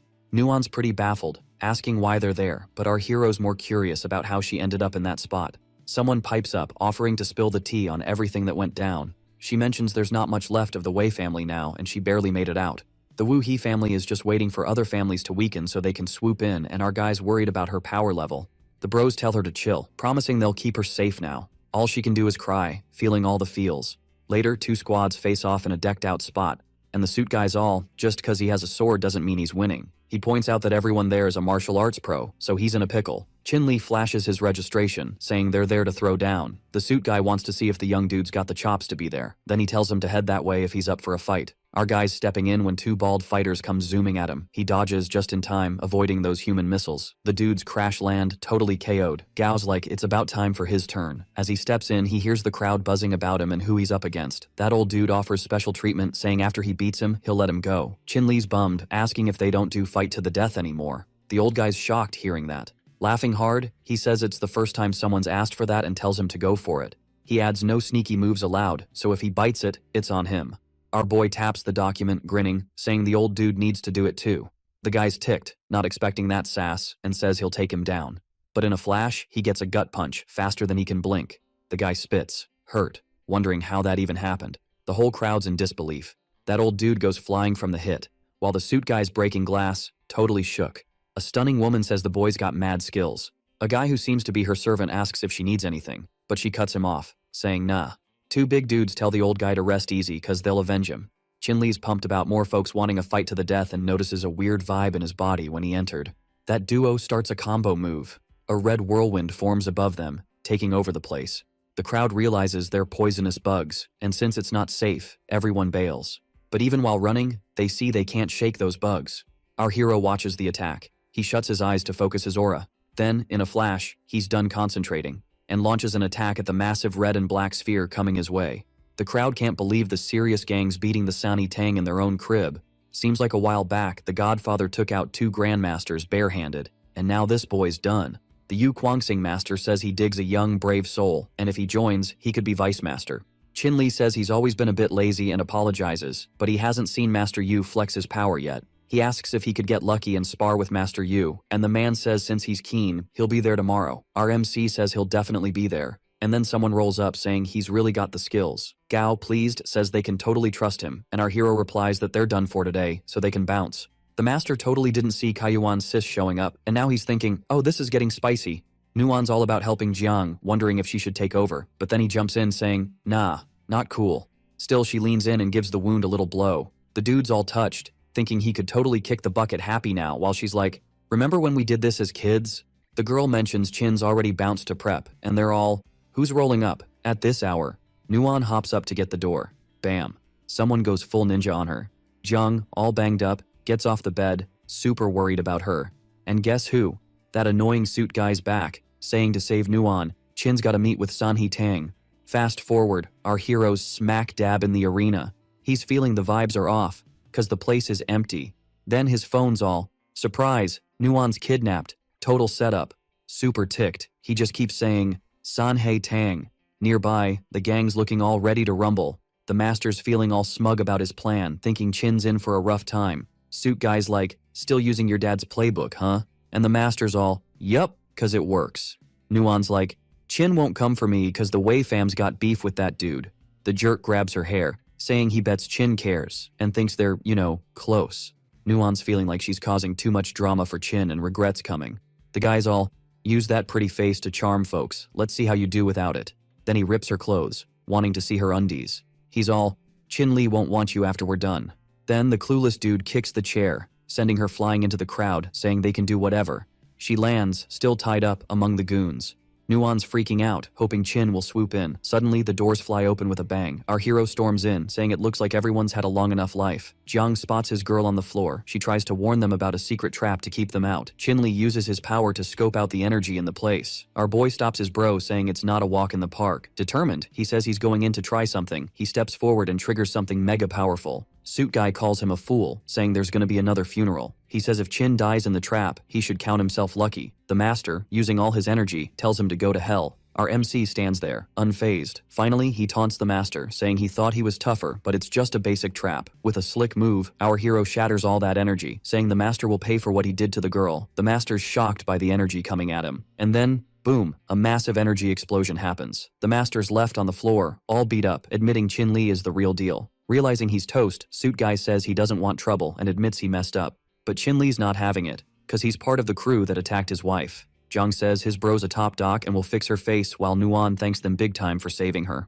The leftover goons beg for mercy, saying they want to join the serious gang now. So, our MC tells them to report to Gao, which makes them super relieved. The guys are now leaving all chill. Then our MC shows he's pretty banged up too. His friends are worried and he says he thinks he got poisoned. A woman walks in saying the poison's the pride of the Sani Tang fam, and if he doesn't act fast, he's toast. Chin-Li turns, asking who she is. The woman says she's Xia Yufei, head of the Xuan sect, and admits she caught the martial arts showdown yesterday. Chin-Li remembers Gal talking about a beef between the two groups there. Xuan sect's the big boss around here, chilling at the top of the island. Our MC, all curious, asks why she's watching him. She says she's here to help and wants a private chat. Chin-Li's still a bit sus, but goes along with it. Elsewhere, she offers our dude a remedy, but he's like, nah, I'm a doc too. I got this poison thing covered, thinking she's got other motives. She spills that no one's hit Grandmaster level in ages, and no one's been worthy, until he showed up. She says if he takes the gig, she'll step down and be vice chief, which totally floors our MC. Our hero's like, nah, I'm not into joining any squads, even if they're famous. She then invites him to her sect as a VIP, and he's like, what's that about? She explains the books from her group's founders, and as a thank you, she could hand it over. Yufei says she's tried it but isn't skilled enough, hoping it'll be his jam. Next thing, the dude feels his aura leveling up, getting all powerful. She's hyped, noticing his aura's maxing out just by being there. Chin-Li tells her if her crew's in trouble, she can hit him up, and she thanks him. Back at the battle spot, the master's still lying there, all beat up. Lucky for him, he popped a pill to save his heart and didn't bite the dust. He gets up, plotting revenge on our MC. The master grumbles that Chin-Li not only wrecked Sanhee Hall, but also threatened to boot the Zhuge family. The assassins on the other end find the idea of booting the family hilarious. The dude's like, just offing Chin-Li's dull, I'm heading to the southern island to take it all. He calls Yu Guangxing trash for kicking him out before and now needing him to settle the beef. All bruised, the guy begs Master Yi for forgiveness, saying he was clueless back then. Finally, he orders the dude to spread the word that Zhuge is taking over the southern islands. The assassin chuckles, saying he wants the reporters to see him take down Chin-Li. Our MC's looking after Nuan, who's worried about scars, but with this trick, she's good.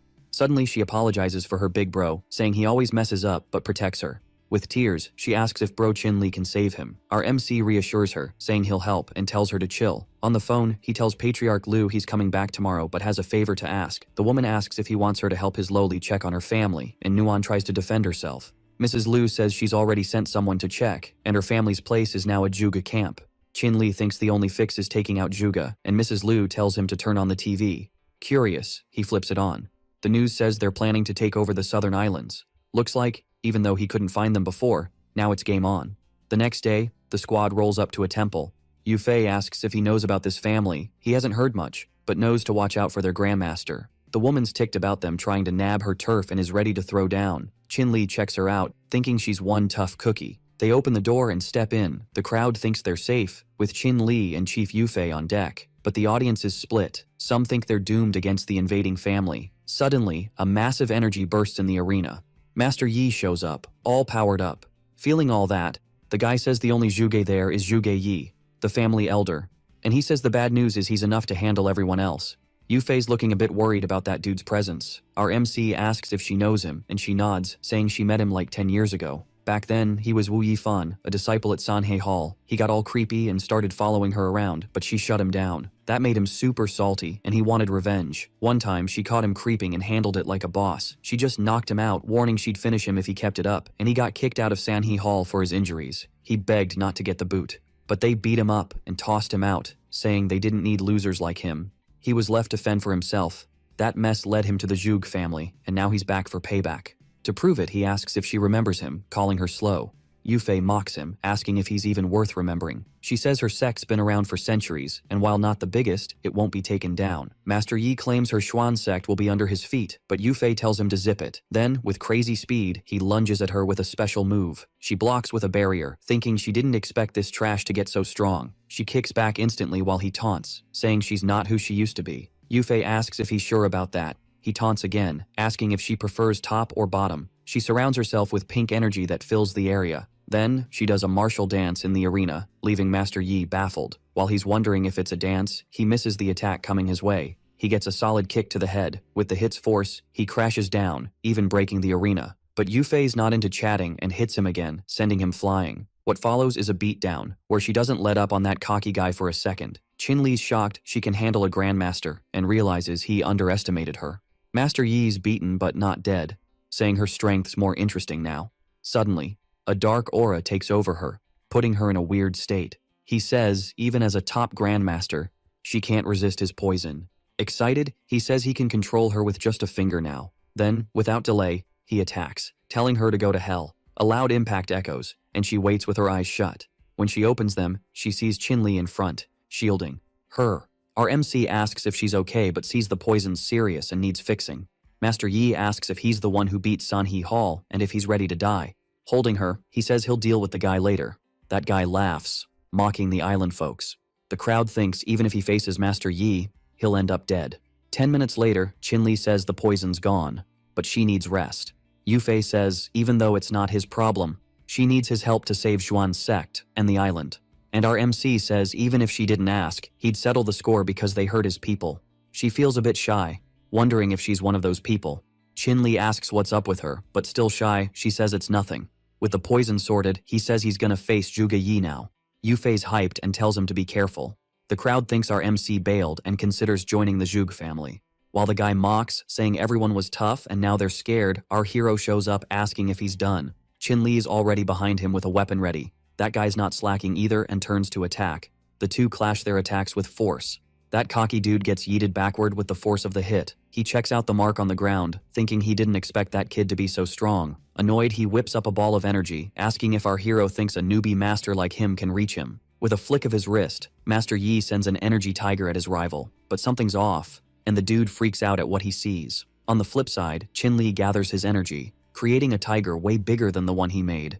Our hero's fist lands smack on the face of the smug master. That punch was super strong, and Master Yi feels the hit. The crowd thinks the master hasn't shown his tricks yet, while Yufei is hyped about the outcome. She thinks she didn't expect to see secret families showing up here. The buzz our hero is creating must be huge. She's shocked that these families are here. Suddenly, something wild happens in the arena. Super annoyed, Master Yi asks if our hero is looking for trouble. The dude pulls out a sword, and then spits on it. With that, a crazy powerful energy bursts from that weapon. Everyone watching from the stands is shook. One of the secret family peeps wonders if that evil spirit is linked to that family. Chin-Li realizes it's a mega powerful evil spirit. The dude sees he's got the upper hand and sends his attack at his rival. Our hero just grins and dives to the ground, making a kind of symbol with his energy. A massive entity pops up above that symbol. That thing sucks up all the energy from the evil spirit. Grinning, Chin-Li says that trick is useless against him. Annoyed, the dude says the kid was the first and will be the last to push him this far, then cuts his hand with the sword. Again, a powerful energy starts to flow from that master, covering his whole body. His look gets kinda demonic, as he says to let him show his true power before taking him down. Rising from the ground, he unleashes a bunch of demonic attacks at our hero. Chin-Li notices he's turned into some kind of monster and wonders what they're doing. Things are not looking good as the Qi and the Yin evil spirit are clashing inside his body. Suddenly, it seems he has a plan. Saying he doesn't want those nasty things, he throws the energy back at his rival. Without breaking a sweat, the demonic master gobbles up that energy through his mouth. The monster taunts our hero, asking if he's already given up, and adds that his aura is tasty. But in the next moment, something unexpected happens, and it hits him right in the heart. Placing his hand over it, he asks what Chin-Li did to him. Our hero says he just mixed the evil spirit with his aura and sent it back to the dude, letting them clash inside him. Shaking and defeated, the monster asks how the kid dares, but he's cut off by a precise sword attack. From the middle of the stands, that guy says, as he predicted, the kid will win. The monster gets launched far with the attack while screaming. Chin-Li explains that all this is because the Zhuge family hurt his wife. A dude comes running in asking if Mr. Zhuge is okay. That guy thinks trash is trash and he can only blame his bad luck. Pretending to support him, he comments that this Chin-Li is terrible and how could he do this to him, but it seems it's not over yet. Zhuge Yi seems to feel an internal attack again and drops to the ground without a reaction, while the fake dude there shouts his name. He keeps shouting excitedly, questioning why he killed him if that tournament was just a competition. People curse him for doing this, while our hero really thinks Zhuge wasn't supposed to die from just that. That guy says they should have done the same when the dude tried to kill Master Xia, and that actually, this guy is no good. He questions if that monster was the only one allowed to kill others, and that in the martial arts world, power is what counts. Chin-Li thanks for the kind words but explains that he wasn't the one who killed Mr. Zhuge. This is news no one saw coming. Our hero quickly approaches that shady guy, who questions what he wants. Pulling out a needle and sticking it into the dead guy, our hero says it's an autopsy. When he pulls it out, he realizes the dude is completely rotten. He quickly stabs a creature that popped out of him, and explains that it was this parasite that killed Mr. Zhuge, and Yufei reveals it's a Yu Guangxing Punic parasite. The suspect dudes they're just trying to distract from the real deal, and who even knows if they're not the bad guys themselves. Everyone's jaws drop when our hero's like, what if he had a witness, huh? Chin-Li's why you running if I didn't even point fingers? But the dude's like, I know what's up. Our MC's been side-eyeing him for ages. And when he grabs him, the dude's face is like, whoa. Then, plot twist, he's Yu Guangxing. And everyone's like, wait, isn't he supposed to be toast? Chin-Li's are you the mastermind behind the Zhuge fam crashing the southern islands? The dude's like, y'all can go jump in a lake, and poof, smoke bomb. The crowd's coughing up a storm from the toxic smoke, but our hero's got his aura shield on lock. Next thing you know, the dude's vanished like a ninja. The young guy's like, Guangxing's really losing it over whatever he's after. Our MC's thanks dude, but what's your name again? The guy's like, join my squad, and Chin-Li's like, nah, not really into the whole faction scene, but he's thinking, maybe flying solo ain't the best move. Then bam, he tosses a card, hoping for a future meetup. Our hero picks up the card, totally shook by what's on it. Yufei's like, got us a hotel room, you should crash, I'll handle the rest. But he's like, nah, I got this. The duo's moving on when suddenly, bam, the girl's hit by something. From inside, our hero's like, weird, use the silver needle to zap the poison. He powers up to help his friend who's looking rough. He checks, her heart's cool, but her pulse is weak, like she's on the edge. To save her, he's gotta channel his aura. But first, gotta unbutton her shirt. No time to freeze up. Our MC pops the top buttons and starts undoing the cuffs, one by one. Lifts her up, finishes taking off the shirt. He tosses her clothes aside, ready to start. Then, he grabs the needle and gives her a little poke. After that, he focuses his aura into her. For a whole hour, he's all in with his aura. Finally, she starts waking up and sees our hero, blindfolded, while she's kinda exposed. Embarrassed, she covers up and calls for Chin-Li, who's stoked she's awake. Our MC's like, gotta take out the needle first, don't move. Chin-Li's all, couldn't leave you, and she's like, not your fault, I knew my deal. She spills she was born with pure yin, today was supposed to be it, but now she can stick around longer. He gets she wanted to leave stuff to him, and she smiles, asking if she was sneaky. Then she asks what if he could change her fate, and she's totally surprised. Yufei's like, you're kidding, it's not a sickness, it's destiny, no one's ever helped. He talks about the soul contract, letting someone transfer life through sacrifice. Yufei's like, who'd do that? And someone pipes up, I would, but she yells no, while the old dude smiles softly. Chin-Li's heading out, saying after they chat, they can find him. Quangsing tells Master Kang our MC poisoned Master Yi and offed him, but he found a way out. The dude's ticked like, how dare he mess with my fam, and slams the table, saying head south. The dude's like, heading back to Shangjing, let's set a trap and end this mess. Master Kang's kinda iffy but goes with it. He ends the call, thinking the plans for his return to Shangjing to be his last. Chin-Li's like, in a few days, we'll wrap up and help Nuan with the Wei fam drama. Jang's all, why head to Shangjing if the Wei fam's elsewhere? But our hero's like, it's no accident. Nuan's just standing there, totally clueless, staring at the two. Then, out of nowhere, there's a knock on the door, and the young dude goes to check it out. On the other side, it's Gao, announcing himself. The guy's all, is the boss here? And Zhang's like, yeah, he is. Suddenly the door flies open, and a crowd of people with boxes barges in, tripping over each other. Zhang's just standing there like, what the heck is going on? Turns out, they're a bunch of gang leaders wanting to shower our hero with gifts. Gao spills the tea that they're leaders from schools and sects, all wanting to follow him. The young dude's all, so are you gonna start your own squad now, or what? Chin-Li's deep in thought, considering the idea. He thinks it's a sweet chance, but nah, not the right time. Can't get tangled up in drama now. Our hero's like, I'm not from here, but y'all should join the Zhuan sect under Chief Xia Yufei.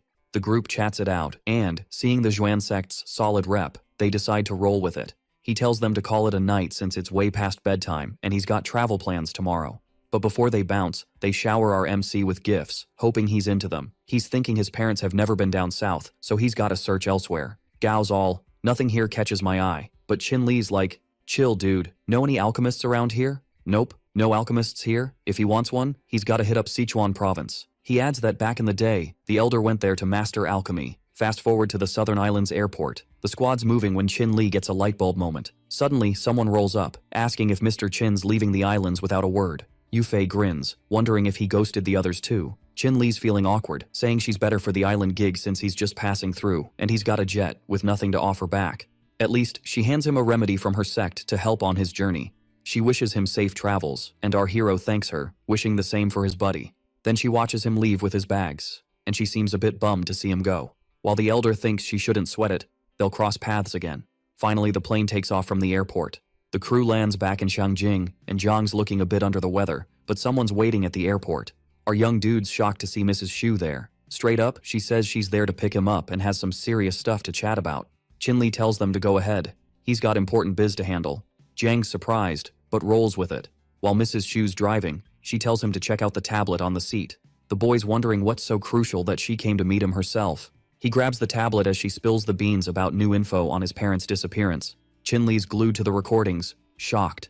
In the video, there's a massive explosion, people flying everywhere. A brawl's going down at that spot. A dude's yelling to protect the researchers until they can bounce. One of the baddies is chasing the scientists. A suit-wearing guy tries to defend a woman but gets hit by a weapon. He fights back by injecting something into the attacker's neck. Boom, the guy drops, totally out of it. The brave dude's like, just a scratch, let's keep moving. But they're blocked by two more invaders. Seems like the baddies want something from the suit guy, and he's not giving it up. The recording cuts off there cause the fight got wild, and the cameras got wrecked. Mrs. Xu says these folks are from an extremist group, and that our hero should only trust himself. Chinli's already met with the Chitong and Zhuge families and spots a familiar pattern in those bodies. Suddenly, it clicks for him. He pulls a card from his jacket. The girl explains the Zhuge family is heading to Shangjing in 3 days to chat about training Yanxia warriors. Grinning, Chinli's like, "Didn't think Yu Guangxing would come in handy." Mrs. Xu pops in, saying his wife sent her to whisk him off to their new crib. Chinli's all like, "Whoa, everything's set up already?" So she's taking him first, cause wifey's waiting, and our dude's super grateful. On the way, our main guy asks about young Master Xu, but turns out the kid's got a bit of a spicy attitude. Fast forward, they roll up to this mega fancy mansion. Qingyi's getting ready, wondering why they're not there yet. She's also thinking if he was in on the whole plan. Just then, someone shows up, and she jumps up, all hyped. She ditches everything and bolts to the door. She leaps at our hero, giving him a big ol' hug. Wifey was worried he'd run off with some other chick. Our dude's like, weird, she wasn't this pumped before. He asks if she really missed him that much. She grabs his arm, saying she warmed up his bed, but he's still kinda puzzled. Then she spins around, asking if she really had to say that. Chinli jokes she might have had a rough day and thinks they should check that first. She's a bit flustered, calls him a rascal, but she's into it. Our MC holds her hand, saying he'll take a peek first. In a cute way, she wonders if something's up with her bod. He focuses, saying he'll double check while she keeps asking if something's wrong. Our hero's shocked she doesn't have the same vibe as before. Right then, she shoves his arm, asking who that lady is, knowing she's not his wife. Then, through the open door, his real wife walks in. The two Qingyans stare each other down with totally different vibes. The at-home wife asks who the other woman is, and our hero's stuck in the middle, like a deer in headlights. Chinli says he'll explain, but wifey's like, "No need. I trust you. I'll handle this." The real one calls it ridiculous, saying hubby doesn't dig her, but the other claims he only loves her looks. Our guy suddenly clicks who she is and throws out the name, Zhou Xuan. Qingyin admits she was wrong, but promises to love him more, saying it's a couple's issue. The fake lady says the wife doesn't even know what love is while she'd die for the commander. Then, out of nowhere, she whips out a hidden weapon and makes a move to hurt herself. But Qingyin stops her just in time, and even gives her a slap. She explains that folks who don't love themselves don't get love. She adds that she just wants to satisfy her own wants, and real love doesn't cause drama. She tells her to bounce, saying she doesn't need to know who she is and doesn't want to. The fake wife starts bawling and gets mad. Then she storms off, saying something about the village. Chinli's digging what his wife said, and she says it came from the heart. Qingyin asks if he's arrived and hasn't eaten, then asks for his help in the kitchen. Feeling good, our hero agrees to help. Time flies and he's chilling in bed, working on his aura when his phone buzzes. He picks up right away. Someone's begging him to save the boss, it's that old dude, and they're at a nearby hotel. Chinli jumps up telling them to spill the deets as he's already on the move. Grabbing his coat, it's clear something intense is going down. Later, he meets up with his friend who says she doesn't want to take another life, but she's glad to see him. Our MC's shocked to see her in this state. The old man's freaking out, wanting to sacrifice himself for her, but the contract needs both parties to agree. Chinli asks if she'd agree if it meant saving Uncle Jiang, but she's unsure, feeling tricked. The boy says he'll do whatever it takes to save him, but it's gonna be tricky. Uncle Jiang's cool with it, saying he's lived long enough anyway. That dude was saved by Yufei's dad when he was a sick kid, and now he wants to repay the favor. Chinli explains the spiritual contract has a cost, but he's there to make sure Uncle doesn't kick the bucket. The old man says the boy promised, and he's ready. Then the girl takes a deep breath, says she's ready too, so our hero gets to work. He whips out this epic ring from his coat, and starts doing this wild contract thing, with the ring just floating there, buzzing with power. Right at the peak of the ritual, he's all, "The time is now." The energy just floods the place, wrapping everyone up in it. The whole building's glowing with this crazy powerful vibe.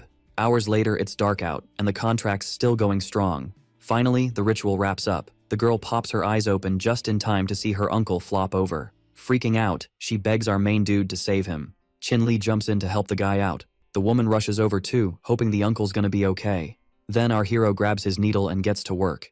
Yufei's on edge, cause it's been over 3 hours. She's trying to trust that nothing bad will happen since Chinli promised. She blames herself, thinking even Chin's having a hard time. Out of nowhere, it looks like our hero takes a hit, and the girl dashes over, super worried. Her uncle starts waking up, shocking her, while the boy says it was just a chi blip, no biggie. Next thing, he pops a pill. Our main dude saves the day, but the uncle's got 10 to 20 years left, and he's super thankful. Yufei's all grateful too, saying if he ever needs anything, they're there. Chinli's like, "Cool, but your uncle needs to heal somewhere with mad spiritual vibes," suggesting the southern islands. The girl says they're heading out tomorrow, but today they're sticking around to bug him a bit more. Back home, he realizes he's drained, just as his wife calls him. Yin's all worried, asking what went down. Our main guy explains he just helped a buddy out and got wiped. His wife lets out a relieved sigh. She stands up, asking when he'll start taking better care of himself. She wonders how she can help him out. Then she has a light bulb moment. Says now that he's got a void, it's prime time for dual cultivation. But warns if he thinks of another girl, boom, he's toast. Lee figures it's the woman inside his wife's head, messing with her. She asks what he thinks, 'cause he's not answering and looks beat. A bit tense, he agrees it's cool, but checks if she really wants to help, and she's like, yep. So they spend the night working on this plan. Elsewhere the next day, a crowd's clapping. 3 masters are floating around, flexing their power. They're from that sketchy, tough family.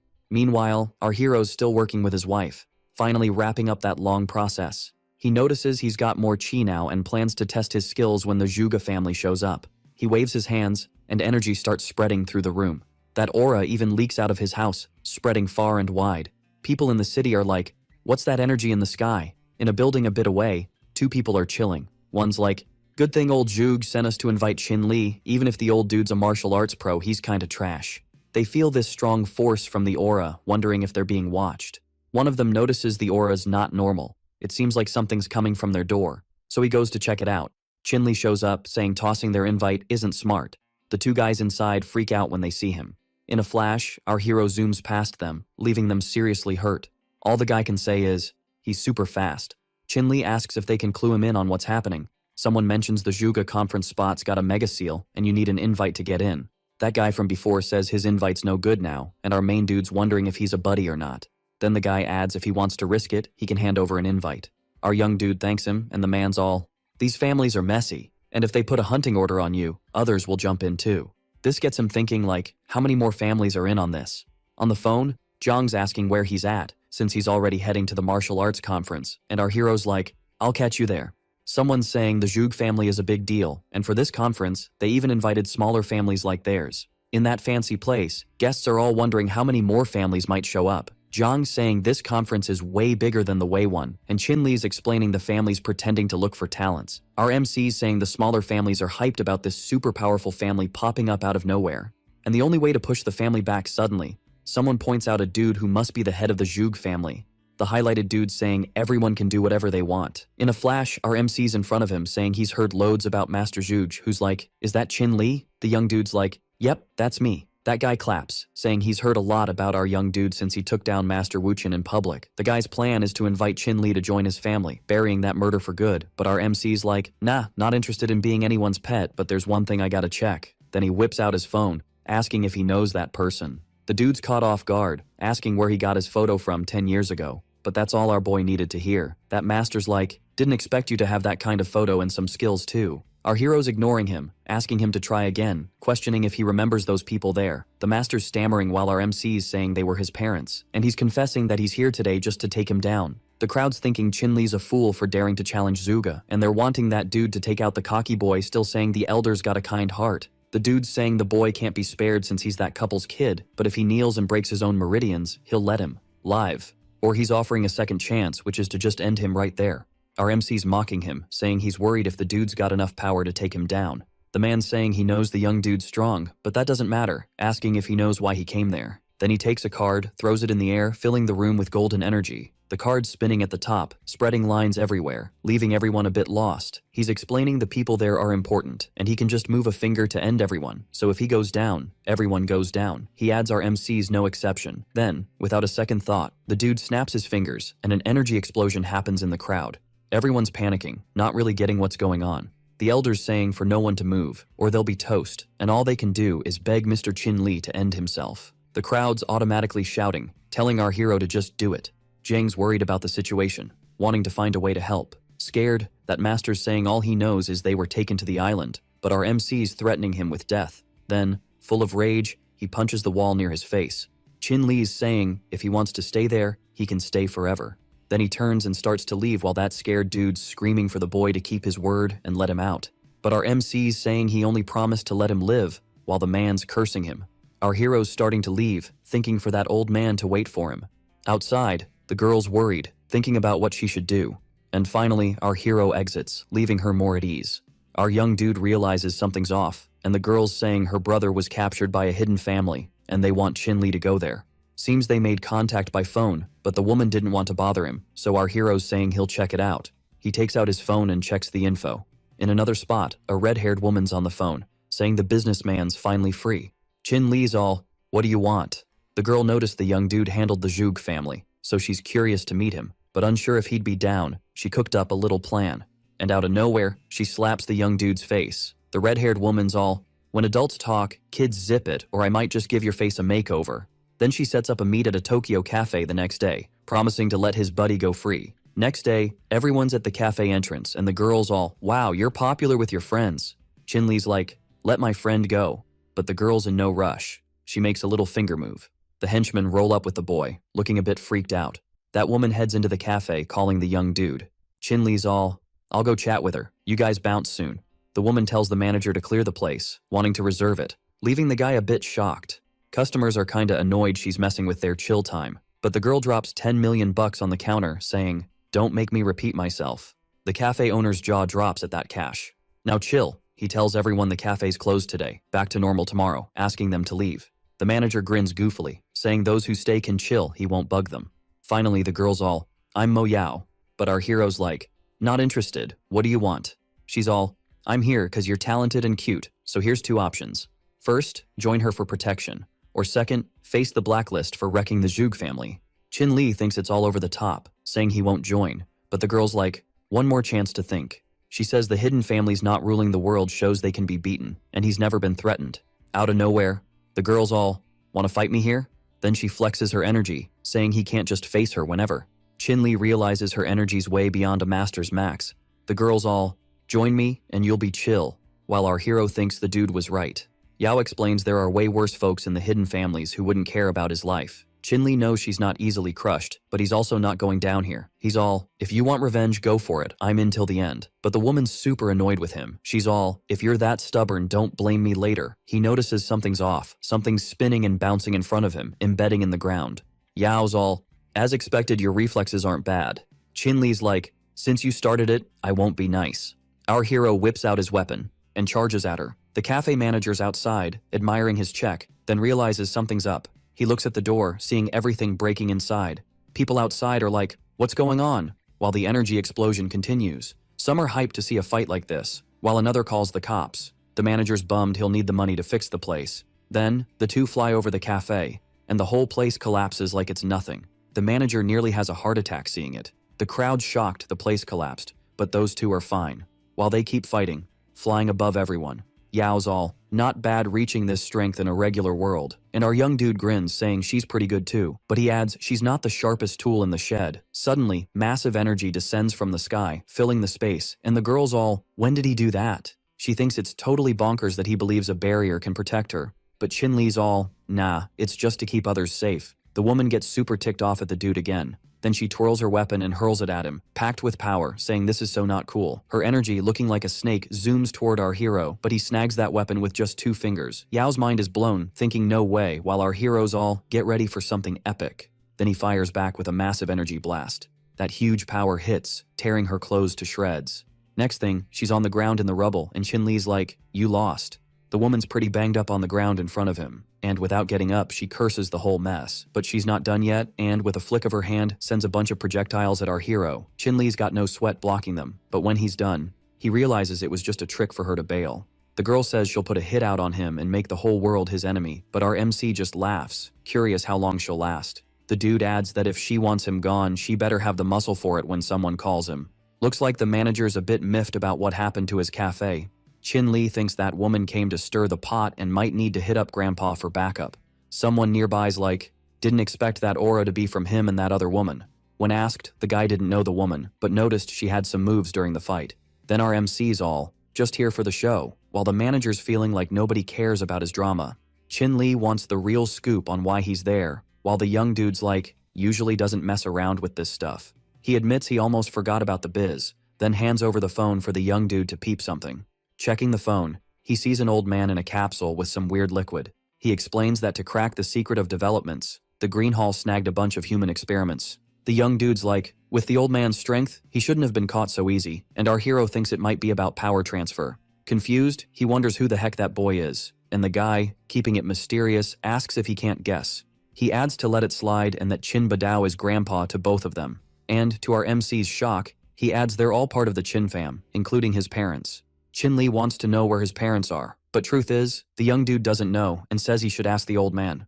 A bit taken aback, he wonders if it's to ask grandpa. The mysterious boy explains grandpa ditched the family leadership without a heads up, and all the young dude can do is give the location. That guy sees the hidden families put a hit out on him, and time's running out. Our MC's all gonna save grandpa. Elsewhere, someone tells Huang this is from Master Zhuzhe. Guangxin says he was told to head there if things went south. That guy's a bit jittery, thinking his family's top tier and doesn't get why the other thinks they'll still have to clean up his mess.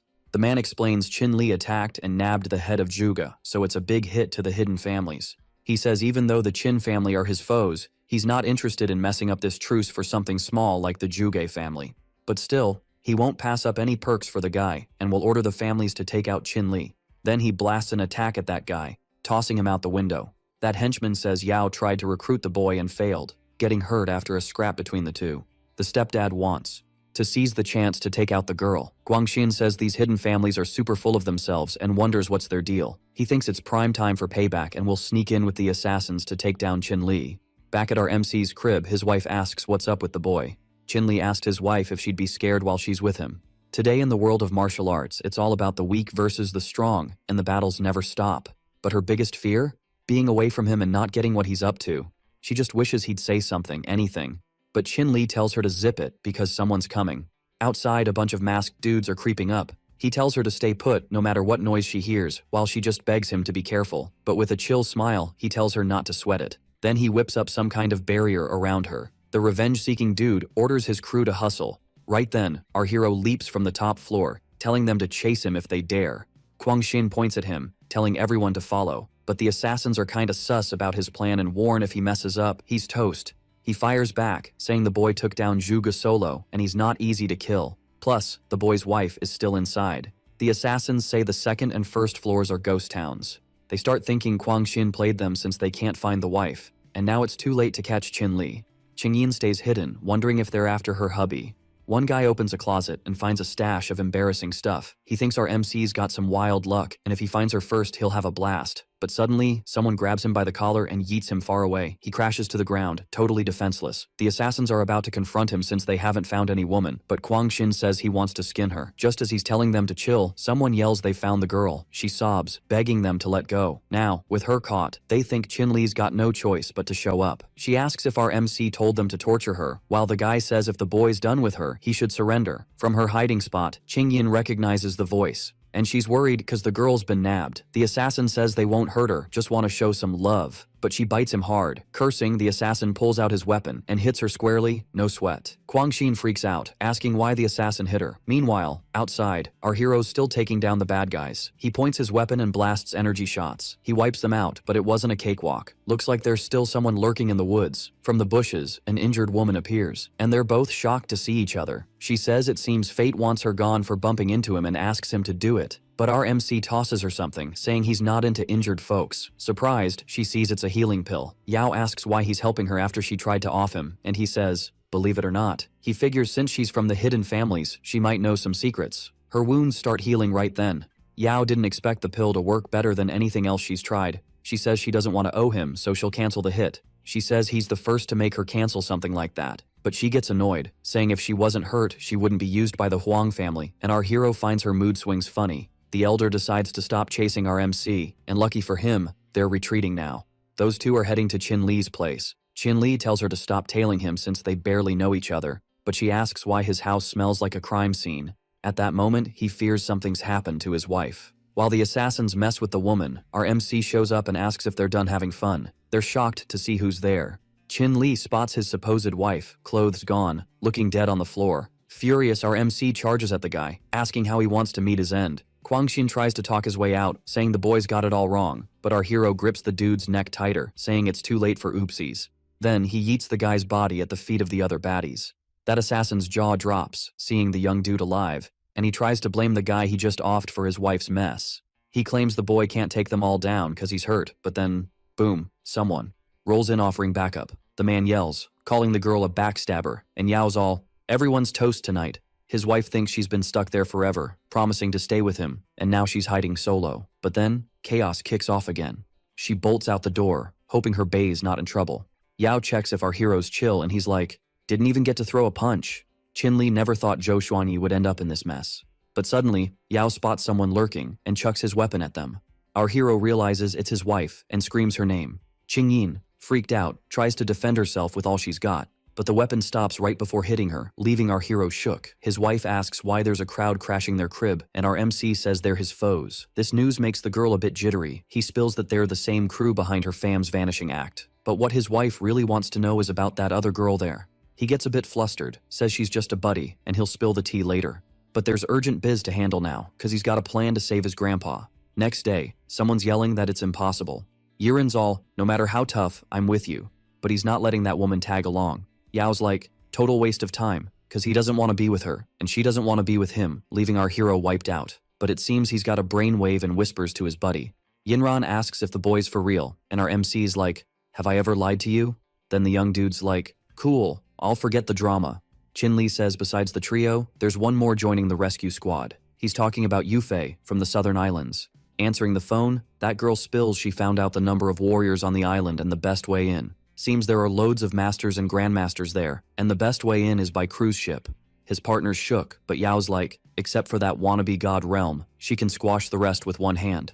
Yufei says there are 2 or 3 cruise ships on weekends near the islands, and they can use them to sneak in.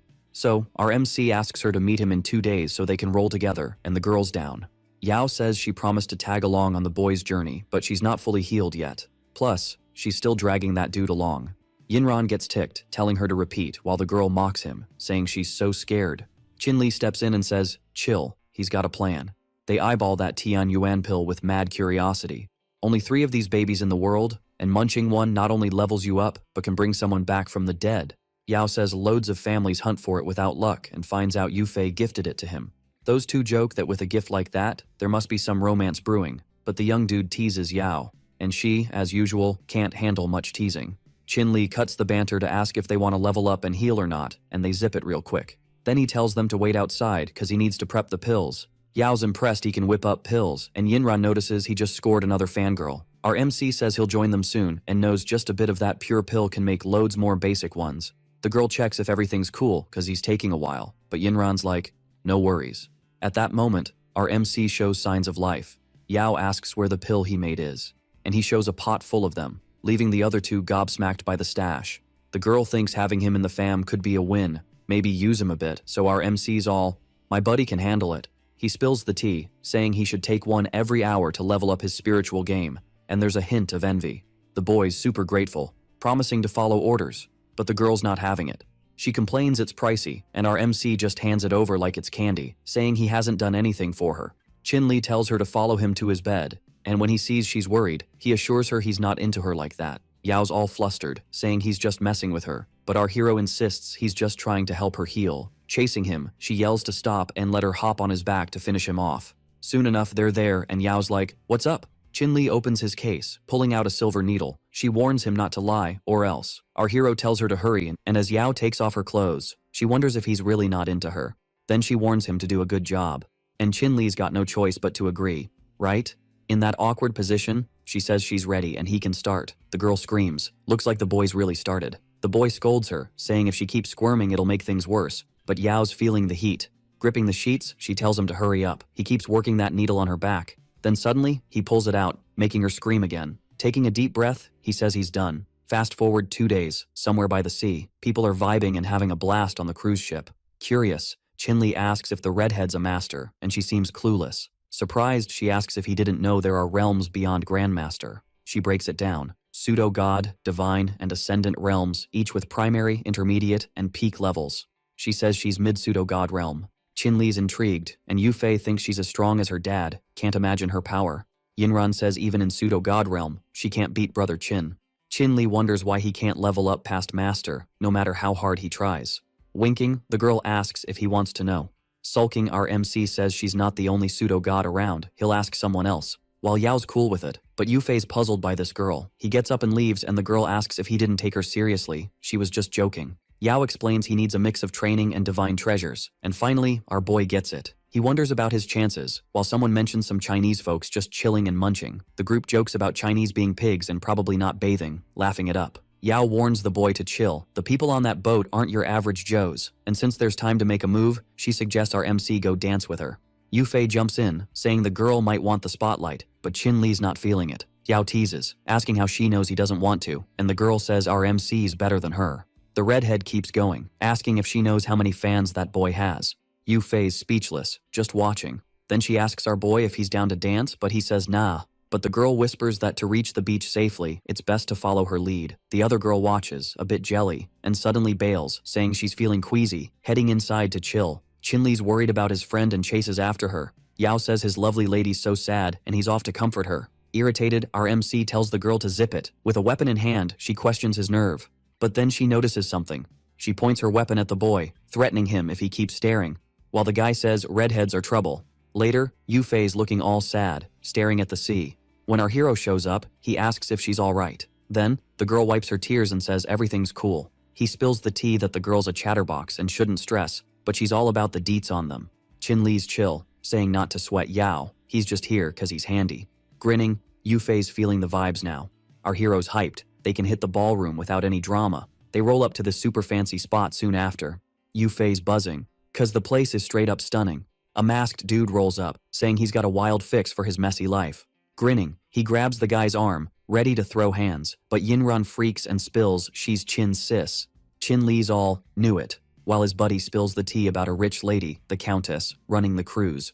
Our MC jokes if the dude's crushing on her, but he's like, no way. A serious-looking person's all, how'd these folks crash the countess's B-day? They're gossiping about the countess's fam being mega powerful and throwing shade at the Chinese.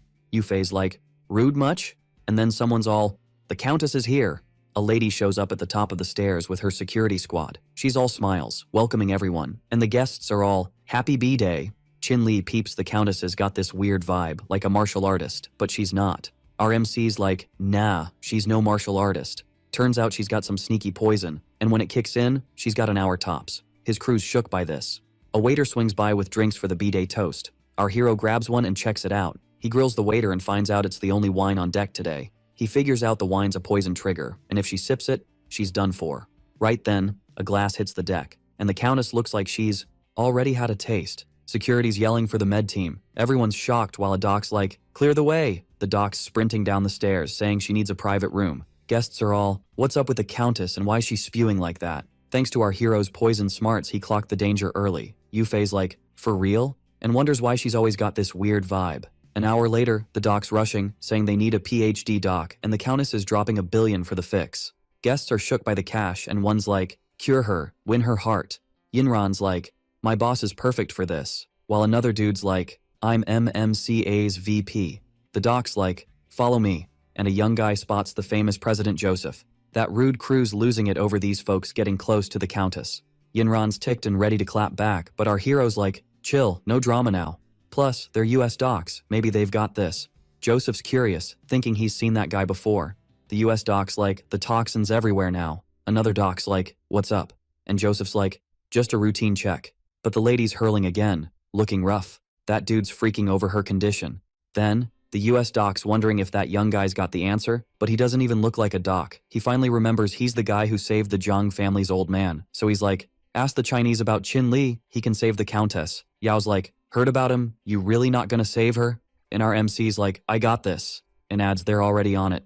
The doc's like, is Qin-Li here to help the madam? Our hero's like, let's go, while Yao's just thinking about the cash. The boat's nearing its stop. And Qin-Li's like, the countess is good now, adding she needs some chill time. The countess starts waking up, all, what happened? And the doc's stoked she's okay. Qin-Li's like, you got poisoned, but I sorted it, just watch out for shady folks. Our MC hands over his digits for the cash and says he's got to bounce, but she's all, hold up. The countess slides him her card, saying if he ever needs a hand, just hit her up. Grinning, the dude takes the card. Finally, the countess is like, all right everyone, time to skedaddle. The room starts clearing out. Then, the woman flips off the light, claiming she's finally nailed that vibe. Qin-Li mentions they're the closest they've ever been to the island. Finally, he gives the nod for everyone to move out. The two girls zoom off the boat towards the island. Yinran's stressing, but our hero's all, I'm almost a master, I got this flying thing down. The young dude's shocked and says he'll give it a shot. He focuses his energy and starts floating up. He's super hyped when he realizes he's airborne. But then he starts plummeting, yelling his head off. Chin-Li's like, "First time jitters, you'll get it. For now, just hang on to me." A bit sheepish, the young guy agrees. Then, the duo flies to the island. On the phone, the Countess tells someone they've taken off. The woman orders someone to be brought in. She's like, "Take care of his fam," and the guy's on it. That Countess says it's early, but when the poison kicks in, send him to that person. She asks if the chopper's ready, but security's like, "No rush." She wonders if saving someone makes them trust her. The squad rolls up, and Chin-Li's like, "The guards are only level 9, but there's a bunch of half-step masters and a couple of grandmasters inside. The plan's for our MC and Yinran to sneak in while the girls keep watch outside, staying hidden unless needed." Later, the duo sneaks through the place, and the young guy wonders if the boss knows what's up. In disguise, Chin-Li says they're trying to power up someone fast, no matter the cost. He calls for a quick change-up because there are cameras everywhere, and he wants to move on since he can't sense the old man's vibe. While Yinran drags the knocked-out dude, our hero warns someone's coming. As he finishes dragging the guy, someone walks in. The man's like, "Didn't you deliver something?" And the young guy's all, "Yeah, didn't expect you to hit the bathroom." Our MC apologizes, saying they still need to gather intel on the Chin family's power. Finally, the man says that loser's in a cell, waiting to be bait. Chin-Li's heard enough. With a swift move, he takes the guy down. Scared, the dude asks who he is, while our hero orders him to lead him to the Chin family man if he wants to live. Yufei notes it's eerily quiet, while Yao wonders if they've been busted. A strong aura sweeps past them, making them uneasy, but the girl realizes it's Chin's spiritual power. Yao's like, "What's that? Fool doing? He might blow our cover," but Yufei thinks they might be in trouble. Inside, Yinran's fuming with his aura while his buddy tries to chill him out. The young guy approaches the sorry-looking body, and to everyone's shock, announces the dude's still kicking. Hoisting the old man on his back, they start to bail, but it looks like more trouble's brewing. That masked guy's like, "Didn't think you'd come for the old man, but you're not leaving." Chin-Li asks his buddy to handle the old man for a sec, and furious, he declares, "All who hurt that man will pay." Boom! An explosion rocks the place. Yao's like, "It's a brawl, let's go." But Yufei tells her to hang on. From the hole, our hero and his buddy fly out with the old man. The girl's stoked, saying they're coming, but the redhead spots a powerful energy closing in. She tries to yell to warn our MC, but maybe it wasn't quick enough. A scary energy forms behind them, while the girl yells to warn them. Our MC only has time to shove his buddy away. That massive energy slams into Chin-Li. The girls do their best to shield themselves. Afterward, Yao tries to see what went down. From the smoke, our hero's like, "Didn't think that guy had some tricks up his sleeve." Floating, the masked dude's all, "Nobody leaves my turf alive, bro." Chin-Li's like, "Bounce with the old dude, I'll catch up later." Our MC gives Yao a look, and she totally gets it. Then they both go full ninja on the masked guy, yelling, "Time to meet your doom."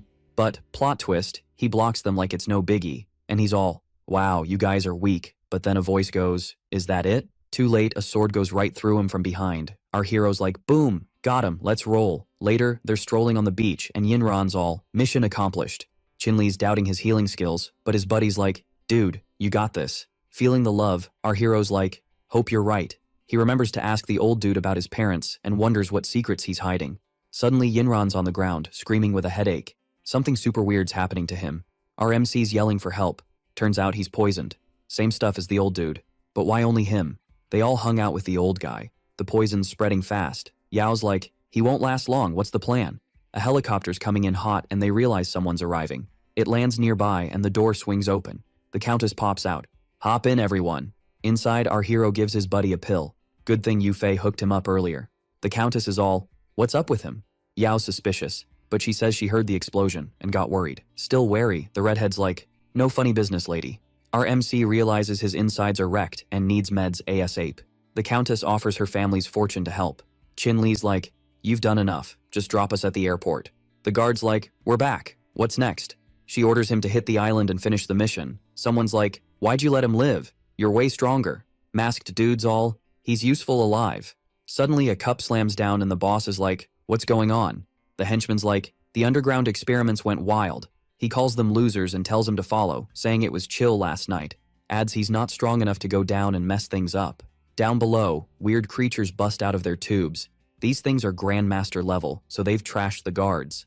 The boss didn't expect the understanding and is surprised too. He uses his powers, and something bursts behind them. The boss turns to see what's up. From the hole, something leaps out. It's one of the underground creatures. Henchman's like, "That one's divine realm level." No wonder it broke through. The monster smashes one of them, but the boss is already on it, saying disobedience makes it useless. He stomps it with energy, crushing it too. Comments, "It's a shame it's a loser." Looking at the chaos, he thinks it's a big mess. Throughout the complex, chaos is everywhere. The boss hits a room full of creatures, saying it's noisy, but in a flash, all experiments are down. Someone's like, "Busy much?" Without turning, the boss asks if she brought the goods. The countess says she poisoned herself to get it there. She tosses the jar, and the boss catches it mid-air. Opening it, he sniffs the contents, comments on Qin-Li's unique spiritual power, and asks if new experiments are ready, and they are. He offers Nipo-sung a reward for the good work. She thanks him, and the masked man asks her to stay on the island and help out, and he mentions that her disguise's skin is kinda gross to him. The two share a quick glance, and the woman says it's no biggie. Then he starts fiddling with his hair. He pulls off what was a wig, asking if it looks better now. Saying it looks better, the masked dude wants him to keep bringing info about Qin's moves. Back with the squad, Yao says he found what our hero needs in Sichuan, but since there haven't been any auctions lately, he should check it out himself. Yao mentions that Yufei's back on her islands and won't easily head to Sichuan to help, but Qin-Li says no worries, the person going with him will show up soon. Right then, Zhang pops up all hyped, saying he's back. He's stoked to help our hero, who tells him they're leaving soon. Back at his crib, our hero's vibe spreads. Inside, he's chilling in a bath with his wife. The woman, deep down, worries cause Sichuan's got many hidden families and his vibes all over the place. Qin-Li says the only one uneasy is Qing-Yin. Then, out of nowhere, the woman taps his forehead with her finger and says for her host's sake, she'll teach him the life-saving technique. If he nails this technique, few can match his speed. A bunch of special moves flash before his eyes. While the woman channels her energy to help him, he zeroes in on what's happening, but the woman tells him to hurry cause she can't hold on much longer. Pumped, our hero says he nailed the dragon steps, and a bit flustered, she says that's good for him. She explains he needs to learn the divine heart method ASAP, or else in a few years, she and her host will vanish. His wife surprises him by suggesting he seems a bit hyped. Qin-Li's just a tad embarrassed by this. Qing-Yin blushes a bit too and says to keep going, so our hero's down with the plan. After that epic night, Qin-Li gets what it means to be a true son-in-law, so the next day. At the airport, Jiang asks where they're heading first and finds out they're off to a Chinese herbal medicine fam. A girl grumbles about some fool and how she can't shake him off. She seems super annoyed and bumps into our hero, but she yells at him, calling him a brat and asking why he doesn't watch where he's going. Jiang gets all hyped about the girl, and she complains, asking if he's never seen a pretty girl before, also saying she'll gouge his eyes out. Then he replies it was her who bumped into his boss, making the girl even more ticked off. Suddenly someone says Huan Meyer's finally here, catching her off guard. Still annoyed, she suggests the guys got lucky. She walks up to the dude with a ridiculous amount of flowers, who says he waited half a day for her. Meyer thinks she wanted to smack this stalker when she hears someone nearby say the car's here and they're heading to Tan's house. Then she gets a bright idea. She goes back to the two guys, saying she was just kidding and asking if they're mad at her. Jiang wonders what's up, and our hero explains she wants to use him as a shield, and the Tan fam being around would be a big help. Moving ahead, she links arms with our hero and says, "Let's roll." Meyer says if he wants to get into the Tan fam, he needs to help her and follow her tips, then asks what Qin-Li's name is. She turns to the stalker and introduces our guy as her future hubby, thanking him for picking them up and wanting the guy to drive for them. That stalker tries to argue, cause the guy seems to have come from another country. Meyer yells, saying this is her boyfriend Qin-Li, so she asks him to show respect. Yujun wants to face off with our hero since he's with the girl with her fam's blessing. But the girl teases him again, asking if he thinks just cause he has a good fam, everyone should bow down. She suggests taking that dude home and showing that Qin-Li's way better than the guy. Arriving at a spot, the girl shouts, telling the old man she's here. She asks if he's got water cause she's dying of thirst. The old man tending the flowers asks why she showed up like this and that she should have given him a heads up she was coming. But Meyer says she told the man yesterday she'd be back today, claiming he's got amnesia. Jokingly, she says that old dude sure knows how to give her a headache. The guy totally blanks the girl and says it's awesome his nephew's here, and the stalker dude's all, "Great to see you, uncle." That girl is totally lost. But our MC? He's onto something. He spots the devil's hand and a bunch of other rare flowers chillin' there. He's all, "Whoa, check out these divine and rare treasures." Qin-Li never thought the Tan fam was this extra. These herbs are straight out of books. Then the girl calls him over. Grinning, she tells him to hurry up cause the old man's calling. Then, she drops the bomb, introducing that guy as her boyfriend, Qin-Li. The guy's not feeling it and asks if it's true, and the girl's like, "Yup." That old dude gets mad, grabs the girl by the arm and calls her over. Pointing at our hero, Zhang orders someone to toss those losers out.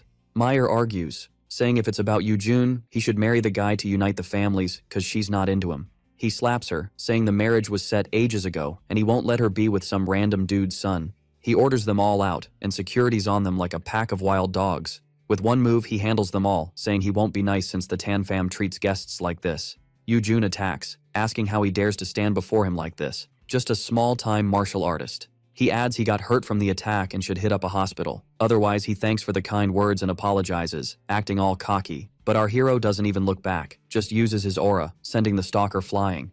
That dude hits the ground hard. Jang says next time he can handle this kind of minion. Chin-Li says he's here for business with the Tan fam, but if they don't want to make bank, they can bounce. He turns to Bro Jiang, saying they should jet. The girl runs to him, but the man orders her to hush, asking if she wants to off her old man. Meyer says since Grandpa passed, the old man's getting all snobby and reminds her sister died after marrying, and she's not down for that. She wants to bring Grandpa back to set things right. The henchman jokes he's scared of Grandpa coming back, but the old man says if he keeps quiet, he'll seem less dumb. The old man asks if the boy wants a doc, but what he really wants is to off Chin-Li, leaving Meyer to the old man. That guy's worried, cause if Grandpa returns, it'll mess up his plans. Later, somewhere else. Our MC didn't find what he needed at the pharmacies, but at least he heard there's a medicinal herb auction tomorrow. Someone knocks and he's surprised the boy came so soon. He hears someone asking who it is. A ruckus starts, but he stays chill cause he knows Jiang can handle this level of threat. Chin-Li tells his buddy to chill, and the guy says he's just having a bit of fun. Then the next day, in the city. Looks like they don't find what they're after there either, and our MC suggests hitting up the Kingpill Valley. Meyer pops up yelling, calling him a jerk, and that she finally found him. The girl says her fam's got all the medicinal herb fam's digits, and he should hit her up if he needs anything. Chin-Li apologizes, untangling himself from the girl, saying he's got no time to play now. But then, she mentions he's after the 9 jades. This makes our guy stop in his tracks. Then, he asks if she's got it, but Meyer says she doesn't. However, she mentions her grandpa's stash might have it. Later, somewhere else, someone shouts, "What?" The guy's shocked she's asking for the 9 jades, but Meyer confirms and says the handsome dude wants to buy it. Then, the man sizes up our hero. Scratching his ear, he says he's got it, but it's pricey. Yet Chin-Li says money's no issue. Suspicious, he says he needs to see the goods first, thinking he really underestimated that girl. Excited, the shopkeeper tells Kyung to bring out their precious treasure. The dude reminds him that the epic treasure got sold yesterday. He's all stressed, blaming his goldfish memory. Chin-Li's all, who snagged it? But the seller's like, sorry, buyer info's top secret. Meyer's like, I know you're scared of Gramps, but you can trust me. And the guy's not denying it, especially with that tiny cash stack. Finally, he spills that the Valley of the Medicine King bought it. Later, Chin-Li's all, do you know how to find the Medicine King? And learns it's a whole sect. They use a bunch of hills for herbs, and it's called the Valley of the Medicine King. She admits they only deal with martial artists, and she's clueless about their exact spot. Zhang's like, I'll ask Sun. But our hero thinks it's pointless, especially since they don't know the group's strength. Meyer mentions her grandpa's flying in soon and probably knows about this place. She invites our hero to tag along, and of course, he's in. Later at Sichuan Airport, her grandpa, Tan Zongguo, shows up and is like, told you not to come, when will you stop being stubborn? The old dude walks off grinning. Suddenly Chin-Li's like, watch out, Gramps! As a car zooms in, the car smashes into a wall, totally wrecked. The girl rushes to her grandpa. The guys are like, hey, your grandpa's over there. Meyer looks back, all worried. Then the old man thanks our hero for saving him, while the girl's all, I was so worried. Going to the girl, the old man's like, I'm fine. Why the tears? Chin-Li's like, looked like the car aimed for you. Zhongguo's like, knew someone didn't want me back. Meyer introduces our hero, and Gramps is like, you've got good taste in dudes. She's all, he's just a friend. But Gramps keeps teasing. The old man's like, heard it all, and suggests they head to the Tan family house, but Chin-Li's not feeling it. Jiang's like, can't help him, and our hero feels betrayed. The old man's a bit lost. He adds, if you don't come, I'll roll on the ground. Chin-Li's like, this feels familiar. Later they reach the house, and that old dude's like, how dare that brat come back? But then Gramps walks in, saying he invited her. Shocked, the man's like, Gramps is back. Then Gramps is like, if I hadn't returned, you'd lose the fam, but first, apologize to Chin-Li. Slapping the old dude, Gramps says the boy saved him despite the bad treatment, and if he doesn't apologize, he's out as head of the fam. With no choice, the man's like, my bad, and apologizes to our hero. But he's mad about always being dissed and plans to get even. Later, our young dudes explain their story kinda. Covering his tea, Gramps is like, got it. He mentions the Medicine King's hosting an alchemy contest, and the prize is the dew of the 9 jades. Chin-Li's like, what's the catch to join? Grinning, he's like, just marry my granddaughter, and Jian almost spits his tea. The girl's blushing hard like, What's Gramps saying? Elsewhere. After dark. Our hero's training his powers. Checking his phone, he sees the girl's there too. She's like, I'm on vacay, made bank, can buy you anything. He's thinking, time flies, it's been ages since I saw her. But he's like, I'm good, heading home tomorrow. She's not thrilled. She's annoyed he's brushing off her kindness with gifts. Those guys from before are like, that girl's Chin Lee's sis-in-law. The young dude's like, boss, you got plans? But the boss cuts him off, confirming it. He's all, no ingredients for experiments in the valley, so we need another subject to make it worth our while. Then the boss is like, keep an eye on Chin Lee. Other issues are sorted. The girl's just strolling down the street. When, bam, golden energy pops up in front of her. Curious, she reaches out to touch it. And when she does, boom, she's in a trance, frozen and twisted on the street. Meanwhile, the boss is all, she's a good kid. Later, at the foot of Wind Mountain, Grandpa's saying, Valley folks might not be fighters, but their pill-making skills are next level, and our hero's mind is blown. A woman rolls up saying she didn't expect Meyer there.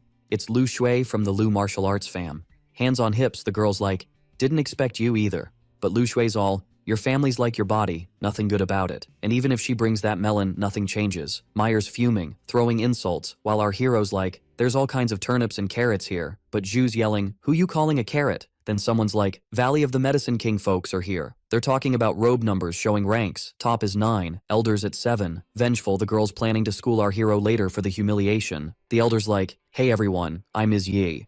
He's saying young folks can join, but the winner makes the soul restoration elixir pill. Plus, they get to join the Medicine King and enjoy secret potions forever. The crowd's hyped for the dew of the 9 jades and joining the sect. Then the elder's like, let the games begin. Elsewhere, a dude's offering 50 million for herbs from another guy. Another's asking to borrow a book. In another spot, a guy's saying only under 25s can join, and the old man's like, I'm only 18. Chin Lee's like, too crowded for alchemy. Wait here, I'll be back. Again, the old man's telling his granddaughter she's got a good eye for guys, and she's a bit tense. The woman's super annoyed with our hero. Then she signals. A squad of henchmen shows up and she's like, the guy who just left is in our hands. Determined, the guy's like, got it. An hour later, while herb picking, Chin Lee's ambushed by the squad. But something happens, and they stop. Our hero's showing off purification pills. The guy's shocked, didn't think he'd get such a pill. Even Lady Lu couldn't make them. Chin Lee's like, know what to do now? And is surprised alchemists are rare in Sichuan. Then the guy's like, I'll tell her we beat you up. And our boy's like, know where to find Snow Lingji? Super helpful. He's like, 10 kilometers that way, there's a tree. Thanking him tons, our hero says bye. Eventually, he finds the tree. He's thinking, this is the spot. Then he backs up and runs at the tree. He leaps, thinking it's the last ingredient he needs, but someone snags it first. Then he's back on the ground. He's like, are you a participant? Thinking he didn't see him coming. Our hero only got the root, needs his skills to make the pill. The guy's silent, starts using his powers.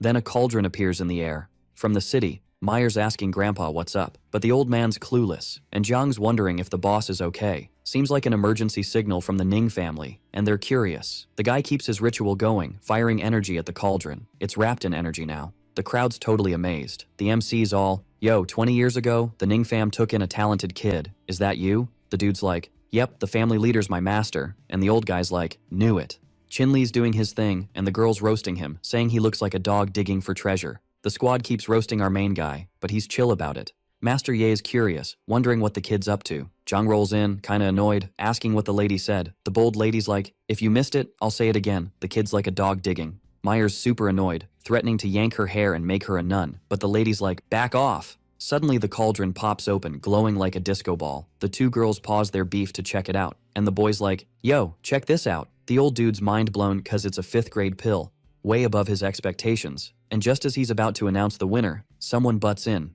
holding a cake that looks like it lost a fight. Our hero's like, gonna announce the winner without seeing mine? Everyone's kinda cringing at the cake while his buddies are face-palming. Chin Lee's like, can't you see the pill in my hand? And then, the mud ball starts cracking. It breaks open, revealing a pill with some epic purple energy. The old guy's about to faint cause it's a level 9 pill. Now, all sweet. The girl's like, Chin, you're amazing. The master confirms our hero's win, thinking he wanted to use that jade to recruit a disciple for the fam. The girl's salty, thinking he's trying to flip the script, while the crowd's all, just luck, man. As the old dude bounces, our hero's like, hey, forgetting the prize? The guy's a bit awkward, playing dumb, and apologizes, blaming his memory. He grabs a green box and hands the jade to the boy. The other dude's like, Looks like the Ning fam's got some serious competition.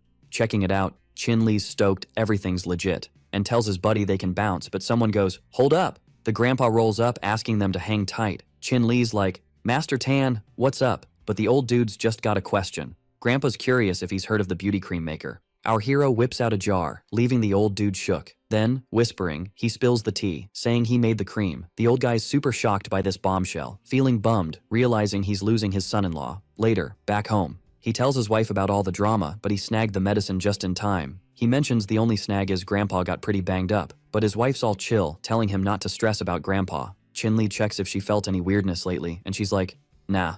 But after their last bathtub sesh, she felt a power boost. Our hero's like, guess the lady inside was right.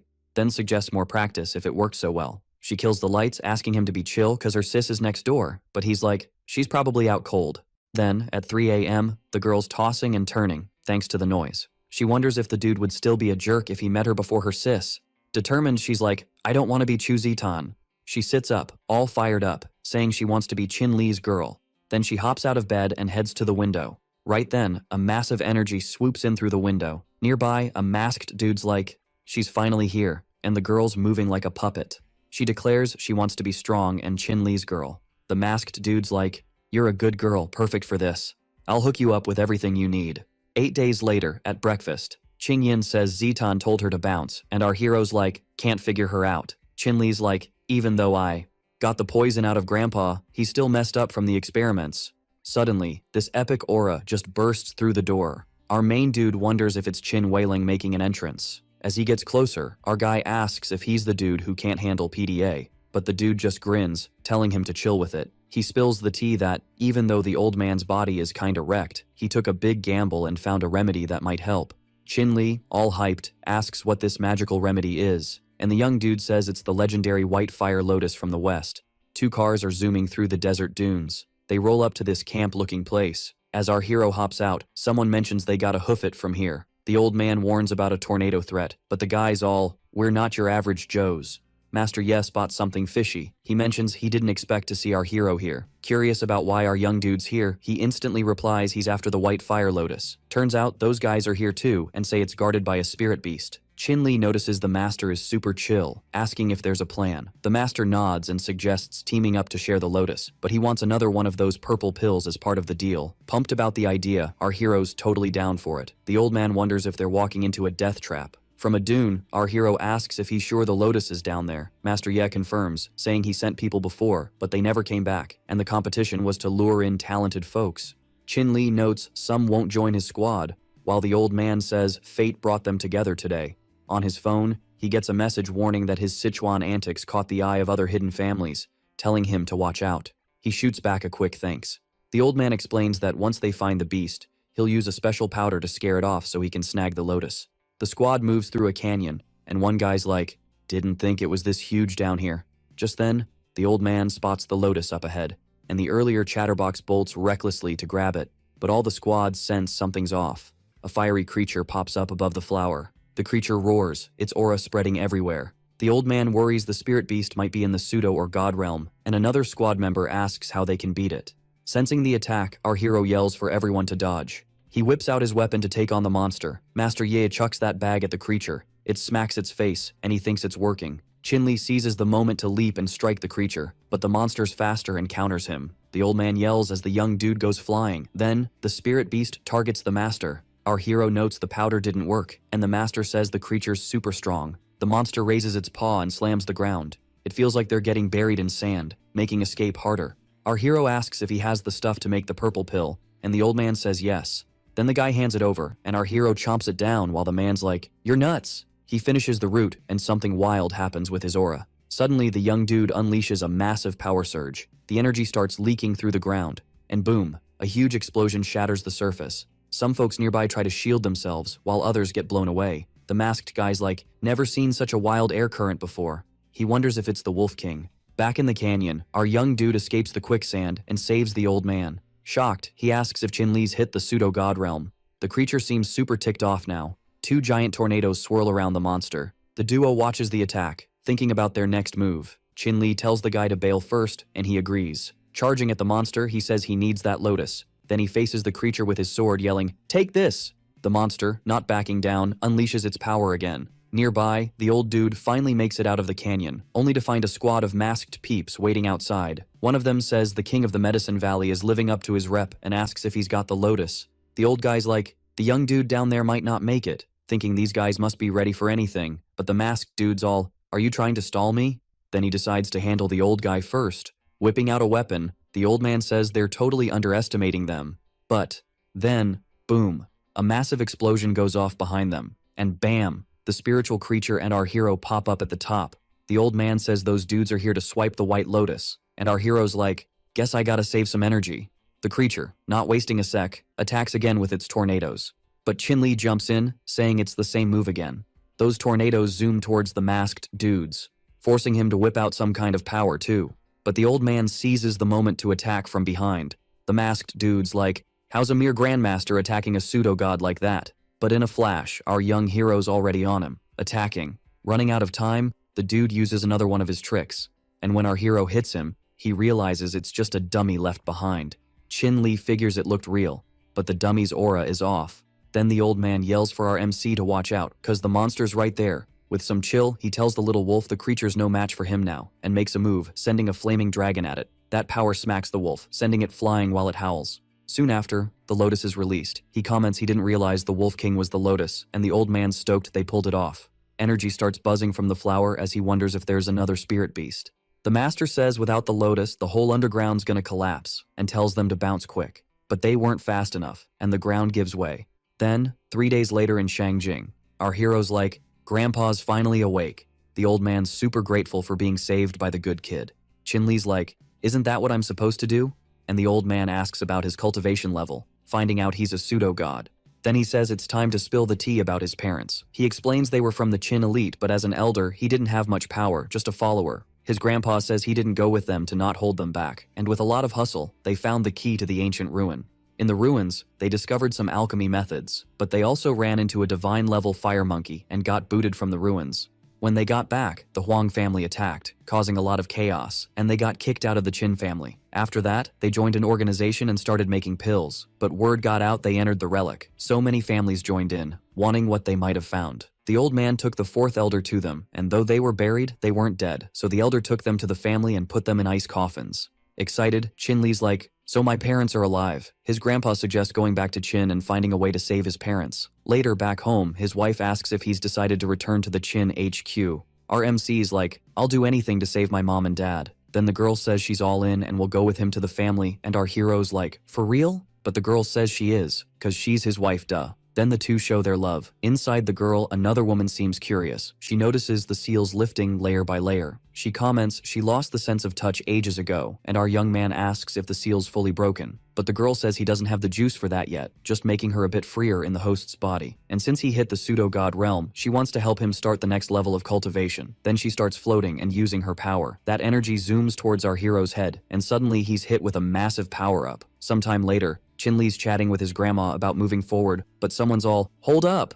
His wife pops up, asking if he's planning to ditch her at home. Then, boom, she jumps right in front of them. Qingyin's like, how could I not meet the in-laws? Grandpa's getting vibes, thinking he's felt that lady's aura before. He's all, let's roll together, making the girl super grateful. 2 days later, someone's like, we'll hear him out. Qingyin's mind blown, never thought Yangxia had a place like this. But the old dude's like, it's hidden, outsiders can't peep it. Suddenly, something grabs our hero's attention, and he's staring at this massive structure right in front of him. A nearby snake decides to crash the party. Grandpa's like, not today, snake, and steps up, smacking it into a tree. But then, a squad rolls up, all, who are you and why are you in the Qin zone? Old man's like, I'm Qin Badao. The squad's freaking out, calling him a traitor, and orders his arrest. Sometime later, the big boss, Qin Xiaotian, asks if he's really Qin Yali's kid. Qinjan, the boss's son, is all, loser dad, loser son, no skills, no chill. Grandpa's about to clap back, but our MC stops him. Then the boss is like, Badao bailed without a hall pass, should have meditated in the cave for a month. He admits he broke the rules and deserves a slap on the wrist, but Chin-Li's family and wants back in. The boss orders him to be taken away. Our hero's like, wait, but Grandpa's chill, saying the month will fly by. He whispers, go find the fourth elder. Chin-Li's thinking it's not the time to throw hands. That cocky kid's like, no trash in the Qin fam, kick the boy out, but the lady can stay. Our boy's like, nah, she's my wife, treat her right, fam, or guest. The boss is like, your folks cost us big bucks. If you're here for cash, we'll boot you. Then he and his wife get surrounded by the fam. Everyone's ready to throw down with our MC. Another aura spreads before he can even blink. The woman's like, he's Chinyali's kid, the OG family chief. That's the fourth elder. And she's like, plus, we can't confirm Mr. and Mrs. Chin in the ruins. The boy's like, how can the fourth elder back Chin Li, an outsider? The boss tells him to zip it, saying if the lady doesn't remember, it's settled. And now that's sorted, she wants the boy to tag along. Then they head to another spot for some tea. Chin Li's all, thanks, fourth elder, and asks about his parents in the ruins. She's got no solid proof, thinks Xiaotian framed his folks to be the boss. Our MC's like, where are my parents? Can I see them? The elder's like, didn't notice. Xiaotian snagged the ice coffins, only he's got the keys. Qingyin's like, so, hubby can't see his folks ever? But she's like, there's a contest, win it, become the heir. Then asks his power level. Our hero's like, check it yourself, extending his arm. The elder grabs his hand, focusing hard. Qingyi's like, what's the verdict on my hubby? And the lady's like, there's a specter. Then, 6 days later, the competition kicks off. The family boss and the fourth elder are the judges. The narrator's like, competitors, take your spots. John's like, the lady's lost it, nominating him's wild, not my fault if he bites it. Chinli's like, you the fave? And the boy's like, yeah, you scared. Our dude jumps up, all fired up, saying he wants to take on the top dog, while another kid's like, bro, you got a death wish or what? He asks the fourth elder what she thinks, and she's all, yeah, let's see Jean get wrecked. Then the big boss stands up, announcing the showdown, thinking his son should use this chance to finish him off. The cocky kid's all, hey, if I accidentally KO this dude, not my fault, he's just weak. Our MC, cool as ice, tells him to bring it on. The kid, super annoyed, starts flexing his aura, spreading it everywhere. Our hero's like, whoa, Grandmaster level already? But still not as epic as the secular artists. With a leap, the kid goes full lion mode, but our dude just blocks it. And then, he lets his own power rip, like a hurricane. Getting ready to strike, he tells John to take notes. He launches his attack, energy swirling around him. John feels the hit and goes flying. No chance of recovery. His wife thinks, good thing we did that dual cultivation, or it'd be Chin Li down there. The elder's like, is this guy for real? The leader didn't see our MC's power coming and thinks he wants payback. Chin Li's all, anyone else want to try? But everyone's too shook after he one-shotted John. The kid's like, since you wrecked John in one hit, no need for more fights, leader's call now.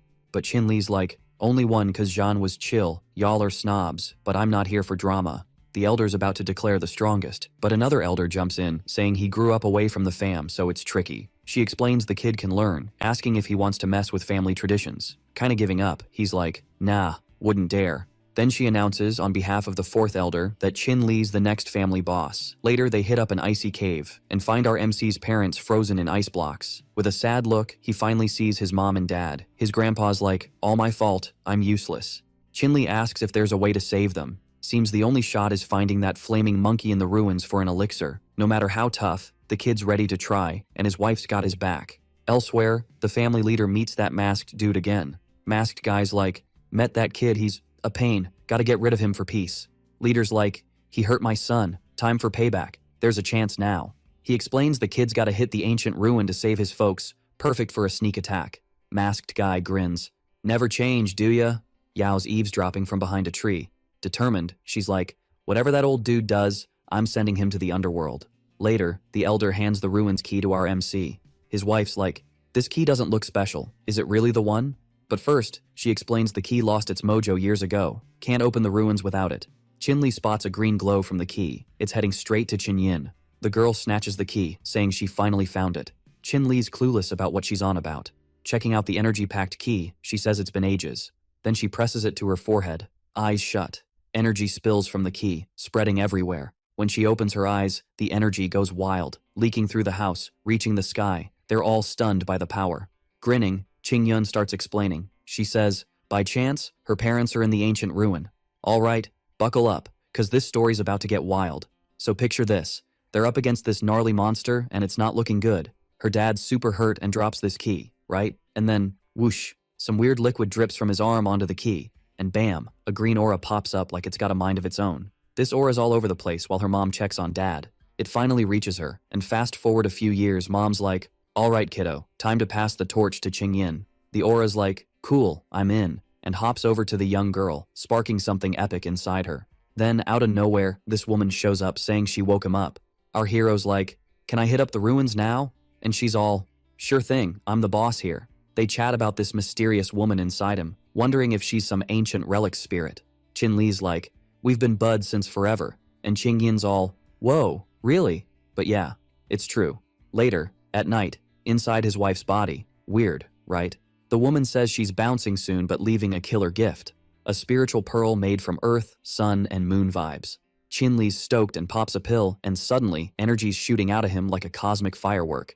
In the next room, folks are freaking out over this energy show. The elder's like, "Didn't think he'd hit divine status so fast." John's wondering if Dad's gonna avenge him, and the elder's curious if the old lady's divine now. The young dude's mind is blown. Things are tense cause they're not on the same team, but Dad's like, "Chill, the Huang family's boss is checking the ruins too." Meanwhile, his wife's like, "Save your energy, dude, or you'll poof into nothing." He nods, learning his lesson, but the girl's confused and a bit ticked, tossing a pillow at him. Fast forward a few days, the squad hits the ancient ruins, facing this massive door. Qingyan's hyped, slaps her hand on it, and the key zooms to her neck. She does some ritual thing, and the doors creak open. Inside, it's an old battlefield, but Qingyin's like, "This is just the surface." Our hero's curious about the relic, and his wife's like, "Follow me," pointing to a tablet. She commands it to open, surprising him. Her aura's got her, and she's like, "Why the holdup?" Grabbing his arm, they speed up, and the aura swirls into a spiral, teleporting them to a forest-like place. Qingyin's like, "Not as spooky as I thought," and Qin Li notices the plants are buzzing with spiritual energy. The elder's all, "Perfect for alchemy and leveling up."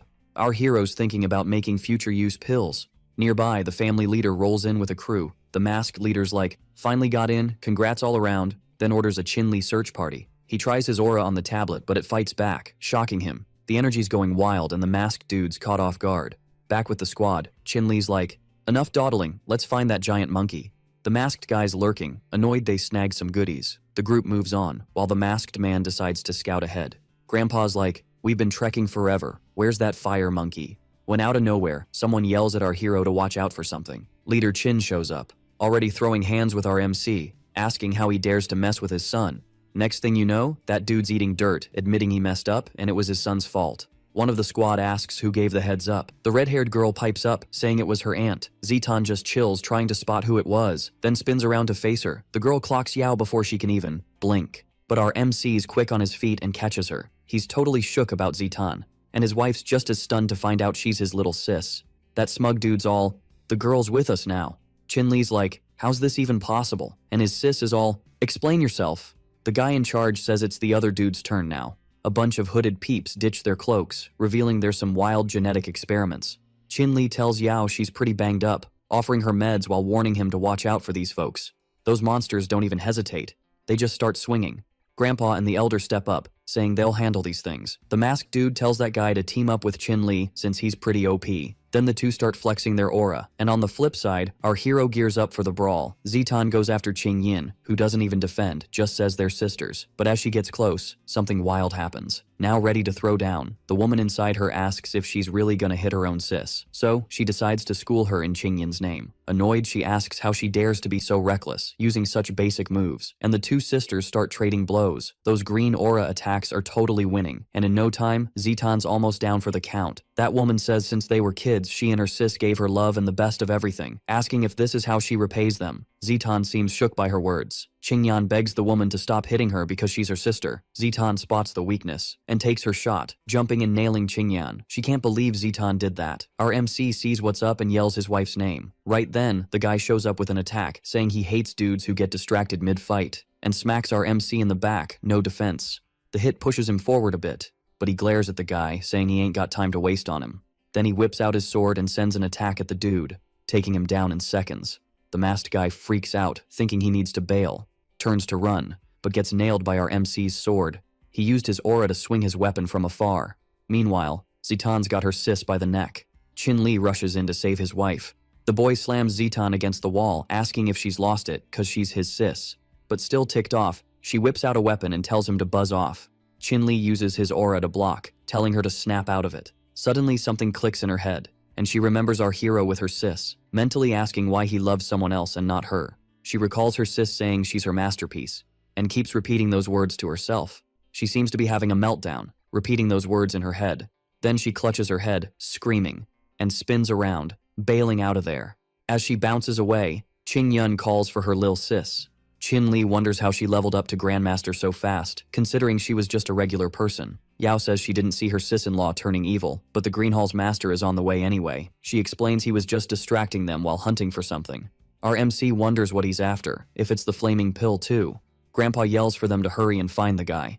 Qingyi's still in shock, wondering how her sis turned out like this. Our dude shows up and tells her to chill. Qin Li says they're all after the flaming monkey, so if they head there, they'll probably run into his sis. That masked guy's all, they came from inside, how's there no reaction? Catching his attention, someone pops up yelling nearby, saying she ain't like that. With her hand on her head, Zatan's having a major brain freeze, saying she's not about that life and doesn't want this. The chief's all, consciousness is stubborn, but it ain't enough to break the rules. Then he rolls up and uses his power on her again. She's just zoning out, focusing her aura. When asked what went down, Zatan spills the tea, saying they found Qin Li. And with a face like thunder, she says most of them got wrecked by him. Finally, the masked dude's like, take me to the kid. Yao's all, we've trekked this whole ruin and still no flaming monkey. Qin Li's like, does this lady even know? She says she was snoozing and just woke up, so nope. He wonders if the monkey just bailed, but she's like, I'd know if it did. Suddenly our boy throws up a hand, telling everyone to chill cause something big's coming. The squad jumps back when a red aura pops up. Boom. A massive explosion goes off, wrecking everything. And, from the dust, someone's like, yo, Qin Li, we meet again. Our MC's like, it's the Green Hall boss, while Qingyin's like, and my sis is here. The masked dude's like, I'm not just the Green Hall boss, I'm the Huang fam leader too. From the middle of the hall, he unmasks and says the boy iced his crew, asking if he's ready to kick the bucket. Then, a massive energy aura flares up. With a flick of his arm, he smacks the grandpa, saying failed experiments gotta go. The fourth elder leaps at him, telling him to quit being cocky, but he blocks her with one hand, no sweat. And with the impact, she's sent flying. That guy's all, what about the Qin fam heads from back then? Yao thinks he held back last time. Then, getting closer, the masked dude's like, who said I went all out last time? He asks if back on the island, if they hadn't let everyone go, would they have made it out alive? And Yao realizes she's frozen. Qin Li's wondering what this dude wants, thinking it's not the flaming pill. Someone yells, saying they've got unfinished business. Defending himself like it's nothing, the man says the Qin fam's so weak they rely on these two to keep their rep. That dude counters with his power, again tossing them far with his strength. Qingyin checks on Yao, but she's like, chill, I'm not dying. Qin Li, all worried, asks who this dude even is. Crossing his arms, the guy's like, take a guess. Grandpa says he and the elder together couldn't beat him, and he's scared, but thinks there's only one person it could be. Finishing with, it's gotta be Hong Ming. Our hero and his wife are clueless about who he is. Badao explains he's the top warrior of the hidden fams, living for like 200 to 300 years. Next up are the Huang and Qin fams, then smaller ones like Zhuge. That dude's like, nice guess, but only half right. He says he's Hong Ming, also the Green Hall head and Huang fam leader, so he runs both hidden and regular worlds. Qin Li asks about his parents back then, and the guy's like, yeah, that was me too. He says he set them up to enter the ruins and get offed, and everything that happened to Qin Li was his plan too. Plus, there's that girl he transformed who now only listens to him. Our MC starts flexing his aura, saying, alright then, and charges at the guy who's unfazed. Ming grabs Qin Li's hand like it's nothing, and with a chill vibe he asks how to get into the stone monument. Annoyed, Qin Li tells him to ask the King of Hell, gearing up to punch him. But something stops him. Zitan sneak attacks, leaving a gnarly wound on his chest. She pulls back her hand, leaving some nasty holes. His wife rushes to help as he hits the ground. Qingyin runs over, freaking out, seeing Qin Li out cold. Ming wonders if the dude really bit the dust, finding it super lame. The girl yells for him to let her go while the guy says Qingyin went to him. Ming smacks her on the neck. With a smug grin, the woman just drops, totally wiped out. He orders a quick exit, ditching everyone else, and Zitan's all in, leaving the losers for the experiments to mess with. Yao's all, hey, you got your life-saving pills, right? But the boy's like, nah, Zitan's spiritual attack hit my heart veins. Meanwhile, those mega experiments are on the move. Qin Li's like, let's go, squad. Then he just shuts his eyes and faints. Yao's holding her, calling her name all worried. Grandpa's feeling like a total fail for not saving the fam's legacy. He's all fired up, ready to take on everyone. The fourth elder's like, girl, grab Qin Li. But then, plot twist, something wild kicks off. Our main dude's liquid drips and a red aura's spreading everywhere. The two ladies spin around hunting for the source. Badao and even the experiments freeze, cause the vibe's off the charts. Looks like the aura's coming from those ice blocks. They start cracking, and boom, they shatter, freeing a bunch of peeps. Out pops a red-haired granny and a bald-bearded dude. Shan's jaw drops seeing her granny out and about. Granny's like, wow, you've grown. We've been stuck here forever. And the old dude nods. Grandpa's like, wait, aren't you the last 6 Chin elders? Didn't the girl say you vanished? One elder's all grumpy. Who spread that nonsense? Itching for a brawl. They spill that 6 of them stayed to seal the ruin. Grumpy elder's like, the ancient relic's indestructible, and so's the emperor's lineage. Another elder's like, we sensed a crisis, so we woke up. Xing's like, is this emperor crisis about Qin Li? Then someone uses their aura to boost our hero. Elder's shocked at his injuries, wondering if Qin Li's got the emperor's lineage. Red-haired elder's like, where's Yali? Badao's like, he and his wife's iced up, barely hanging on. Elder's mad, is this how you protect the lineage? But another's like, focus on Yali's kid. They ask if the old lady can save him. She says they can help, but their souls might vanish. Elder's like, never thought our souls would chill with the emperor's. It's fate. Sheen's like, Granny. Old lady's sorry for leaving, saying it's her turn to guard the emperor's lineage. Time to finish their missions. They zoom off, leaving a rainbow trail. All the elders and crew rally to help our hero. They aim their hands, blasting auras at Qin Li. Our hero starts floating. Auras wrap around him, forming a cocoon. Qin Li opens his eyes, confused. The crew's like, this is our secret spot. An elder's like, we're the squad, your injuries are bad. Let's team up to heal you. No time wasted, energies flow into our hero. He yells, energies all visible. Outside, the cocoon cracks. It shatters, revealing our hero, all healed up. His crew's hyped to see him okay. Surrounded by ancestors, Qin Li's super grateful. Elders remind him of his promise, and he's like, got it. But he's got one more thing to do. Take down Hong Ming. Ming shoves Qing Yin. Think you can trick me with these lame moves? The girl's like, find your own path. But her sis slaps her. No chill. She's mad, hurt. Hits back, yelling for her sis to snap out of it. Zetan pauses, thinking, then grabs her sis by the neck.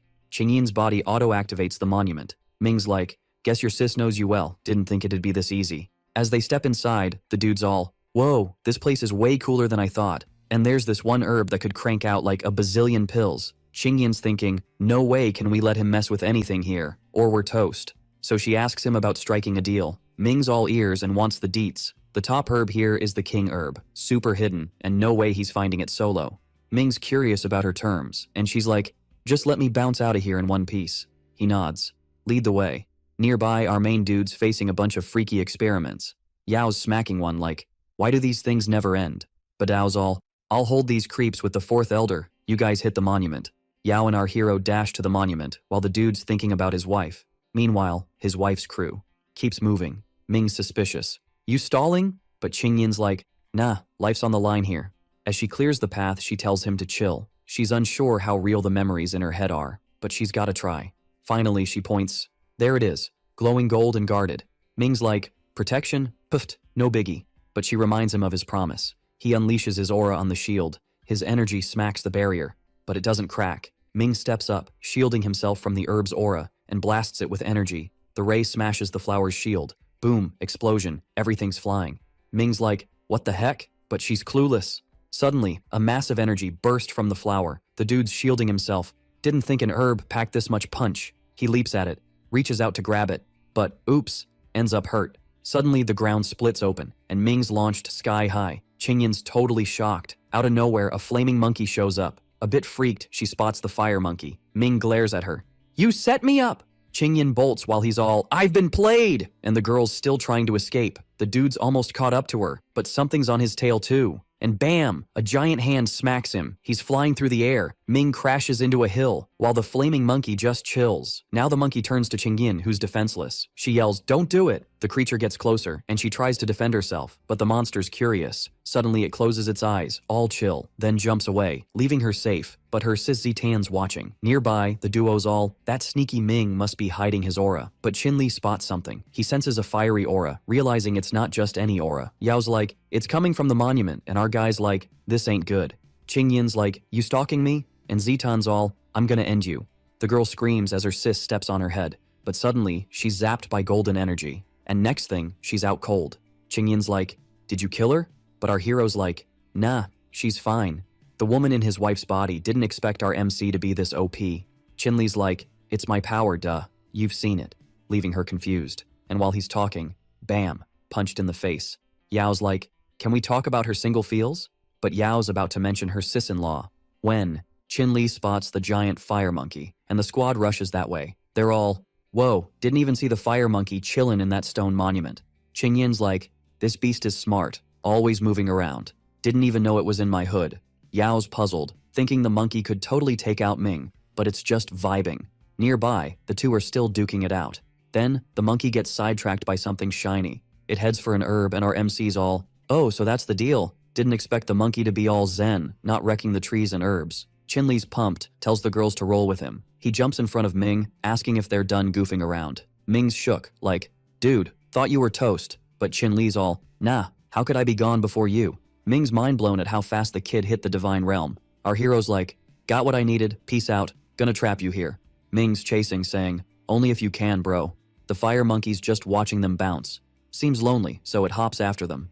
Our hero's out of there, leaving the monument. Ming's hot on his trail, also bailing. He's like, whoa, Qinli's gone stealth mode, can't track him. Suddenly the fire monkey's back, tailing them. The kid's like, if it's giving the pill, I'm taking it. He whips out a sick weapon, charging it with aura. He launches an attack, aiming for the monkey's face. The monkey's like, nah, chomps it down easy. Ming's sweating, no way, that's nuts. Qinli's like, dude, I was just warming up, get it? Our hero swings his sword at the dude. The guy's like, whoa, that's fast. Thinks he can't dodge, gets smacked. Qinli's watching, feeling pretty good. Ming's not thrilled about the hit. He's like, this kid's leveled up, halfway to divine, no doubt. Our MC's ready to keep the brawl going. Since the dude brought treasure, Ming's like, time to end this. Qinli's all, could have won before, but now it's game on. As they clash, he's thinking, this guy's dreaming. Their powers collide, big time. Even the fire monkey's feeling the heat. The impact's wild, wrecking everything around. Qinli's in the smoke, looking rough, leaning on his sword to stay up. But his opponent's way worse, like, how's this happening? Then he tries some astral projection move, aiming for our hero's body, thinking he's got a shot. He creeps closer, ready to take over, but gets smacked back like, whoa, didn't see that coming. Meanwhile, the kid's facing off with the fire monkey. Ming's brainstorming other ways to win. Qinli's like, this beast's stronger, gotta get back to the monument. He spots his chance, so when the monkey strikes, he blocks with sword in hand. He uses his aura, blasting light at the creature. The monster finally feels it, backs off looking dazed. But then it's like, wait, got played, and the kid's gone. Feeling a bit silly now. Soon, our MC's at the stone monument. Qinli didn't think the monkey would catch on, now it's a problem. The creature's yelling, get lost. The kid's shocked it can talk. Then the monster's cracking up at the whole scene. Qinli's like, you hurt my parents, now I'm taking your flaming pill to save them. He leaps at the creature, going for it. The creature's like, nah, catches his weapon. And suddenly, its wife shows up, like, who's this punk in our crib? She wraps the creature in her energy. In a flash, the aura's got it locked down. The monster's freaking out, trying to break free. The woman in his wife's body is all, yo, hurry up, my power's running on low battery. Our hero's checking out this creature stuck in front of him. He's got that weird feeling again. But hey, saving people is priority number one. So, he swings his weapon, aiming right at the monster. And then, boom, something wild goes down. Out of nowhere, he's back inside that monument, like, what? He spots a tiny monkey chilling on someone's shoulder. The monkey hands over a flower to the dude, but then, bam, it gets hit by a weapon. The attacker's all, the immortal old dude's toast, but he left the monkey to guard the forest. He's bragging about how the forest is his and his crew's now. Qinli's like, whoa, these are the giant monkey's memories. And the guys are all, we're rolling in dough now. But the little monkey, not down for the count, gives them the stink eye and tries to stand. Suddenly, it morphs into this massive, freaky monkey. A bluish glow pops up, and bam, our MC's back in action. He tells the creature he gets it, it's just guarding the herbs. Then he places his hand on the monster's forehead, promising not to wreck the place. The monkey looks at him with tears, then poofs away with a smile. Qinli sees the flaming core right in front of him. He reaches out to snag it. His wife's like, how'd it just hand over its core? But he's all, we just clicked, okay? Yao's like, that monkey's a divine beast, probably ancient. She jokes it might be a girl, but our MC's like, zip it, all embarrassed. Qingyin's curious about her sis, and Qinli's like, freed her from control, gave her a healing pill. While they're chatting, the consciousness of the dude who was their enemy is creeping on them. Ming's thinking, no one's stopping me from getting Qinli's body back. He charges at our hero, who's busy with Zitan. Yao spots something on the boy's shoulder, saying it looks like a worm. She grabs it, totally grossed out, and tosses it, calling it a talking, evil worm. Ming curses and zooms off. Our MC's like, what was that? But Yao's still freaked out. Suddenly Zitan's eyes pop open. She's stoked her sister's finally awake. But Qinli steps up, saying that's not the girl. The dude's like, I've been around, but this is my first time in a girl's body, and it's awesome. Our MC's like, that's Hong Ming, while Qing Yin's yelling for him to scram. But the guy's like, I barely made it and I'm not leaving. This body's pretty sweet. Yao's shocked the dude took the girl's body and now feels gross for touching him as a worm. Ming's all, how dare you diss me? The enemy's ready to attack, thinking she's asking for it. Qin Li steps in, warning it's the last chance to leave the girl's body. But Ming's taunting, asking if he'd swap bodies. Our MC's like, you're dreaming, and smacks him hard. Ming goes flying, crashing into a rock. The girl, hands on the ground, asks if he really hates her. Her words catch the young man off guard. He tells her to stay strong and fight Ming's control, but she says she's possessed and doesn't need excuses to be taken down. Her sister's confused about how they could hurt her. Frustrated, Zeton's like, without me, you two can be happy. And since they want to be together forever, she'll make it happen, and her sister screams for her to stop. But our MC's quick, holding the girl back. Ming warns him not to do anything stupid. He can't promise his sister-in-law's safety, but the hero's like, who said I was attacking? Ming's worried he might have a secret move. He senses something's off. Yao's attack is heading his way, but he pulls off a last-minute save with his aura, just in the nick of time. The dude's all smug, telling the girl she's way too weak to hurt him. Qin Li's like, true, but I bought some time, while doing a mind meld move. Ming's all, what's your game plan? Remember, if you go down, your sis-in-law's toast too. But our hero's chill, saying the girl's safe, only the bad guy's in trouble. Inside the girl's mind, he spots the dude eyeballing him. The guy's in disbelief, thinking there's no way Qin Li's this strong now. While our boys got him cornered, the dude's yelling he's the top martial artist ever. Qin Li's like, dude, you're basically a zombie, all power hungry, no friends. Power's everything, making the impossible possible. How can that kid know anything? The guy wonders. The hero's like, does all that power make you happy though? The guy's annoyed, like, why should I care? With the dude in his grip, the young man says he's missed life's big lesson, wasting all those years. After taking down the enemy, Zeton breaks free and hits the ground. Qin Li's all about power, but first, he wants to find his parents and protect everyone. And now the girl's in that state. He taps her forehead, saying it's time to wake up. Back in the real world, the girl slowly opens her eyes. She wakes up in her sister's arms, who's super stoked that things are cool now. Then Qing Yin gives her a big, happy hug. Zeton realizes she might have messed up with her brother-in-law. Feeling a bit guilty, she calls out to the young man. Qin Li's wiped out but tries to comfort her. Totally exhausted, the boy faints in their arms. He just overdid it and passed out. Nothing major. The woman in his wife's body says he'll bounce back fast in that magic pool. The girls are like, why didn't you mention this sooner? Qing Yin's confused as the girls dash off. Zeton races with Yao, saying she's not waiting and will dive in first. The young woman finds it hilarious. The girl says the pool makes her feel like she's got infinite power. The red-haired girl is totally vibing with the moment. Qing Yin's pleased, thinking she'd be clueless without the woman inside her. Her sister says it's weird, like she's a different person sometimes, so the girl explains she's got two spirits in her. Yao gets why she knew about this spot now. Everything's chill, but something's off. Qing Yin bolts in that direction, yelling it seems sketchy. She tries to call her husband, who's way off and can't hear. Suddenly, water splashes everywhere near him. A massive water dragon pops up. The girls freak out, trying to reach Qin Li. The beast heads for the boy to chow down. Qing Yin tries to warn her husband in time, but too late, the dragon chomps him. It rises and gulps him down whole. Then it eyes the girls for a sec, but decides they're not worth it and dives back in. The woman in Qing Yin's body is ticked off by another creature causing chaos and says she'll handle it. Yao's annoyed the other didn't help sooner. For a bit, the girls chase the serpent, and they notice the sea currents are super strong. Turning briefly, the dragon thinks these humans are clueless. The creature spirals, scooping them all up. The woman grumbles they're all useless, and she still has to save them. The two recover, coughing on the ground. Meanwhile, she thinks this creature's no less than the fiery monkey, but she figures with Qin Li's skills, he'll be fine for a bit. Time passes, and the creature keeps swimming, and eventually, it stops to chill. Our hero's still out cold inside it, but he starts waking up, catching a whiff of something funky. He wonders where he is, and where the girls are. Using his energy, he blasts from the inside. The dragon feels the hit, and wakes up at the lake's bottom. It starts squirming while Qin Li keeps attacking it from the inside.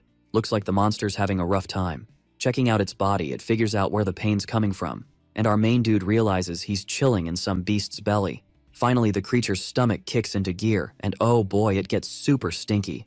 In a flash, the whole place is filled with some green goo. He tries to shield himself from all that stomach acid, and the creature's still in major pain, even letting out a big ol' cry. Back with the squad, the woman gently wakes the two girls. They snap back to reality, remembering their mission.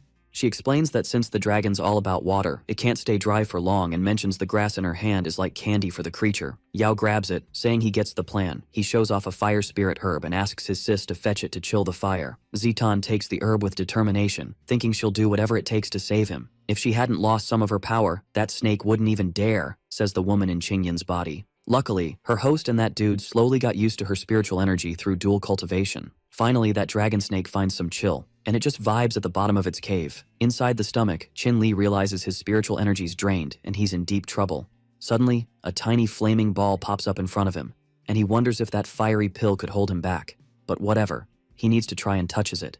The energy spreads through him, turning his eyes white. Inside the creature, chaos kicks off again, and in that green goo, our hero pops up with fresh energy. Qin Li jokes it's super rude to eat someone while they're napping. Then he whips out his sword and attacks the creature from the inside. The creature wakes up again, feeling the young dude's attack. This time he breaks through its skin and bursts out of the monster. He faces the creature like a boss. The monster starts flexing its power, planning to use it against our main guy. That dude just watches from above. Then he comments he can pull off that trick too. He raises his sword, focusing that fiery power. In the next moment, he unleashes it on the water monster. The two powers clash. Neither wants to back down. From the surface, the girls spot a massive flash ahead. Yao mentions he feels the boy's spiritual power, but it's kinda different. The woman says it's Qin Li's vibe, mixed with the flaming pills, and it looks like he doesn't need their help.